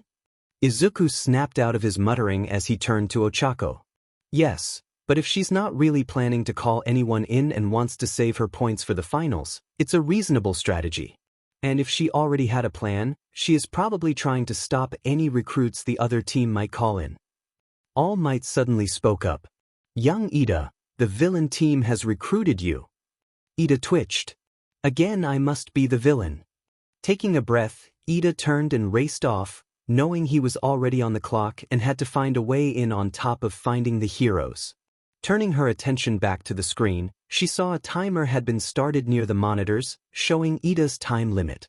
Momo and Shoji were moving pretty quickly, with Shoji leading the way. He had turned his extra arms into ears, clearly listening to the villain team to lead the way. As they moved deeper into the building, Ochako realized it was getting darker. It took her a moment to realize the lights were off, and it wasn't just something up with the cameras. A glance at the villain team made her realize they had turned off all the lights in the building and were hiding in a darkened room, though they had apparently left a single light on which Tokoyami was standing under. Since they were literally just standing around in the dark, Ochako quickly went back to watching Momo and Shoji, who were at least doing something. That was when Momo suddenly tripped on something in the dark. A bucket of some sort fell from a hook above her, dousing her in something. Almost immediately, she pushed herself back to her feet, staff ready in case of an attack. After a few seconds of nothing happening though, she began scratching at her arm. After a half-minute, she dropped her staff and began freaking out and must have said something to Shoji as he turned away from her. Momo bent down, and in a flash of light and sparkles, her entire outfit was shredded as she created a hazmat suit. After a moment, there was a second flash of light visible in the helmet, before she stood up and started taking off the suit, revealing her original outfit. Ochako wasn't really sure what the point of that was, but as Momo once again scratched at her arms, she realized whatever was in that bucket was making her itch. She must have been trying to get what she could off of her when she made the suit. After a brief conversation, the two continued further into the building, with Shoji leading the way more cautiously than before. They quietly approached another door, and Shoji held up his hand and 3 fingers. Momo prepared her shield thing, and as Shoji finished counting down, they both sprang into the dark room, with the shield suddenly flashing as a strobe light set into it was turned on. Shoji fell to the floor, clasping at his head where his ears would be as his tentacle arms morphed back to their default state. As Momo turned to him, she suddenly took Ida's boot to her face. He used his momentum to force both of them further into the room, trapping them inside. Momo rolled with the blow, quickly getting back to her feet as she took a defensive posture with her staff between them, the flashing light making it hard to see what was going on. For close to a minute, the two were a barely visible blur as they moved through the room. Eventually, Ida stumbled away from Momo and she ran from the room into the more lighted hallway. As she ran, a bunch of odd-looking Daruma dolls started popping out of every uncovered space on her body, quickly flooding the hall as she ran. Ida started running out of the room and tripped on the dolls, slamming head first into the wall. While he lays there, dazed, Momo quickly ran up to him and slapped capture tape on him. Young Ida has been captured. As such, he is out of this match and cannot be recruited further. Young Shoji has also been captured. Momo quickly spun back to the room, desperately looking around for Shoji. Ochako hadn't even noticed him get captured. After notes. So, before everyone starts yelling at me, yes, I know those are Russian nesting dolls, not Daruma dolls. Ochako, however, does not know the difference. Nor can she see them clearly. Below is Izuku's costume, minus the light things by the ears and feet, not described in the FIC because Izuku wouldn't really spend much time looking at himself, and I'm still not really sure how to describe this with words. This picture is pretty much perfect to show what it looks like though. For those who are curious, here are some reference pictures for Toru's costume. Using the following picture as the base. Toru's costume is mostly meant to look smooth like that, though upon close inspection, it is made up of very small non-reflective plates, kind of like this, but much smaller and obviously not reflective. https imager.com gallery H0QHFPW. The helmet and tail are mostly based off of this picture, though the ears obviously fit Toru's ears and move with them. And finally, wrap it all up with a color scheme inspired by this, replace the red with violet. Uraraka. Ochako watched as Momo fiddled with her strobe shield and after a moment, it switched to a stable light, letting her use it as a flashlight. Shoji wasn't in the room anymore. She couldn't see him anywhere. After a few seconds of desperately searching, Momo finally ran out of the room and down the hall. She desperately looked down other hallways and doors, trying to find Shoji. She was almost back at the entrance before she stopped. All Might drew her attention from the monitors. Young Uraraka, you have been recruited by the heroes. Wait me, she exclaimed, looking between All Might and the screen showing Momo. Izuku put his hand on her shoulder, a look of reassurance on his face. Ochako hadn't even noticed when he took off his helmet while she was watching Momo. You'll be fine, Ochako. You can do this. It isn't like when you fought Todoroki. Toru glomped her from the other side. He's right. You're awesome, so go show them you're awesome. Toru grinned at Ochako, a strange experience now that she could actually see the face of the normally invisible girl. With a deep breath, Ochako nodded, letting herself fill with determination. She could do this. Momo needed her. With a glance at the monitor, Ochako lightly bit at her lip as she considered how far it was to the building. All Might, sir? All Might turned from the monitors to look at her. Yes, young Uraraka? Am I allowed to use my quirk to build up some energy before I leave? All Might put his hand to his chin. I don't see a problem with that. Ochako ran to the elevator, pressing the button to call it to her floor. As she waited for the doors to open, the beginnings of a plan started to form. What she had wasn't much, but it was better than rushing in blind.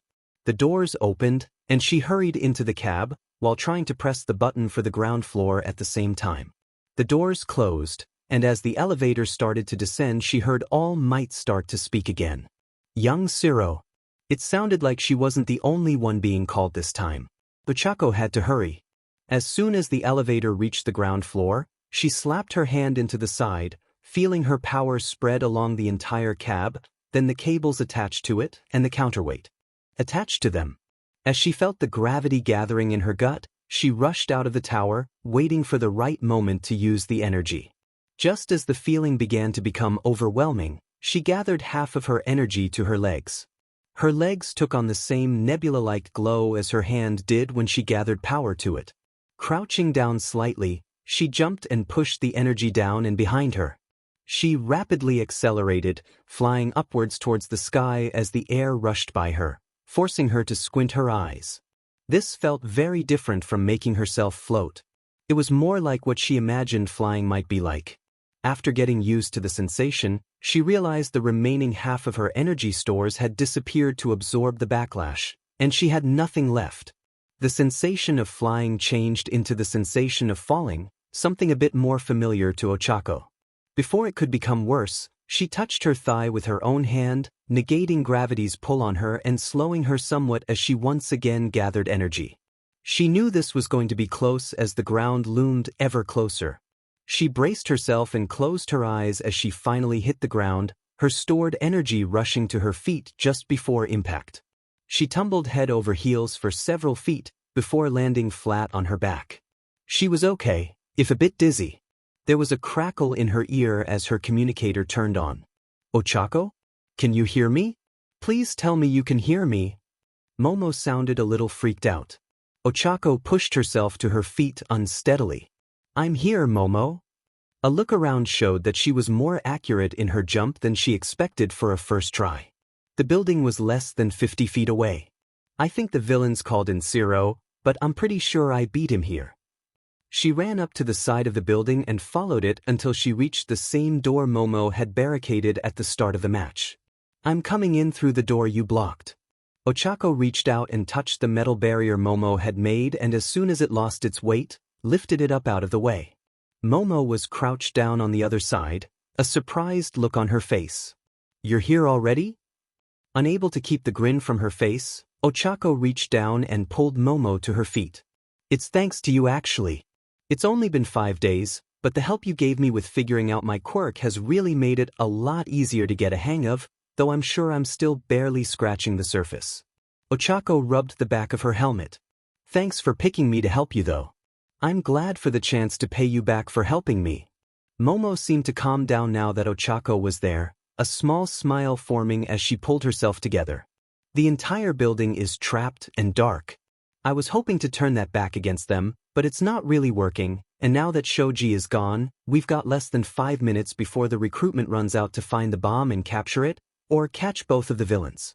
We need to hurry, and I think your quirk can help us get up to the upper floors without having to go through the entire building." Shoji said he heard Tsuyu moving around a lot, but Tokoyami was staying on the top floor. Ochako nodded. "What happened to Shoji anyway? He just collapsed from what we could see." Momo looked embarrassed. "It was a trap. They had a speaker that we thought was Tsuyu, but it was just bait to get us into a dark room where they blasted Shoji with a loud sound from the speaker. Because he was trying to listen carefully, it overwhelmed him. I don't know what happened after that, it was too hard to see while I was fighting Ida."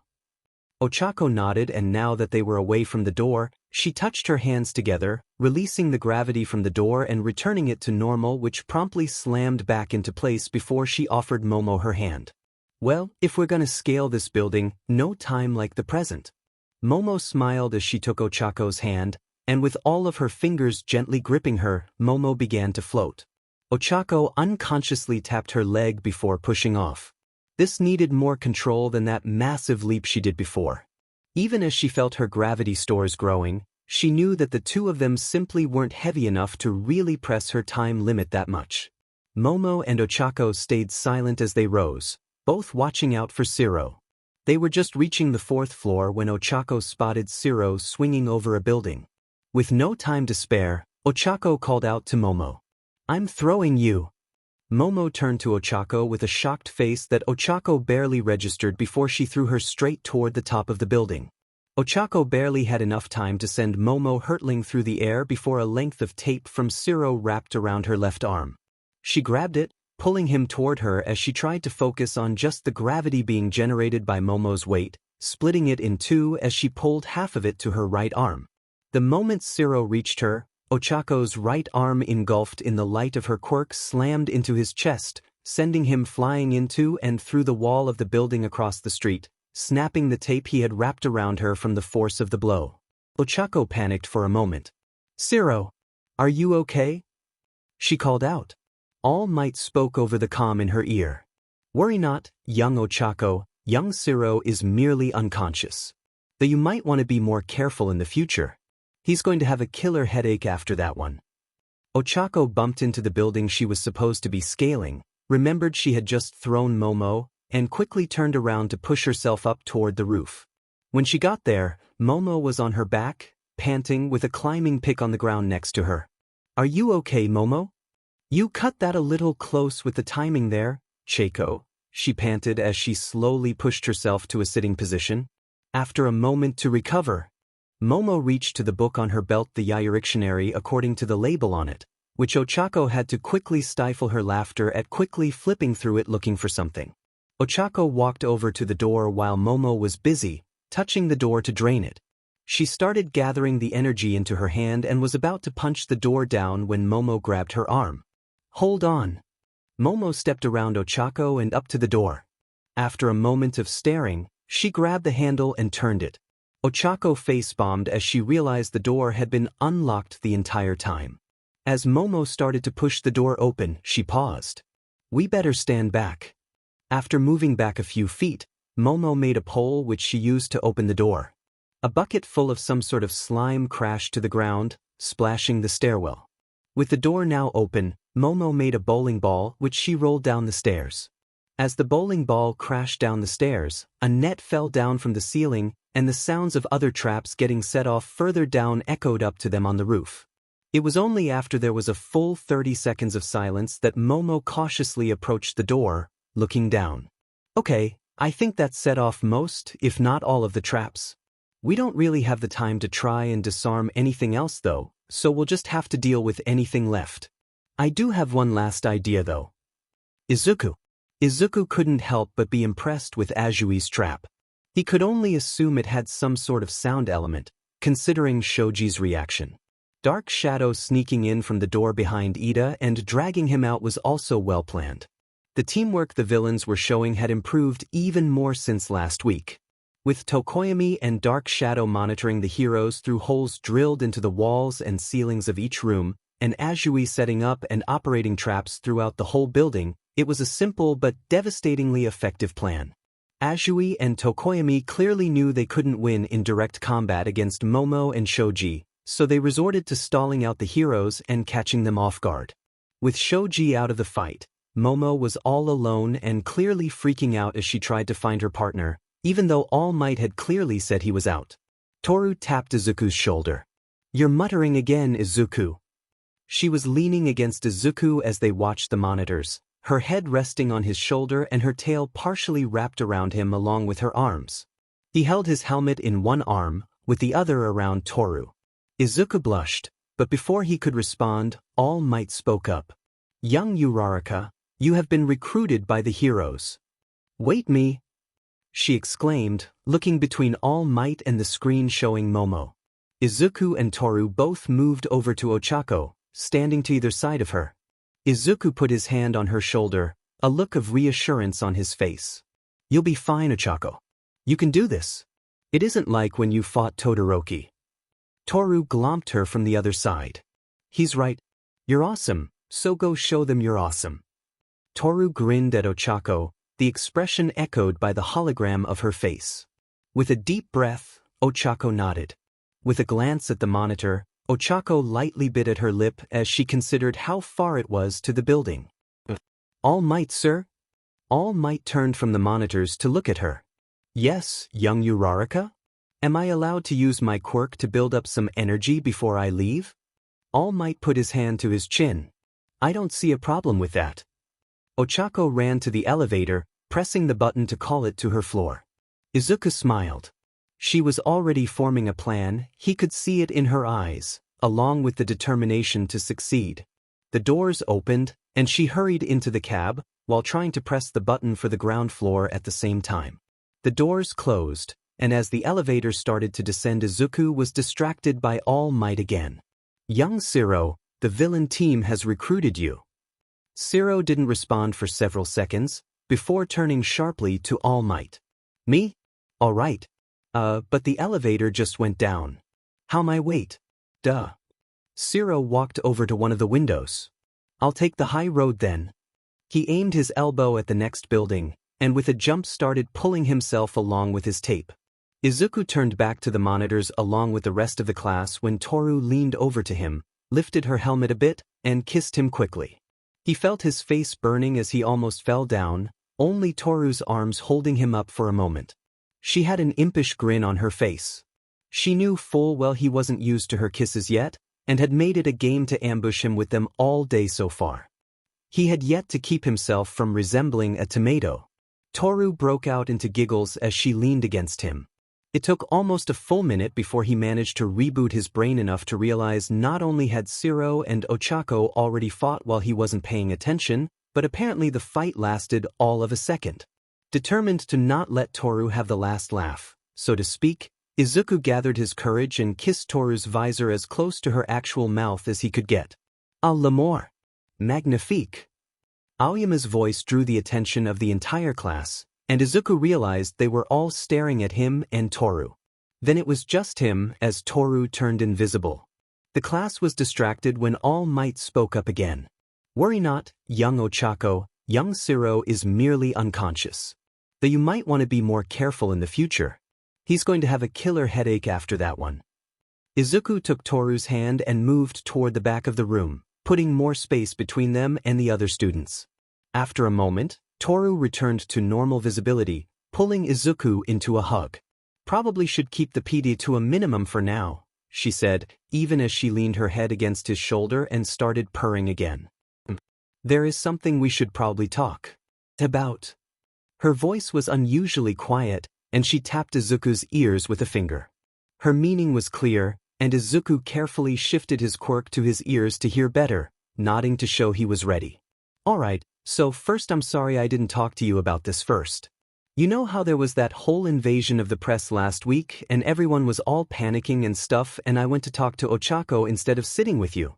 Toru said all in one breath. Izuku nodded, frowning as he thought back to that day. "What about it?" "Ochako and I were talking about how she totally has a crush on you but she kept denying it until I asked if she would date you if she could. After the whole panic happened I asked her if she would be okay with sharing." Izuku was rather glad they had moved to the very back of the room, away from the monitors. Everyone else was clearly distracted by whatever was happening. It let him avoid the entire class seeing his face invent a new shade of red. "SSSSSSS. Yes, share." Toru put a finger to Izuku's mouth. "She hasn't gotten back to me about if she'd really be okay with that, but I realized I hadn't talked to you about it, and I really needed to. For the record, I'm totally okay with it, but you both also need to be okay with it or it won't happen, simple as that. Don't make a decision right now, just think about it, 'kay?" Izuku took a deep breath and gently moved her finger away from his mouth. "Yeah, that's it. Okay, thanks for telling me. I guess I'll think about it." Izuku had to take another deep breath, his face no doubt still red. Before anything else could be said, his attention was drawn back to the screens. Something was happening. Izuku moved closer, as much to change the subject as to see what was happening. Azui made her way back into the room with Tokoyami. They exchanged words for a bit, and Azui moved to stand closer to the bomb with Tokoyami. She started to reach toward the bomb, when Azui walked into the room. Dark shadow quickly got between the first Azui and the bomb, while Tokoyami was looking between the two. All Might called out, "Young Uraraka, you have 10 seconds remaining. Remember you must leave immediately once this time runs out." Momo quickly darted in from the doorway, hitting one Azui from behind with a pole as she shifted her shield toward Tokoyami. Izuku realized the other one was Ochako, and almost hit himself in the face for being so distracted that he hadn't realized it sooner. The flashing strobe lights instantly caused Dark Shadow to retreat toward Tokoyami, who moved between Ochako and the bomb as quickly as he could. With a dive for the bomb, Ochako barely managed to get past Tokoyami before he could get in the way. "Your time is up, young Uraraka," All Might called just before she touched the bomb. She had been so close. Momo took advantage of the confusion and distraction provided by Ochako to rush in on the opposite side from Tokoyami. He turned to her, and her shield strobes blinded him. He tried to rush her. Momo reached for the bomb. Hero team wins. Deleted scene. This is entirely whimsical _Cloud Heart's fault. With a deep breath, Ochako nodded. With a glance at the monitor, Ochako lightly bit at her lip as she considered how far it was to the building. "All Might, sir?" All Might turned from the monitors to look at her. "Yes, young Uraraka? Am I allowed to use my quirk to build up some energy before I leave?" All Might put his hand to his chin. "I don't see a problem with the—" He was cut off as Ochako smacked him, sending him flying as his gravity disappeared. Then Ochako turned to the class, a cruel smile upon her face. "My fellow classmates, I'm sorry, but you must all be sacrifices to my power." With that, she began her onslaught, slapping every student she could get her hands on. Within a minute, the entire class was floating helplessly as Ochako hummed a happy tune and skipped into the elevator. Izuku. Izuku was torn between being happy that Yaoyorozu and Ochako had won and sad that Ochako's victory had been snatched away by only a few seconds. On the one hand, Ochako had almost won, and her distraction gave Momo the win. On the other hand, Ochako had failed again. He was sure she was upset that she had been so close to winning the match herself. He was torn from his thoughts when Kirishima spoke up. How come All Might didn't say anything about all the traps they brought in? He never said we could do anything like that. Izuku was about to answer when Ida responded. He never said anything about not being able to bring in things from the outside. He told us a set of rules, but he didn't say anything about not preparing ahead of time. Since we now know who our opponents are and what they can do, it is entirely possible to prepare to deal with them should we have the resources. I had thought it was obvious that we were allowed to do it. Izuku nodded in agreement. I noticed it too. While the rules are pretty specific, that makes the things that aren't covered stand out a bit more. I guess it wouldn't be obvious to everyone though, Izuku said a bit sheepishly. Kirishima crossed his arms. That's so unmanly though. Ashido poked him in the side. Doesn't mean it isn't clever. And of course villains would have traps in their base and stuff. That makes total sense. It's probably easier to use stuff like this when you're on defense than to bring in stuff to help when you're the heroes, so I think it just makes things more interesting. Izuku's attention was drawn to the elevator as Ochako and the others finally got back. As he had expected, Ochako was looking a little down, though not nearly as much as the last time. Before he could get to her, Toru glomped her, pulling Ochako into a tight hug. Her face lit up a little bit as she returned the hug. Toru's words from earlier came back to him, how she had talked to Ochako about sharing him. Knowing that Ochako liked him like that put some of her reactions into a different perspective. As he was watching the two of them though, he realized Ochako only really lit up like that around the two of them. She had other friends and definitely was happy around them too, but the way she looked now was different somehow. They were talking quietly, then Ochako seemed to realize she was still hugging Toru when her hand drifted a bit too low, and she jumped away, blushing bright red. Izuku was sure then. Ochako liked both of them. It was easier to see when he looked from the outside, though Toru explaining Ochako's feelings earlier brought it into focus for him. While he hadn't given a definitive answer, and felt like it was cheating to have two girls dating him, it's not like it was unheard of. It was a problem when it was done secretly, but they were talking about being together with everyone knowing. From the looks of things, it wouldn't just be him dating Toru and Ochako either, but the girls dating each other as well, if he was reading things right. Toru hadn't said anything about that, but as he watched Toru pout and tease Ochako, he realized she did those same kinds of things to him, though she was holding back since Ochako and he hadn't officially agreed to anything.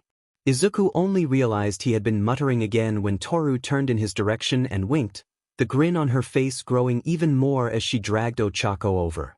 At least none of the other students seemed to be close enough to hear him. Well done, hero team. All Might called out, drawing the attention of the students back to himself. Despite the rough start, it is rather apparent the MVP this time was young Yaoyorozu, though young Uraraka's contribution was absolutely vital to her success at the end. Izuku couldn't help but smile as Ochako seemed to relax and her smile became just that bit brighter with All Might's words of encouragement. Now, for the second and last match of the semifinals. Hero team, young Todoroki and young Sato. Villain team, young Midoriya and young Hagakure. Follow me to your building. All Might raised his fist enthusiastically as he approached the elevator. All Might, sir. Midoriya interrupted, a small grin on his face as an idea formed in his head. He'd have to thank Kirishima later for bringing his attention to what the rules actually said, versus what they might imply but didn't actually say. All Might turned to face Midoriya, a look of confusion on his face. I'd actually like to use one of my recruit points now. What? But of course, Nothing in the rules says you can't have a recruit during the preparation phase. Once again, Midoriya, you see through the rules better than I give you credit for, Ida said as he nodded in respect. All Might's smile actually grew a bit more. Being able to think outside of the box is an invaluable trait for any hero to have. Who are you recruiting? Ochako. As soon as he said it, Ochako's face tried to both break into a grin and explode in a blush. Why you really want me? Izuku could feel himself blush a little at the way she said that. Toru latched onto Ochako again. Why wouldn't we want you? You're awesome. The smile she shot toward Izuku told him she was trusting whatever plan he had, though he could practically see the curiosity coming from her. It doesn't matter if there's 3 of you or 20. You'll lose either way, Todoroki interjected. So what's the plan? Toru asked, her tail waving behind her as she followed Izuku and Ochako into the bomb's starting room. Izuku grinned at her. Well, the start of the plan is really simple. Get the bomb out of the building. Wait, what? Ochako exclaimed as Toru covered her mouth in a failed attempt to contain her giggles. The rules don't actually say anything about having to stay in the building with the bomb, or that the bomb even has to stay in the building. If we hide it in a random building, Todoroki won't be able to find it. He could only search 3 or 4 buildings in the entire city in the time limit, and that assumes he realizes right away what we've done. He might spend more time searching the building before he figures it out, which means he'll have even less time to find the bomb. Izuku walked up to the bomb and picked it up. He looked at it in surprise. This is even lighter than I thought it'd be. Ochako and Izuku took an end of the bomb each and quickly carried it out of the room, and Toru moved to help open the doors ahead of them on their way to the roof. In less than a minute, they were on the roof, and Izuku turned to Ochako. All right, now take its gravity, and we can get this anywhere in the city. Ochako reached out toward the bomb, but stopped short of it. Why not just send it completely out of the city? Like into space or something? Izuku smiled at her. Because we're supposed to be villains planning to use the bomb, and it'd be kind of hard to use it if it's in space. I think it violates the spirit of the rules, which is a little different than bending the rules because there was no rule about it, which is what we're doing here. With a nod, Ochako finally touched the bomb, taking its gravity. Izuku smiled at her, then walked up to the bomb and lifted it up. He paused for a moment, turning his head slightly. Toru twitched her ears, making the ears on her helmet open up, and instantly heard what had attracted Izuku's attention. Todoroki and Sato were arguing about the best approach. It sounded like Todoroki was planning to just freeze the building again, while Sato was arguing that they should both have a chance to do things. This is supposed to be a team effort, not a you effort. Toru's attention was drawn away from the argument when Izuku started walking to the opposite side of the building the hero team was on. He gently pushed the bomb off the building, allowed it to float toward the next building and, with a burst of his quirk, jumped after it. Toru and Ochako quickly followed along, Ochako being only slightly slower due to the extra caution she had to take to control her power. After a few buildings, Izuku had to pull the bomb down however, as it started drifting away. He paused as the others caught up, frowning at the bomb before looking back toward where they started. It's going to get harder to move the bomb between buildings, Izuku said, gesturing to the next building, which was only 3 stories tall, 2 shorter than the one they were on. He looked at the other buildings around them for a moment before nodding. This will have to do then. There's enough other buildings around here that he's not very likely to guess it, at least. Ochako released the gravity back into the bomb at that and once again helped him move it as the trio headed into the building from the roof access. At the first door they came across, Izuku gestured for Toru to open it, and as soon as they were inside, put the bomb to one side of the door. This should be good enough. There's almost no chance he'll find it with the time he has. He turned to Toru. You should stay here to guard it. As long as one of us is here, we can't lose. I'll be a distraction to make absolutely sure Todoroki can't even use chance to win. Toru stared at Izuku for a moment, processing what he said. You want me to leave you to fight that JRK on your own? No way. I can sneak attack him and get away. Between the two of us, I can make a better distraction. You stay here where it's safe. Toru had to force the image of Izuku, his body burned by Bakugou's attack, from her mind. You're invisible. It'd be harder for Todoroki to notice you over me. You can hide with the bomb more easily. Izuku countered. Yes, you're absolutely correct, Toru growled. If Todoroki is in the room, right next to the bomb, it would be harder for him to notice me instead of you.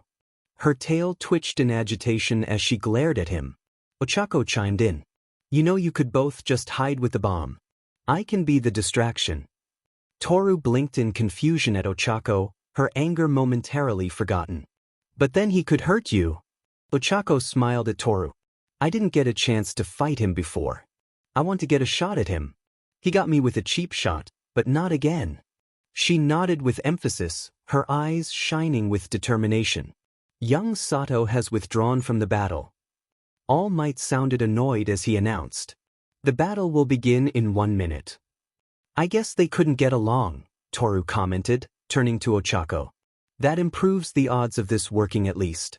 Just be careful, I don't want you to get hurt. Ochako smiled at Toru. I'll do my best. Ochako stared at the building they had started in. Todoroki had obviously been busy since the match started. It was entirely covered in ice. A part of her was wondering if he'd even realize they weren't in there. It would be an easy win if that was the case. A boring, very unsatisfying win. She kept flexing her fingers, watching for even the slightest hint he was coming so she could start. She'd have to be fast. One blow might be all she had a chance for. You know, you were so focused watching the front of the building, you never bothered to watch your back. The voice from behind sent a chill down her spine that had nothing to do with the ice she suddenly felt covering her. Todoroki had managed to sneak up on her. She realized right away he had made a mistake though. He covered her hands in his ice. Young Uraraka, your time is. All Might was interrupted by Toru calling out over the comms. We're renewing our subscription to Ochako. For the rest of the fight even. Ochako heard Izuku agreeing, but noticed that Todoroki hesitated when All Might called out. She saw her chance. She channeled the weight she drained from the ice through her whole body, shattering it and using up a fair amount of the power, but she had managed to get a full charge and had enough left for one punch. She spun around and with her right leg glowing kicked Todoroki away as hard as she could. Before he went too far, ice began forming below and behind him into a ramp, which slowed Todoroki down enough to not crash into the building behind him. Ochako was still feeling mighty satisfied with the kick though. As Todoroki slowed down, he glared at Ochako, and the bottom of the ice ramp exploded in a wave, rushing to crush her in its icy grip. Ochako instinctively tapped her thigh as she jumped, letting her weight disappear into power as she leapt up and toward Todoroki. As she neared him, she gathered her power into her right arm, the glow attracting his attention immediately. He raised his right arm, ice already forming to block the attack, when Ochako lashed out with a kick to his gut at the last second. He stumbled back, stunned from the surprise blow, as Ochako then threw a haymaker at the ramp he made, sending him to the ground in a heap. As she fell, her weight restored, she pulled out the capture tape she had. She was almost on top of him when he covered himself in a dome of ice that expanded rapidly, pushing Ochako back and into the wall of a building. She was forced to dive through a window to avoid getting trapped in a renewed barrage of ice. Clearly Todoroki wasn't very inventive with his quirk, since he just kept sending waves at her. Unfortunately for her, it was working. Izuku paced back and forth as he listened to what was happening to Ochako through the comms. Or at least, what he could hear, and his imagination was filling in the rest. It didn't sound like it was going good. Izuku didn't want to distract her by calling out to her over the comms, but he was dying to know that she was all right. The only thing he knew for sure was that she hadn't been caught yet. Toru was standing across from him, staring at the door. While she looked calmer, her twitching tail gave her away. Izuku knew she was just as agitated as he was. Their friend was fighting while they were hiding. Another few seconds of silence, Izuku turned to Toru. What are we doing? We're supposed to be heroes and yet we're just standing here, hiding while we let Ochako get hurt. Izuku shook his head, frustration plain in his voice. But, just so we can win some stupid fight, all for some extra credit? I can't stand this anymore, he said as he slashed the air with his arm. Even though we might lose, even though we're giving up a sure win, don't you feel the same way? Let's go and fight Todoroki together. Even if we can't win, we can at least give it everything we have and show him what it means to call yourself a hero. Toru grinned at Izuku. I'm glad I'm not the only one. What are we waiting for? Let's kick his butt together. Izuku let one for all flow through him, empowering his arms and legs as he rushed out of the room, Toru right behind him. They had a friend to save. Deleted scenes. All deleted scenes are courtesy of Whimsical. Caution: prolonged exposure to Whimsical may cause loss of sanity, spontaneous laughter, desires for world conquest, or mild death. Do not exceed recommended dosage. If ingested, contact poison control immediately. Ask your psychiatrist if Whimsical is right for you. Hint: no. After another few seconds of silence, Izuku turned to Toru. What are we doing? We're supposed to be heroes, and yet we're just standing here, hiding while we let Ochako get hurt. Izuku shook his head, frustration plain in his voice. Why? Just so we can win some stupid fight, all for some extra credit? I can't stand this anymore, he said as he slashed the air with his arm. Even though we might lose, even though we're giving up a sure win, don't you feel the same way? Let's go and fight Todoroki together. Even if we can't win, we can at least give it everything we have and show him what it means to call yourself a hero. Toru was silent for a moment. But Izuku, we're the villains. So what's the plan? Toru asked, her tail waving behind her as she followed Izuku and Ochako into the bomb's starting room. Izuku grinned at her. Well, the start of the plan is really simple. Get the bomb out of the building. Wait, what? Ochako exclaimed as Toru covered her mouth in a failed attempt to contain her giggles. The rules don't actually say anything about having to stay in the building with the bomb, or that the bomb even has to stay in the building. If we hide it in a random building, Todoroki won't be able to find it. He could only search 3 or 4 buildings in the entire city in the time limit, and that assumes he realizes right away what we've done. He might spend more time searching the building before he figures it out, which means he'll have even less time to find the bomb. Izuku walked up to the bomb and knocked on it. A metallic sound echoes through the room. Ah, as I thought. Paper mache. Ochako and Izuku each took an end of the bomb each and quickly carried it out of the room, and Toru moved to help open the doors ahead of them on their way to the roof. In less than a minute, they were on the roof, and Izuku turned to Ochako. All right, now take its gravity, and we can get this anywhere in the city. Ochako reached out toward the bomb, but stopped short of it. Why not just send it completely out of the city? Like into space or something? Izuku opened his mouth to respond, only to close it and stare at her for a moment. A few moments later, as Todoroki and Sato were arguing about the plan, All Might came over their comms.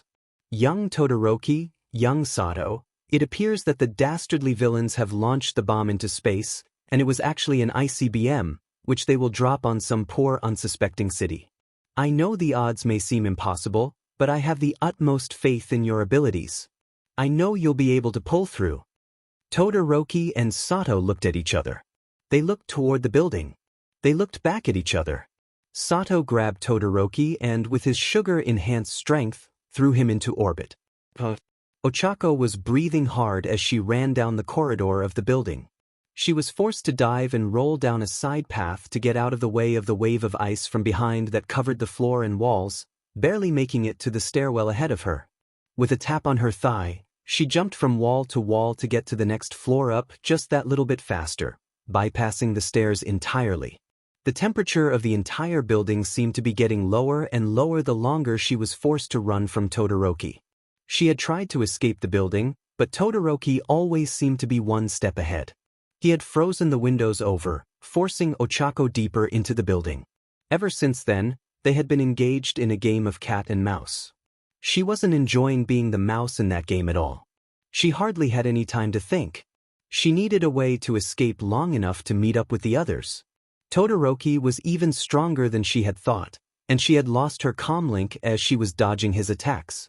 The sound of ice growing along the floor was becoming disturbingly familiar to her.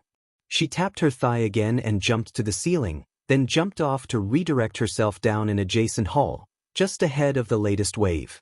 I can't keep this up much longer, she thought, even as she tapped her fingers together again and rolled back to her feet, trying to keep as much momentum as she could. She turned and dove into a room, which seemed to be some sort of office with 2 other doors and a window.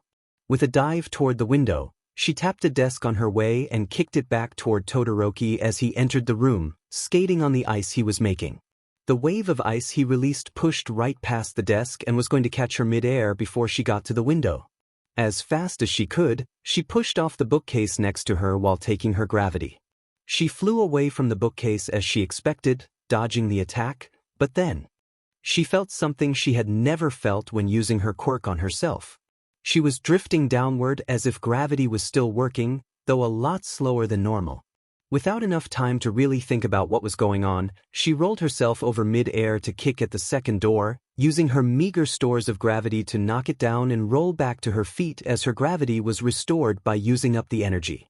She looked around the hall, trying to find something that could slow Todoroki down, and spotted a fire alarm next to the door. Water. That might slow him down. She reached out and pulled on the alarm, causing the sprinklers all along the hall to spray everything in sight. She dashed for the door across the hall and slammed the door out of her way.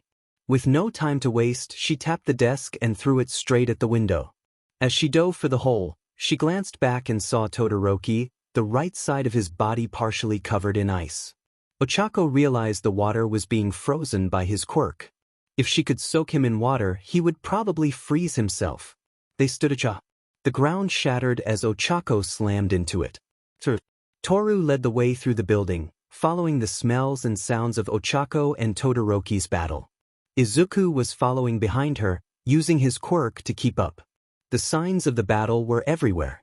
The ground was covered in so much ice, Toru had to open the parts of her suit that covered her claws to get more traction. Toru was passing a window when the sound of shattering glass above her drew her attention outside as a desk went flying into the next building. She was about to continue running when she spotted Ochako jumping off of the second story. They had managed to get here in time after all. Then Ochako crashed into the ground, a large crater forming and dust blocking her from sight. She couldn't move. She couldn't think. Not Ochako. Then a slide of ice formed, and that BS Todoroki appeared. The world became black and white, all color fading. Toru let out a roar, the ice he was standing on shattering. She reached out to the side and ripped a large chunk of the wall off to throw at him, smashing him into the building on the other side of the street. Midoriya said something, it wasn't important. A single leap was all it took to cross the distance between them, sending herself and that BSTRD through the building's wall. She grabbed him by the head and began dragging him along the floor of the building and through a few walls. Eventually, she ran out of building to drag him through and sent him skidding across the road. WHYAREYOUWRINGDTIL, PIN dot, .seth.pil pilu duentihivils, ITSTOBEFA kates dot, WHYWLDNTDTBITSISJUSTS to PPULING on HR til, HY, WHYIS it come in GOFF? With both arms, Toru picked her up and smashed her into the ground again and again. She let go and raised her right arm, sharp claws gleaming in the light of the gray world. She prepared to stab them through this blonde beach to finish this. The beach was already bleeding though. Screaming. Toru closed her eyes as the girl she was hurting begged her to stop. She opened them to see Todoroki desperately forming ice to stop her, the color returning to the world just as she was frozen solid. Izuku's attention was drawn from following Toru to outside when he spotted Ochako crash into the ground. Todoroki quickly formed a slide of ice to reach her from the second floor, and as soon as he became visible, things went from bad to worse. Izuku froze in shock as the color faded from everything, turning the world black and white. Toru let off a deafening roar, shattering both the ice slide that Todoroki was descending from and the windows. When Izuku recovered, he saw Toru throwing what looked like the side of the building at Todoroki. "Toru, stop." He reached out to grab a hold of her, but he was too slow. He could only watch as Toru began using Todoroki as a wrecking ball. He quickly drew up one for all to chase after her, when movement in the dust drew his attention. Ochako, he called out. After a moment, the dust parted as Ochako approached him, a scared look on her face. I'm not dead, right? I'm okay? She reached out a trembling hand to grab onto Izuku's arm. Izuku gave her a quick look over, enhancing his eyes in the process. You don't seem hurt. He released the enhanced eyesight after a moment. Yeah, you're fine. We thought you were. He couldn't bring himself to say it, and turned away in the direction Toru took off. We need to stop Toru before she accidentally kills Todoroki. What happened to her? She asked, shifting nervously as she looked in the direction of the sound of unscheduled demolition. I think her quirk is doing this. He gestured to the world around them, still grayed out from whatever Toru was doing. Ochako blinked at him. You mean the world isn't just gray because I hit my head or something? Izuku shook his head. That's really happening. And we have to stop her before this gets worse. Ochako nodded to him, and together they began running through the partially destroyed building, following Toru's path of destruction. Izuku, did you know that Toru could? Izuku shook his head. It's something we can consider later. They proceeded forward in an uneasy silence. Ochako couldn't stand the quiet. Not that it was actually silent with Toru's fight in the distance, but that had its own implications that she wasn't sure how to deal with yet. So the best solution was just to ignore them. That meant she had to talk about something else, or deal with the awkwardness until they caught up to Toru. She remembered the fight against Todoroki, and that odd moment. When she should have been weightless but wasn't. Something was obviously different when she used her quirk there. Hey, Izuku? He turned to look at her. He was frowning. She could see in his eyes that he was worried about Toru. She hoped that talking about what happened would at least help calm him. When I was fighting Todoroki, something weird happened. I tried to use my quirk on myself, but it was like I didn't drain away all of my gravity. That's never happened before. It worked. His eyes went from worried to curious as his natural love of quirks took over. Did you do anything different when you used your quirk? Ochako hesitated for a moment. I'm not sure. I was kind of trying really hard not to become a chakisicle. Izuku entered mutter mode. If her quirk activated, but differently, clearly something must have changed from how she normally uses her ability. If it wasn't fully drained, but still worked, that implies a partial drain, so maybe a partial activation. He blinked and turned back to Ochako. Did you touch yourself with all 5 fingers? Not sure? My quirk only works that way, doesn't it? Izuku shrugged. It's the only thing I can think of. He bent down and picked up a piece of building as he walked by it. Try it. Carefully taking the piece of wall, Ochako hesitated for a moment before only placing 4 of her fingers against it and trying to use her quirk like she normally would. After a moment of hesitation, the familiar feeling of gravity settling inside her surprised her. She let go of the rubble on instinct, and while it still fell to the ground, it was far slower than it should have been. Izuku's eyes sparkled. A partial drain. I was right. Ochako stared at her hands, frowning. But how? I've tried that before and it didn't work. It could be a quirk evolution.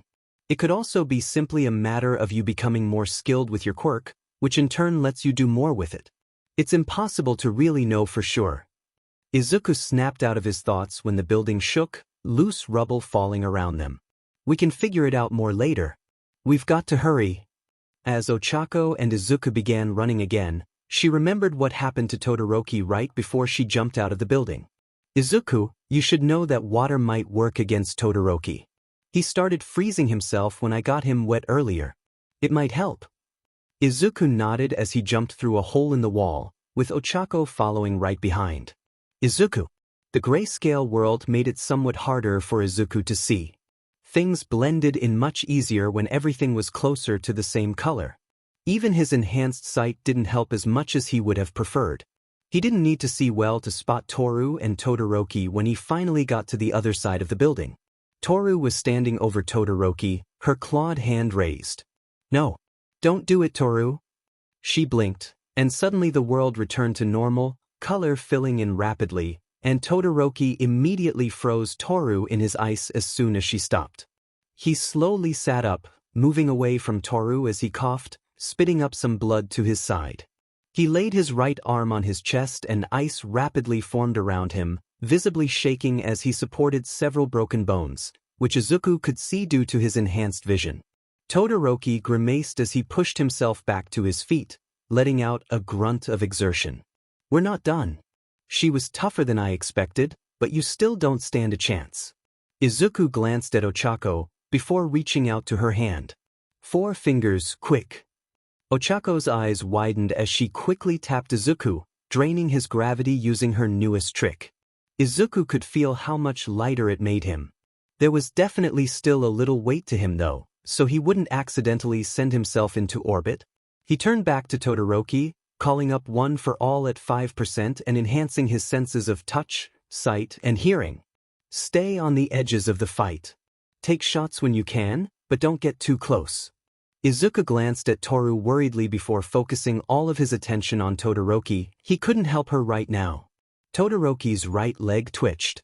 Izuku jumped up and back, pushing off of the wall of the building behind him to turn his upward momentum into forward momentum as he charged at Todoroki from above the wave of ice he sent out. While in the air, Izuku shifted from touch to smell, then merged the new sense with his sight. Ochako's scent was coming from his left, which lined up with what he heard. The smell of the ice gathering on Todoroki's arm was clear before he even moved it. Izuku twisted his body, his lower weight allowing him to dodge even in the air. The second wave of ice from Todoroki missed as Izuku closed on him. Todoroki was reacting slower thanks to his injuries. Izuku landed just 3 feet away from him, more than close enough to dash in and punch him from the left side of his body. Todoroki's eyes widened, and the moisture quickly gathered at the ground to form a pillar of ice, pushing him up and away even as Izuku jumped before the pillar fully formed. Todoroki pushed himself right up into Izuku's axe kick. As he fell back to the ground, a large piece of rubble from the ruined building flew at him. Izuku noticed someone running out of the building behind him. Before Izuku could react, Kirishima jumped into the way of the rubble, shrugging it off and moving to stand between Todoroki and Ochako. "Man, Izuku, I don't know how to break this to you, but your girlfriend is crazy." Deleted scenes. Warning: contains whimsical. She dashed for the door across the hall and slammed the door out of her way. With no time to waste, she tapped the desk and threw it straight at the window. As she dove for the hole, she glanced back and saw Todoroki, the right side of his body partially covered in ice. Ochako realized the water was being frozen by his quirk. If she could soak him in water, he would probably freeze himself. Stood a chance. As she ran forward, she looked back at Todoroki, who pointed downwards. Looking down, she saw that she was several feet above the ground. After taking a second to process this, she realized she should be falling now, and so gravity decided to reassert itself onto her being. The ground shattered as Ochako slammed into it. Midoriya said something. It wasn't important. A single leap was all it took to cross the distance between them, sending herself and that BSTRD through the building's wall. As Toru approached him, Todoroki pushed himself back to his feet. "Enough. You are all of you beneath me. I am a god, you dull creature. And I will not be bullied by." Toru grabbed Todoroki and slammed him into the ground. Then again and again.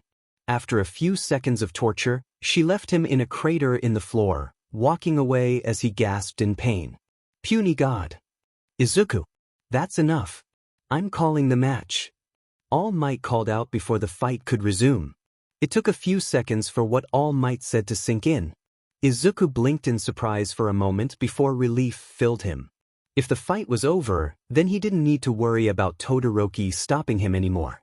He turned away from the half-frozen boy and channeled 1 for all into a punch aimed at the base of the ice holding Toru, shattering it. As she began to fall, no longer held up by the ice, he grabbed her and began rushing back toward the tower. All students, return to the tower to receive medical treatment. Young Uraraka, help young Todoroki get here without aggravating his injuries. Izuku vaguely heard Kirishima complaining about the fight being cancelled right as he got there, but paid it no attention. Something was wrong with Toru. The match didn't matter compared to that. Pushing 1 for all to his limit, he focused entirely on getting Toru to Recovery Girl so he could help her. Nothing else mattered right now. Ochako could help Todoroki easily enough, but Toru was unconscious and whatever her quirk had done to her drove her insane. When the building finally came into view, Izuku jumped at the wall, bouncing between walls to climb rapidly until he reached an open window on the floor with the observation room. He rushed to the robot drones that would take her to Recovery Girl, gently putting her down as he finally released one for all. His arms and legs were aching, sure signs that he had pushed his power beyond his limits while trying to hurry up. He followed the drones the entire way to the hospital wing. Ochako touched her fingers together, dropping Todoroki onto the hospital bed, then walked over to Toru's bed. Recovery Girl went to work treating his injuries. Though that burn on her left side looked really bad, I hope she doesn't need skin grafts. Ochako caught Izuku muttering as she walked over to Toru's bed. She must have misheard him. What did you just say? Izuku turned his attention to Ochako. Oh, sorry. Nothing, it was nothing. Izuku. I mean Izuku, please. We're both, please tell me. I just need to know. It was a struggle to not break down crying. That wouldn't help Toru. Her quirk. She pulled in light from the environment. It worked like a magnifying. Ochako's heart sank. Izuku rambled off the details, all the while keeping his gaze fixed on Toru. Over half her body was covered with. No. Stop. This isn't what she wanted, what she needed to hear. I don't need to hear anymore. Is she going to be all right? Just the thought of Toru actually dying was enough to make more tears escape. Ochako couldn't help her though. She couldn't even see Toru. Izuku shifted uncomfortably. I don't know. Ochako grabbed Toru's hand wrapped in medical gauze gently, face down as tears fell from her eyes. Izuku, that's not what I needed you to say. Can't you see? Ochako thought back to the days of training where Toru encouraged her, helped her get a handle on the true nature of her quirk along with Izuku and ectoplasm. She had to admit, she felt happiest when she was with Izuku and Toru. She had denied it, even if just to herself, but her heart knew the truth. She was falling in love with both of them. Even though she could admit it to herself, it wouldn't help if she couldn't say the words to Toru and Izuku. If they were really both willing to share, that is. After Toru got better, she would tell them. Izuku. Izuku could barely breathe. Ochako's words kept echoing in his mind. It was like he took a punch from All Might to the gut. Ochako was looking for reassurance, and he had made the same mistake his mom did. Izuku couldn't let this go. He forced himself to smile. Ochako, I may not know for sure she'll be okay, but Recovery Girl is the best. I am sure that she'll live. We can deal with anything else after she's better. Izuku cringed on the inside. He was sure Ochako would call him a liar for that. He did believe Toru would be okay eventually, but even he couldn't deny she was in bad shape. Fortunately, Ochako seemed to take his words at face value. She gave him a weak, watery smile for his efforts, but turned her attention to Toru as she ran her thumb in circles on the hand she held. It was all too easy for Izuku to see himself in Ochako right now. The sad little quirkless boy who had no hope of becoming a hero, but wouldn't give up trying. He could tell she was only really going to be happy when Toru opened her eyes, and he couldn't really help with that. He resolved to do his best though, and moved to the other side of the bed. Ochako watched him, a confused look on her face as he moved one of the chairs in the room behind her. He sat himself down first before gently pulling her into a hug in his lap. He remembered how, even though he was hurting, his mother's hug had still reassured him that everything could be all right. Knowing Ochako's feelings for him, while this hug wouldn't be quite the same, he hoped it could still give her that same reassurance. He reached out with his other hand to grab Ochako and Toru's intertwined hands, ignoring how Ochako was slowly turning red in embarrassment. It will be okay, he said, as much to Toru and himself as to Ochako. We're all here together. That was the important thing. They were all together. Toru was right. He was developing feelings for the both of them, and had been since the entrance exam. There was no point in denying it, but he couldn't express that yet. After Toru got better, he would talk to them about it. 2 hours later, the forest was vast and dark, a mixture of grays and blacks. Toru was running. She couldn't escape, the creature was too fast. She had to try though. She ducked under a low-hanging branch, her hands scraping against the rough bark as she pushed herself forward. She stumbled, her balance almost lost as she tripped on a vine on the ground. The cold air was harsh against her skin. The lack of clothes left her vulnerable. She couldn't see more than a few feet in front of her. The growling grew louder behind her, pushing her to move faster, her feet slipping on loose leaves. The growling grew into a roar, forcing Toru to clap her hands to the side of her head to protect her ears from the overwhelming noise. Without her claws, her tail, or her ears, she stood no chance against the massive cat creature that leapt out of the shadows to swallow her whole. Toru sat up screaming as she covered her head, only to realize she wasn't being eaten alive, but instead was in the hospital wing at Yue. Her scream went from one of terror to one of pain as her body burned from head to toe. She was vaguely aware of someone pushing her back onto a bed, but it was hard to focus on anything but the pain. It could have been hours or minutes, but eventually it faded to a constant ache. She became aware of the beeping of a heart monitor nearby, and someone standing next to the bed. Slowly, to avoid making her injuries flare up again, Toru turned to find Mr. Aizawa watching her, a needle in his hand that he set down on a nearby table as the pain started to dull. "Are you trying to outdo Midoriya, or does it just come naturally?" Mr. Aizawa asked in a monotone drone. Toru's ears flattened as she tried to sink into the bed more. He leaned over the bed to maintain eye contact as he almost glared at her. "You managed to hurt yourself just as badly as he did. You completely lost control of your quirk. On top of that, you hurt another student in the process. Almost killed them." Toru closed her eyes, tears falling without restraint. It was exactly what she had been afraid of for years. Shame, mixed with relief, filled her. She hadn't killed, but that didn't change what she had done. If not for Recovery Girl, Todoroki would probably have to spend months recovering. Her quirk was even more dangerous than the last time. You managed to burn yourself with whatever you did. 60% of your skin has second-degree burns, and a large portion of the rest of your skin is covered in first-degree burns. Recovery Girl says it will take several days of treatments to recover, and you will be confined to the hospital wing for that time. Mr. Aizawa let out a sigh of annoyance. "Honestly, they don't pay me enough to deal with you lot.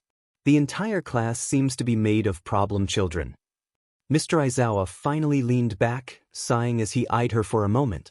"The teachers talked while you were out. They've decided that you won't be allowed to participate in the sports festival if you can't gain control of that quirk of yours."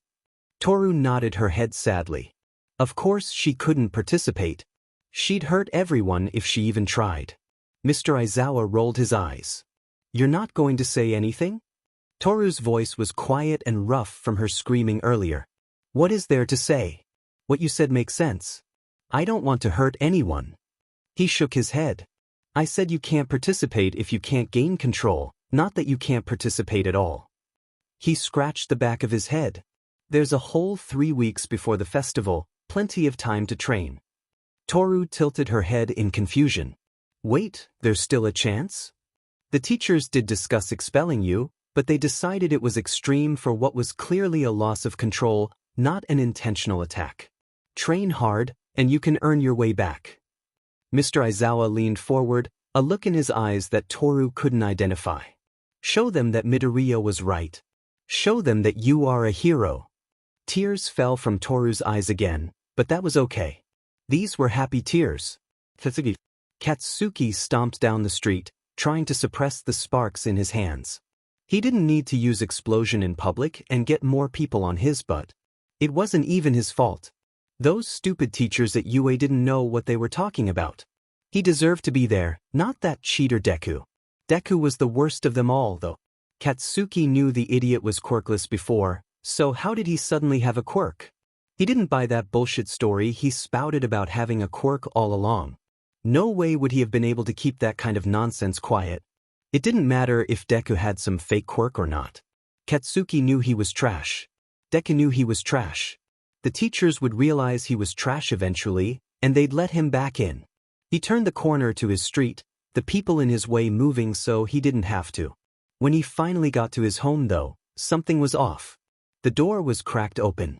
On alert now, Katsuki carefully approached the house. He glanced in the window, but couldn't see anything. With a frown, he cautiously opened the door, hands raised to explode whatever thief thought it was a good idea to sneak into his home. He caught sight of a shadowy figure standing in the darkness of the hallway. "Who the F are you?" Ochako couldn't stop poking her fingers together. Toru had woken up briefly after she and Izuku had left on Monday, and when they had a chance to try and talk with her on Tuesday, she was asleep for most of the day. She hoped they'd finally catch her awake this morning so she could tell Toru and Izuku how she felt. She didn't want to have to do it twice. Just doing it once was nerve-wracking. Izuku was walking behind her as they approached the hospital wing. Ochako had noticed he was keeping a bit of distance between them. Every time she looked at him, he quickly looked away as if he had been caught doing something. She found it all very strange. Knocking on the door softly, Ochako led the way in. Toru was still just as bandaged as the last time, though that may have been so Recovery Girl didn't lose track of her. Then she saw Toru's bandage-covered head shift in her direction. "Toru!" Ochako rushed over towards the bed, her body feeling lighter as if a weight was taken off her shoulders, and not in the same way she felt when using her quirk. She barely stopped herself from grabbing her hopefully future girlfriend in a hug, instead settling for gently holding Toru's hand. "I'm so glad to see you awake. I was so worried." Izuku walked around to the other side of the bed, taking Toru's other hand. Toru's head turned toward Izuku. "Hi guys," she said, and Ochako could hear the grin in her voice. "I'd get up, but it's kind of hard to move around right now." Ochako couldn't stop herself from squeezing Toru's hand just a bit tighter. That she could make light of her situation gave Ochako hope that Toru would be okay eventually. Izuku opened his mouth to say something, a frown on his face, before he glanced at Ochako for a moment, then turned back to Toru. "We're just glad to see you getting better. You scared us." There was a quiet moment, and Ochako got the feeling she was missing something between Izuku and Toru. There were times when it really sucked that she couldn't see Toru, though maybe it was for the best that she couldn't see just how badly hurt Toru was. Ochako took a deep breath and closed her eyes as she began gathering her courage. This was the moment. She had promised herself she'd tell them when Toru was finally awake, and they only had a few minutes before they had to go to class. She didn't want this hanging over her all day. She had to act now. It was bad enough thinking of Toru in the hospital bed. If she also had to worry about being rejected, she would probably explode before the day's end. When Ochako opened her eyes again, Toru was also turned in her direction. Even without seeing her body or face, the bandages she was covered in gave a clear sense of her position. Ochako, however, had the distinct feeling Toru was grinning at her. Toru's grip on her hand shifted, and Toru's tail covered in bandages like the rest of her, though not nearly as many wrapped around her wrist almost playfully. Ochako nervously glanced at Izuku only to see a gentle and encouraging smile as he looked at her. Ochako took a moment to understand the smile. It was as if he realized what she was about to do and was just waiting now. She blinked, her heart calming a bit as she realized he and Toru probably had already discussed this very thing, so he probably did understand what she was about to do.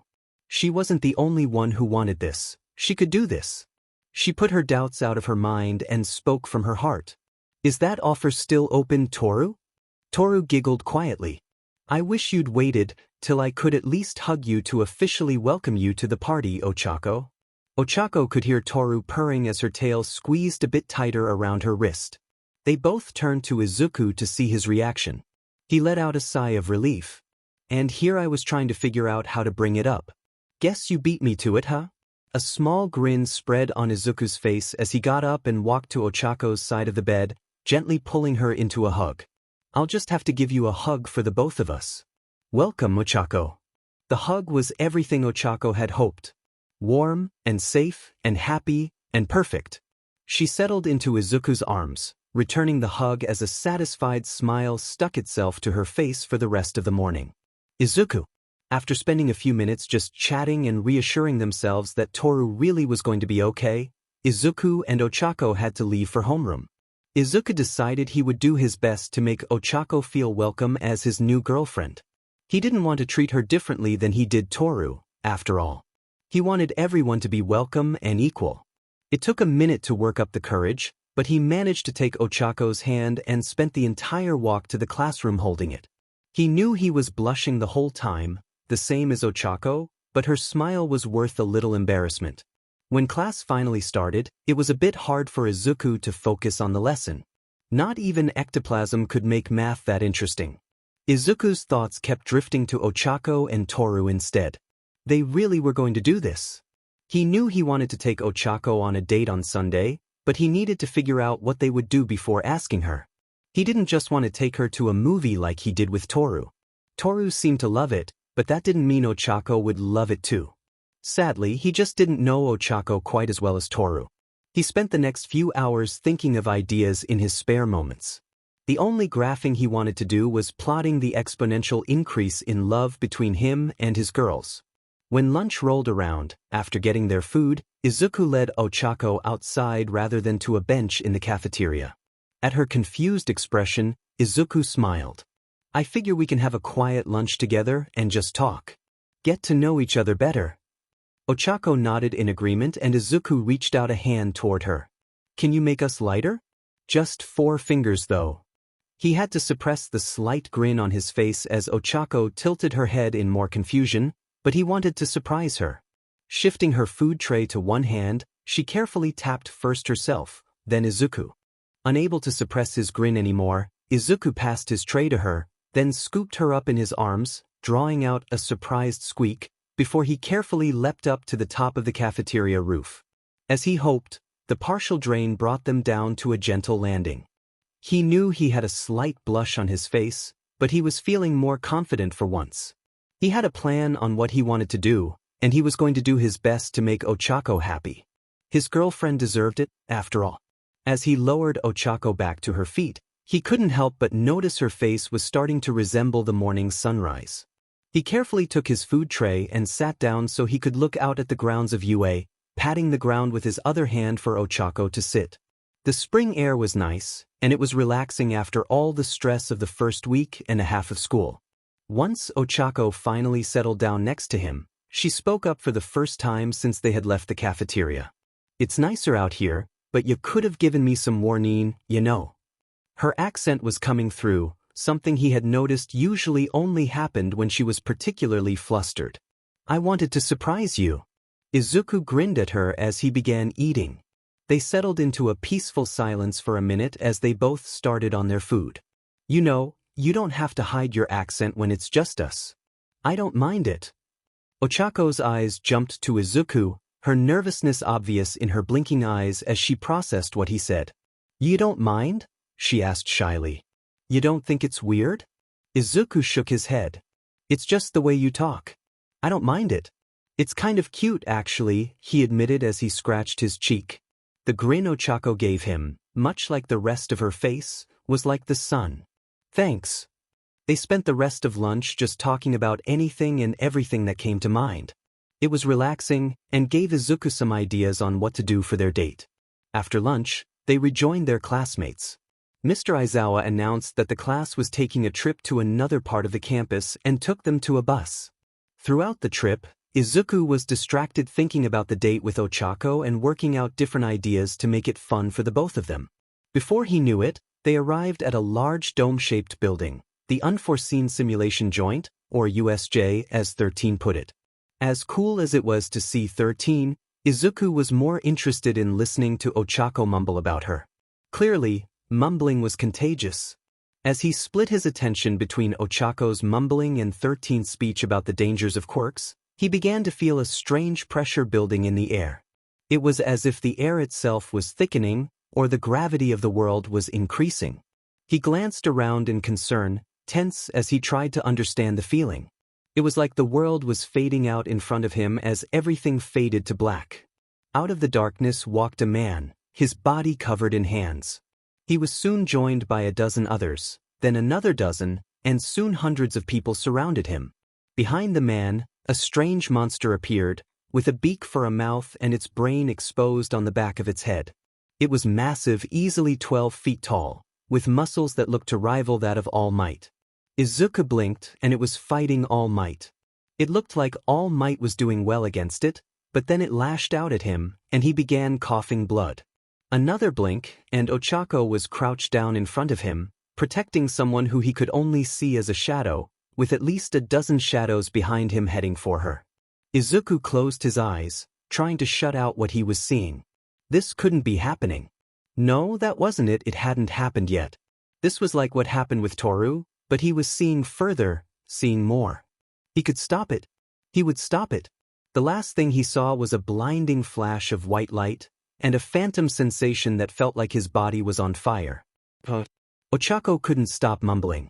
She knew she was mumbling, she knew she wasn't making much sense, but that didn't stop the mumbling.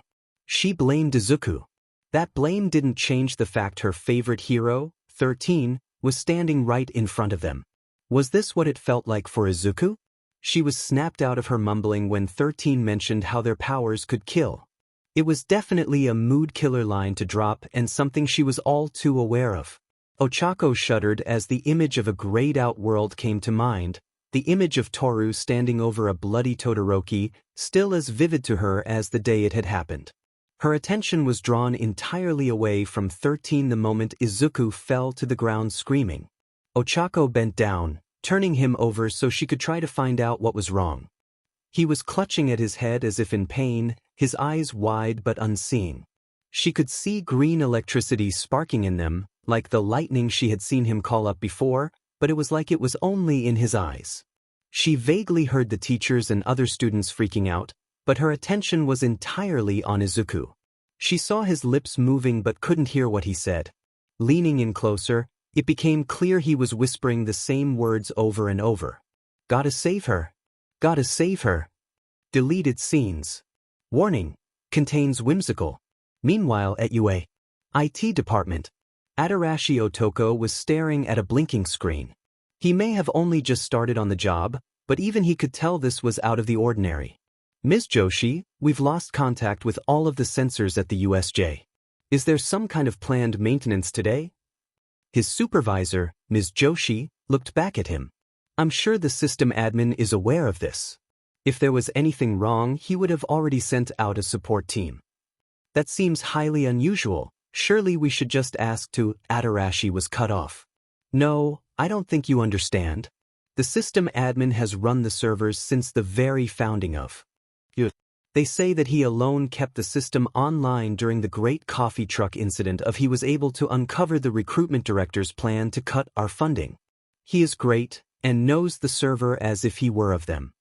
But, listen, the lady you replaced, Ms. Ashinawarada, quite nice, I actually liked her anyway. She also thought to inform the system admin of what she thought was its problem. She was of the mistaken belief that the router configuration files were anything other than exactly intended. Ms. Joshi's voice took on a much darker tone. She was never seen or heard from again. Adarashi was suddenly filled by the cold feeling of icy dread. So, no, Mr. Otoko. Nothing is out of the ordinary. The admin protects. Anything else is heresy.